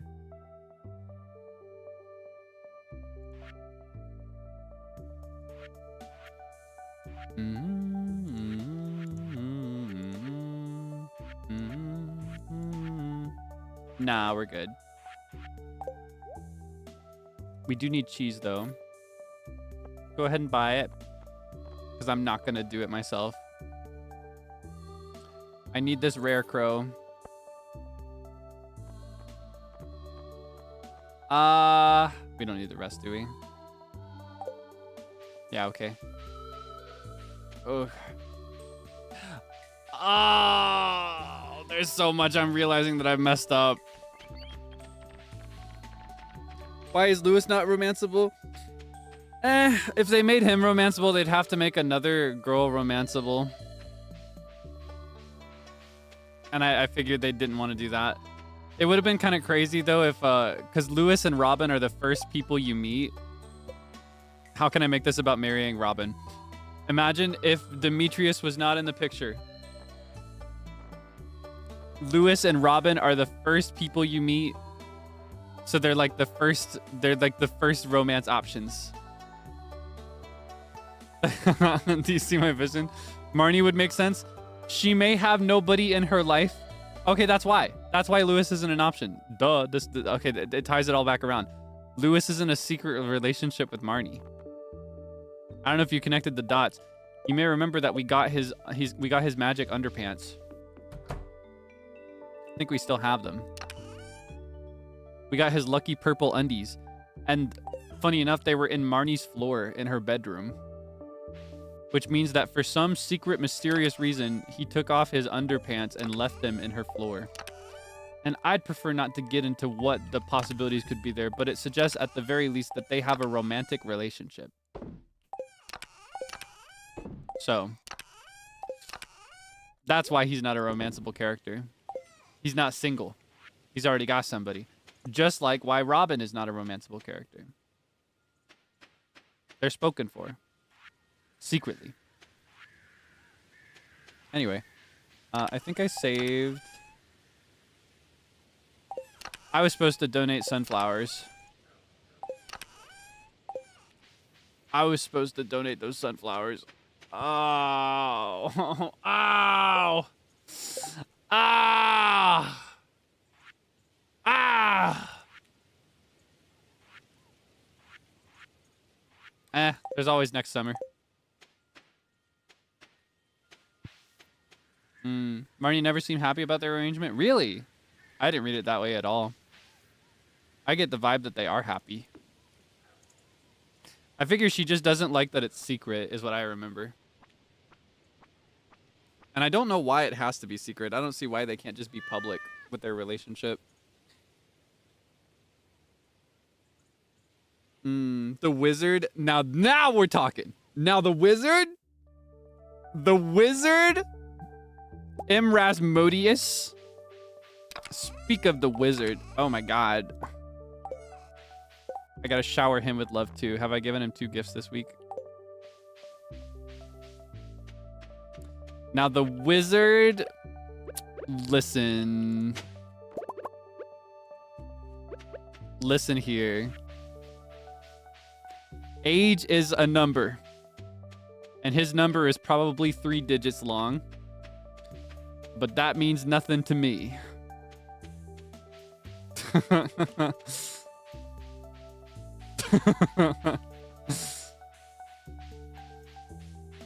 Let's make him obsessed with us so that he'll let us into his mysterious backroom chamber. Here comes Mr. I like older everybody. I hope you know that that was always a joke. It's true in a sense in that I just like everyone. I will say again for the record, I have no preference for older people. Despite that, even my most absurd, outrageous jokes will always be accepted and quoted and remembered as fact forever. And I accept this. I accept that I will be remembered forever as the guy who likes everyone older. I accept it. It sincerely was a joke in the moment, though. That's just me trying to be goofy. Yeah, rather than having a preference, it's more like I don't see somebody being older as a strict restriction. I think what matters is more that you were on the same page as somebody else. I think age is often a restriction, not because of the age itself, but because of social age. You know what I mean? And part of the reason that I find that maybe not in romance as far as experience goes, but Wait, does the cheese not go in the... Does the cheese not go in the pantry? I don't even need the cheese. Oh. Anyway, in my friendships, I actually find that a lot of my friends are a lot older than me. Either half to a full decade older than me. And that's just the people that I've always gotten along with the best because I've always been kind of... ever since I was a little kid, I've always been called an old soul. And it's always been the case. I'm always falling into... There are exceptions, but a lot of my friend groups over the years have been with people that were older than me by some amount. And I think a big part of that is just because socially speaking, I can be a bit more mature than people my age. And in adulthood, it means a little bit less.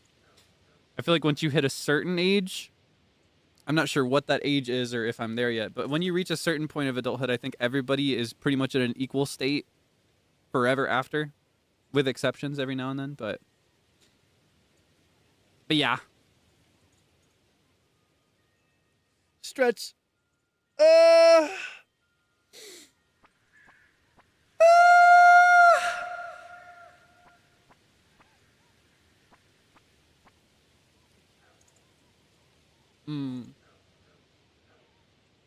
Debunked. Oh no, I don't mean a literal theory. I mean more like practically speaking.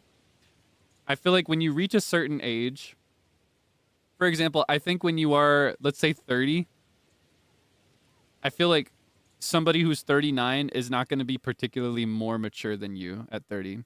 Somebody who's 45 is not going to be particularly more mature than you at 30. You know what I mean? And I don't know when that age is, whatever you reach, that you reach that point, but I do feel like there is a point where pretty much every adult, regardless of just how much older they are, they're like equals, at least in my mind. That's the way I see the hierarchy of society. I'm supposed to be fishing. I got so engrossed in our conversation, I just popped a squat.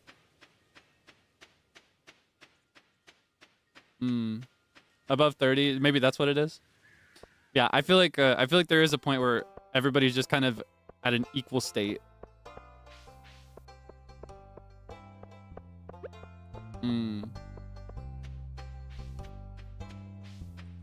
So even then, it's complicated. Because wisdom really is just a matter of experience. And the older you are, realistically, the more you've experienced in most cases, but I don't know. It just reaches a point where I'm like, it would not be debilitating to speak to this person. Whereas like getting into where age does matter a bit more. If I were talking to somebody, I'm trying to think of how I could explain this in a way that makes sense. If I'm speaking to somebody who is 70 years old, I can have a beautiful, beautiful interaction and I can learn a lot. But I feel like the way that we think and the way we were raised and the lives we're living are very, very different. You know what I mean? That's where age is a little bit more than a number. I feel like what matters more than a literal number is just, are you on the same page, you know? On a similar level, I would have a very difficult time to... for obvious reasons, it's off the table in romance, but I'm using friendship as a descriptor here. I would have a kind of legitimately difficult time forming a meaningful friendship with a teenager. Because somebody at that stage of life is going to think and feel and live very, very differently than me. You know what I mean? Yeah, generational gap. I think that is something that is much more meaningful in forming a relationship, whether it's romantic or platonic, forming a friendship, forming any dynamic at all. That is what I think is much more relevant than a number. So older people, all that to say, a lot of words to say one small thing. I like older everyone, in that just because somebody is older than me in age does not mean I don't want to talk to them, you know? Does not mean I don't want to be friends with them. And I find that I do actually sometimes prefer older people for conversation, because something about the way that my generation is being raised and has been raised is, it's like, Nobody my age knows how to talk. I don't know what it is. Like, my classmates could never hold a meaningful conversation. It is so difficult. It is so difficult to find people that are willing to put down their phone and speak to you with full attention and engage in a dialogue that is rich and fun and fulfilling. So for basic conversation, I do actually really prefer people who are older and who are raised in a way that's like, okay, I don't need my phone to talk to you because I never had it when I was a kid or whatever. You know what I mean? And people who also, this is another plus of conversation from older people. Like I said, wisdom comes down to experience. And when you're older, you've experienced more, regardless of what that experience is or where it goes. The more you've experienced, the more stories you have to tell, the more things you have to share, more things you have to say. It's just generally a richer conversation overall. Yes. Wishy. Wish. Okay. And it just, I don't know. I find that older people are generally a lot better at matching me with some exceptions, matching me whenever I'm pulling out all these profound questions about worth and humanity and what I think everything means. So other times, this is where there's also a gap, because sometimes I actually have more luck with someone my age with that. Because with older people, sometimes that's a little too much to bring up. That's an uncomfortable thing. That's one of those things you don't talk about. You know what I mean? Let's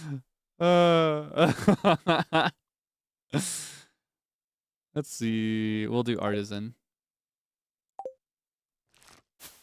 Artisan makes good money. Yay, money! Oh, clean 15,000. Isn't that so satisfying? What a funny coincidence that this would round out perfectly. Not at all planned. Completely random. Doesn't that feel so nice?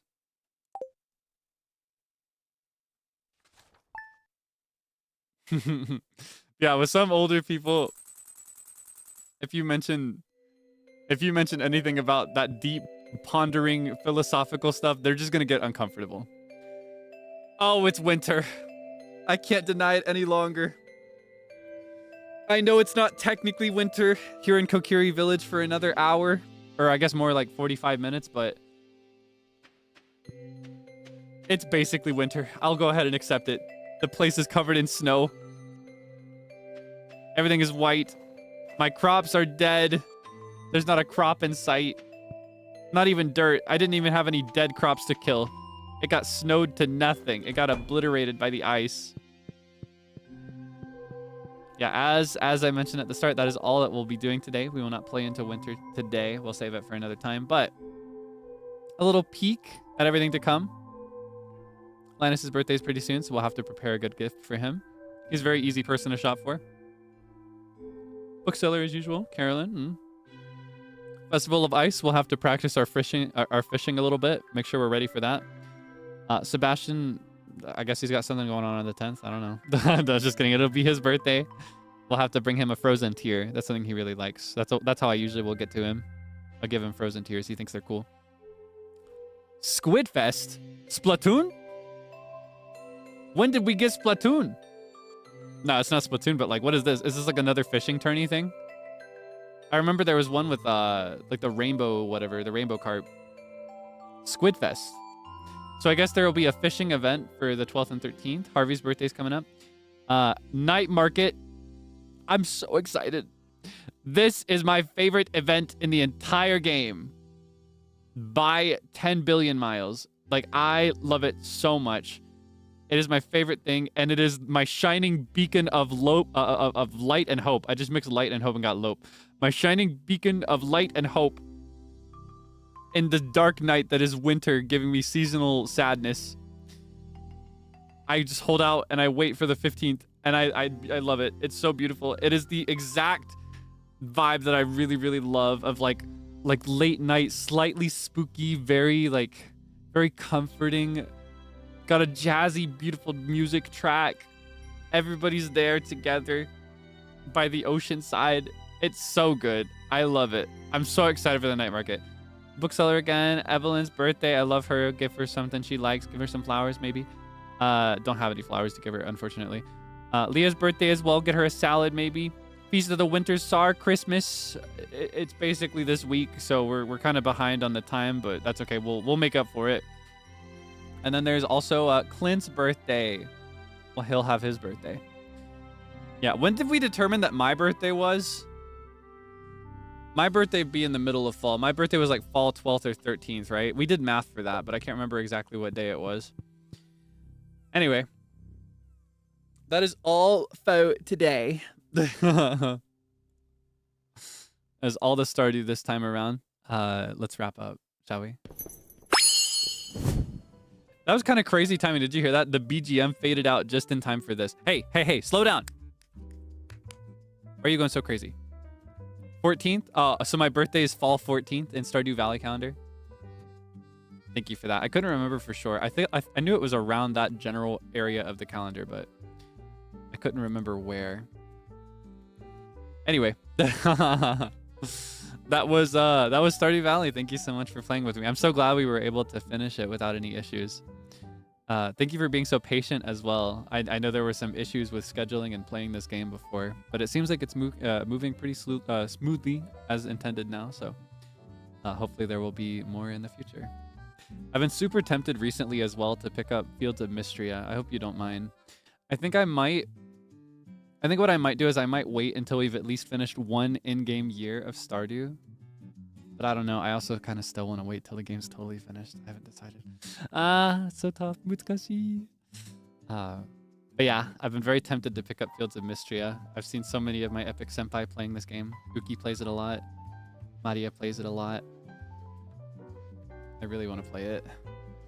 I loved, because I think you may remember, I've mentioned a few times, I played Fields of Mystria the day it dropped. I was following before it dropped as an open beta, I was following the updates and the works in progress and the previews of the characters on Twitter. I was following them for months before it was finished. Like, I was in it. I was paying so much attention to those guys. I wanted a piece of that pie so bad. And yeah, so I played it the day it dropped, and I was obsessed with it, and I liked it too much, so I decided that I wouldn't play it until it was finished. Same thing with Deltarune, but I think I want to break that streak too. I think I'm going to play Undertale next week. Oh yeah, we can talk about the schedule for next week. Okay, hold on. I was actually getting messages about this, so I can confirm now. Okay, hold on.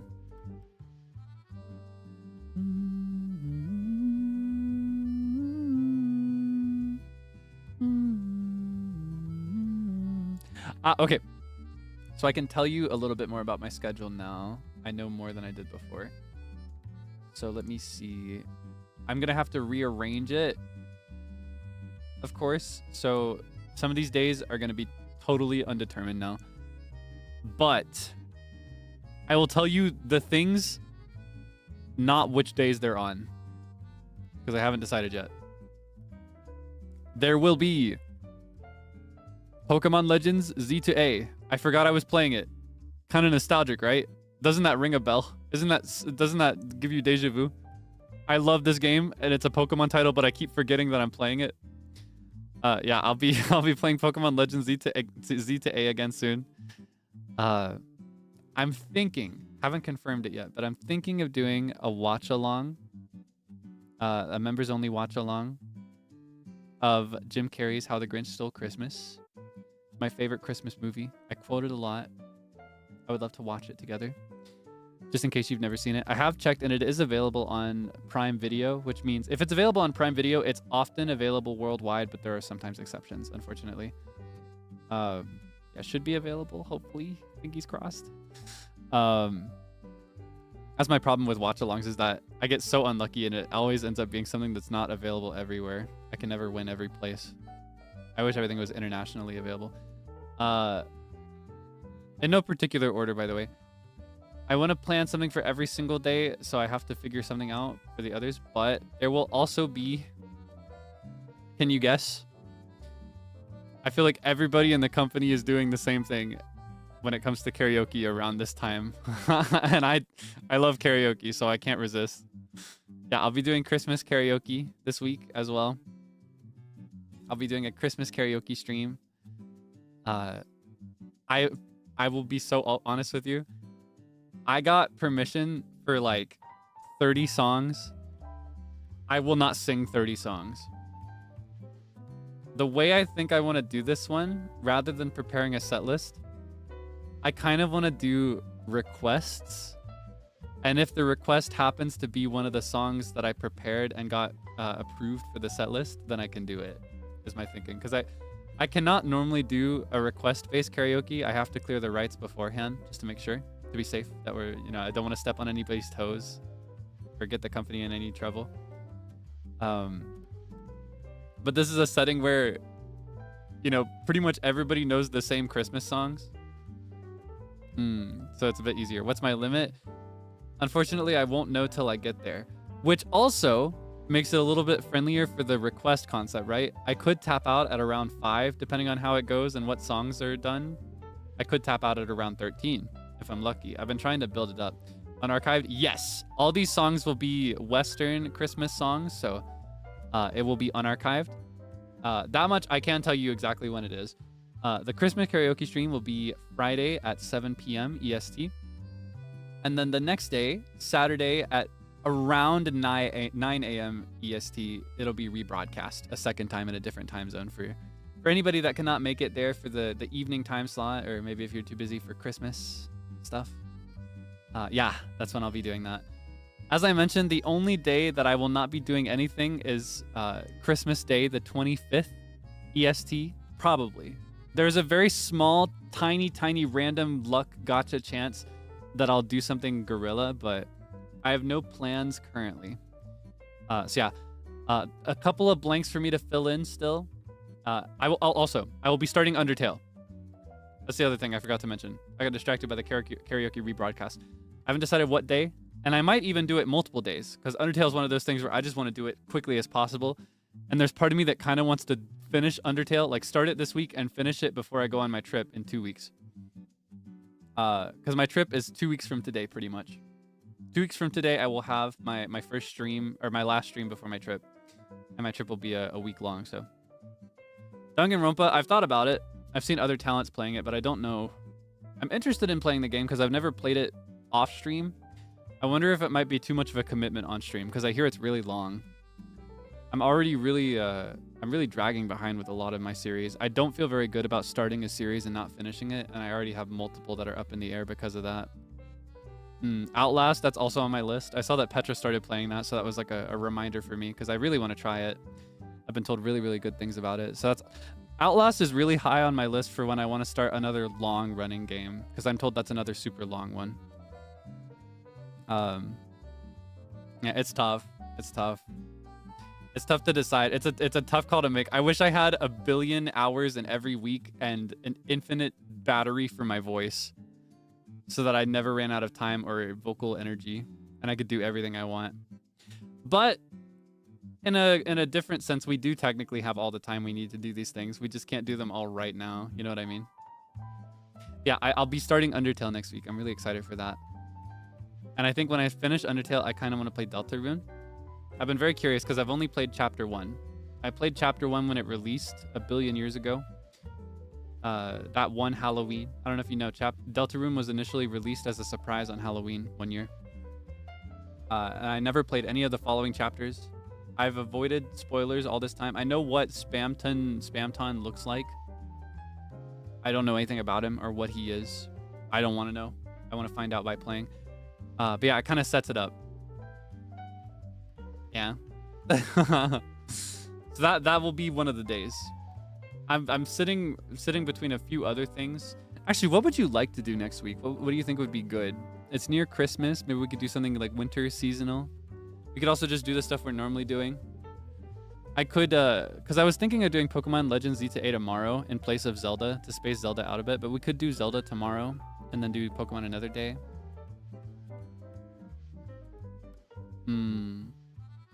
There's a lot to figure out. Yeah, I was not planning Zelda, but I could still do it, I think. If I'm calculated about it. I just feel like Zelda could be potentially a little bit longer the next time. So I kind of want to be careful.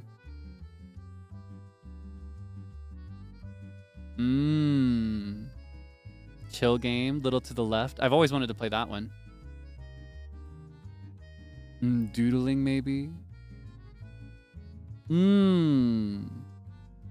My big chore before I go to bed tonight is actually to lock in my calendar so that I can give it to you. I had stuff written for some of these days, but I have to rearrange it now. Due to an unfortunate outcome that cannot be avoided. Splatoon could be nice. Though I feel like Splatoon, they'll probably do another Frosty Fest in January, probably. I expect. Frog Detective, haha.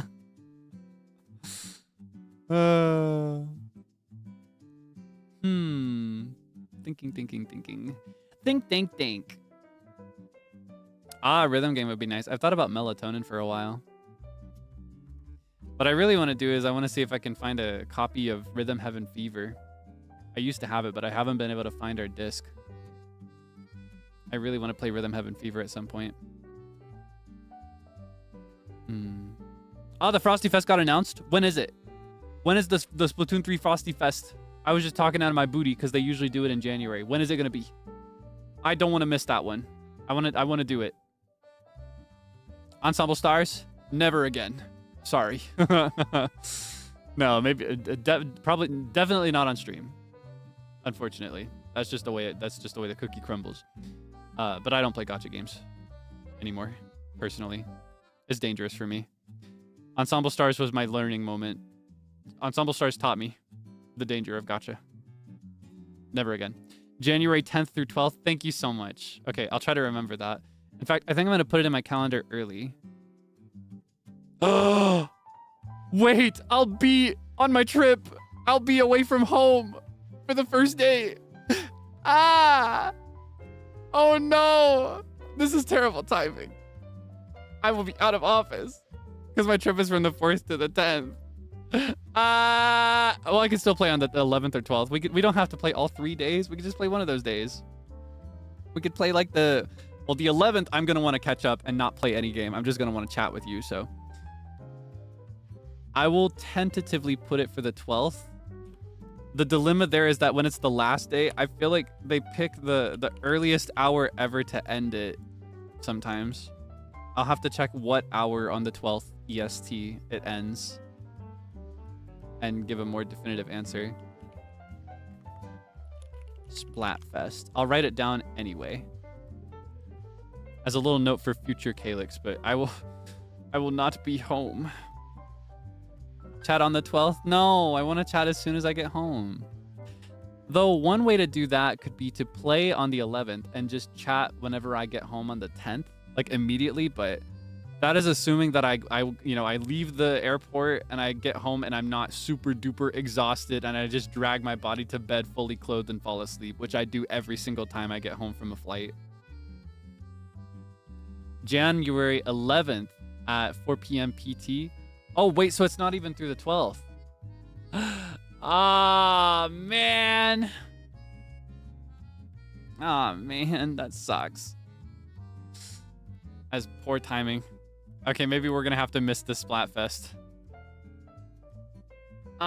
Poopy. Doo-doo doggy. Doggy doo-doo. Dog poo. Chat while I play. So I get home, I catch up, and we have our normal chat. But then in between talking about the memories that I made on the prior week of my vacation, you'll just hear me be like, just screaming randomly without any visual for it. That's what you want to do? No, man, that's such an unfortunate combo timing. We can cross that bridge when we get to it.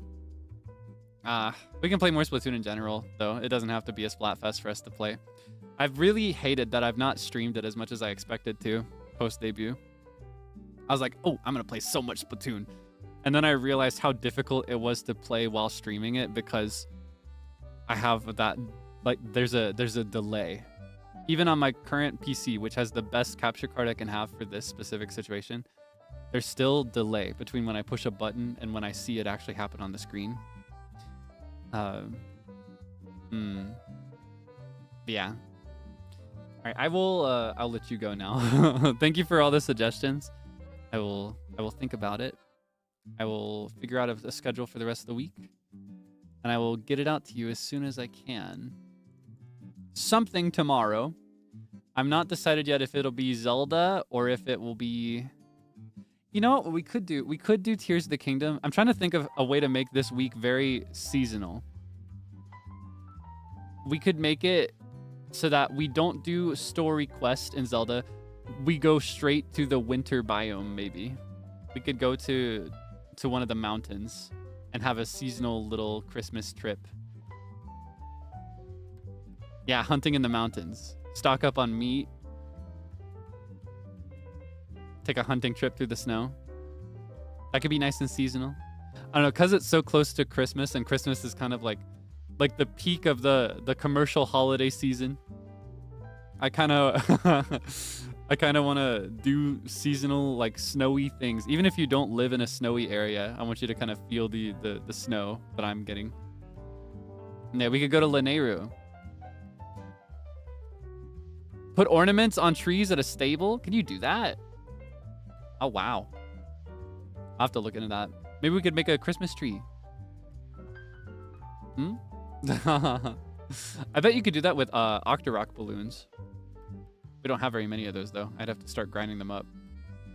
I feel like you could probably throw Octorok balloons at a tree and it would inflate and then it would go up, but you wouldn't actually see the rope very well from a distance, so it would look like little baubles. That could be cute. Or if you angled it right, you could do... Oh, you know what would be really nice is star fragments.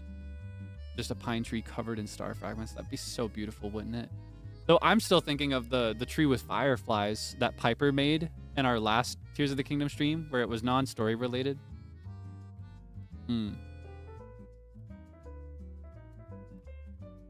Or, I'm not sure what else would look good on there. I'm trying to think of all the items you can have in Tears of the Kingdom.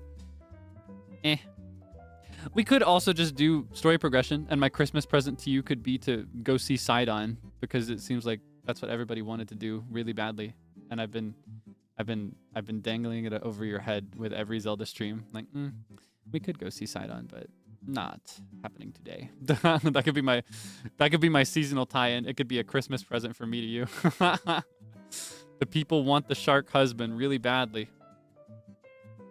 Mountains sound nice. It would be very nice. I'll let you know. I'll let you know when I know. I'll think about it. I'll think, and then I'll come to a decision. As for right now, though, I'm gonna send you... Let's see. Who's live? Okay, I generally will try to avoid anything that's too spoiler heavy. Let's see. Oh, there's so many streams that I want to watch. These are such good streams. I don't know what I want to watch. How do you deal with this? How do you deal with this? I get decision paralysis. This is my biggest problem when it comes to watching streams as someone that loves watching streams. When there's more than one stream that I want to watch, I can't make a decision, so I just don't watch any of them. I know some people are strong enough to watch them both at the same time or all of them at the same time. Some people will be like, okay, I'll watch this one live and then I'll catch up on the others as VODs. I can't do that. If they all happen at the same time and they're too good, I just don't watch any of them and I catch up on none of them. I can't do it. I get too stressed out by the decision. That being said, the decision I'll come to this time around is eeny, meeny, miny, mo. Who started when? In this position, I'll usually just make a quick decision based on who started more recently. All right, I'm going to send you to Renzoto. He is playing a game called Little Friends, Dogs and Cats. Puppy Playtime. I don't know anything about this game, but it seems pretty cute. I wonder if it's anything like a Nintendogs-esque game. Not a strong comparison, just to be clear, but yeah, just like a pet type game by that name, like a pet simulator. It'd be cute. Honestly, I feel like Ren makes most games very cute. It doesn't really matter what he's playing. He just has a very cute aura about him. Do you agree? He's just a very cute fellow. You know what I mean? He's a very cute individual. So I'm sure you're in for a good time. Do show him some love if you'd like to participate in the redirect. No pressure. You do not have to if... you know, we've been playing this game for almost 5 hours now. I understand if you're tired, you don't have to be there, but if you do choose to participate in the redirect, please do me a favor and read his rules, respect his boundaries, just be generally nice, polite, cordial. Don't go in there talking about me. Don't go in there talking about this game that we played today. Even if he asks, keep it brief, you know. General good etiquette to follow. Be nice. Support him. Be cool. Thank you for always being so understanding. Thank you for always being so well-behaved. It means a lot to me. Thank you so much. But yeah, whether you participate in the redirect or not, can you guess my next words? I'm like a broken record with this at this point. I kind of fell into it without even meaning to. It became ritual. The words that I'm about to say. Whether you participate in the redirect or not, I hope you can get some good rest. I hope especially that you can get some warm rest in these times if it's cold for you. And if it's hot for you, I hope you can be warm rather than hot. Cool down a little bit. Stay comfy. I hope you can have a nice, delicious meal. I said it before. If you get the chance, please try some eggnog if you've never had eggnog before. I'm learning recently that eggnog is not actually very common in other parts of the world. Not every country has eggnog as something they have regularly in the winter. So if you get the opportunity, if it's something that is stocked in your grocery store, if it's something you have access to, please try some eggnog. It is a Christmas beverage that I am obsessed with. It is so good. It is my favorite treat of the winter holiday season. Please give it a little try. I recommend getting a small container just in case you don't like it. It's not for everybody. The main ingredient is raw egg, and that alone, just hearing that is enough to put people off, but it is so good. It is such a delicious thing. Also be mindful, eggnog can be alcoholic. In fact, the default is alcoholic. I prefer it non-alcoholic. Just be mindful of what you're getting. You know, make sure you're not getting something alcoholic thinking it's non-alcoholic, or vice versa if you're looking for the alcoholic version. It's so good. It's so good. I love it so much. Oh, man.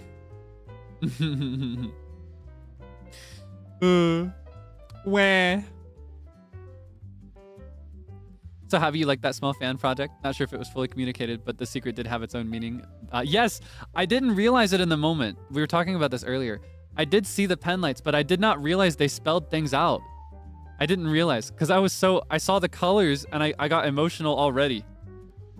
I was so emotional just seeing all the colors and seeing that everybody had them. I did not read the letters. I didn't notice that there were letters. I was so I was so happy to see the pen lights. I got emotional. Yeah, thank you so much for the fun surprise. It made me really happy. I love pen lights very much. I dream of someday seeing an ocean of yellow pen lights. That is one of my biggest selfish dreams. And honestly, even bigger and slightly less selfish than that is an ocean of yellow, green, red, and blue. Or something really big. That'd be really nice. But yeah, I'm rambling at this point. Have some good eggnog. Try it if you can. I highly recommend it.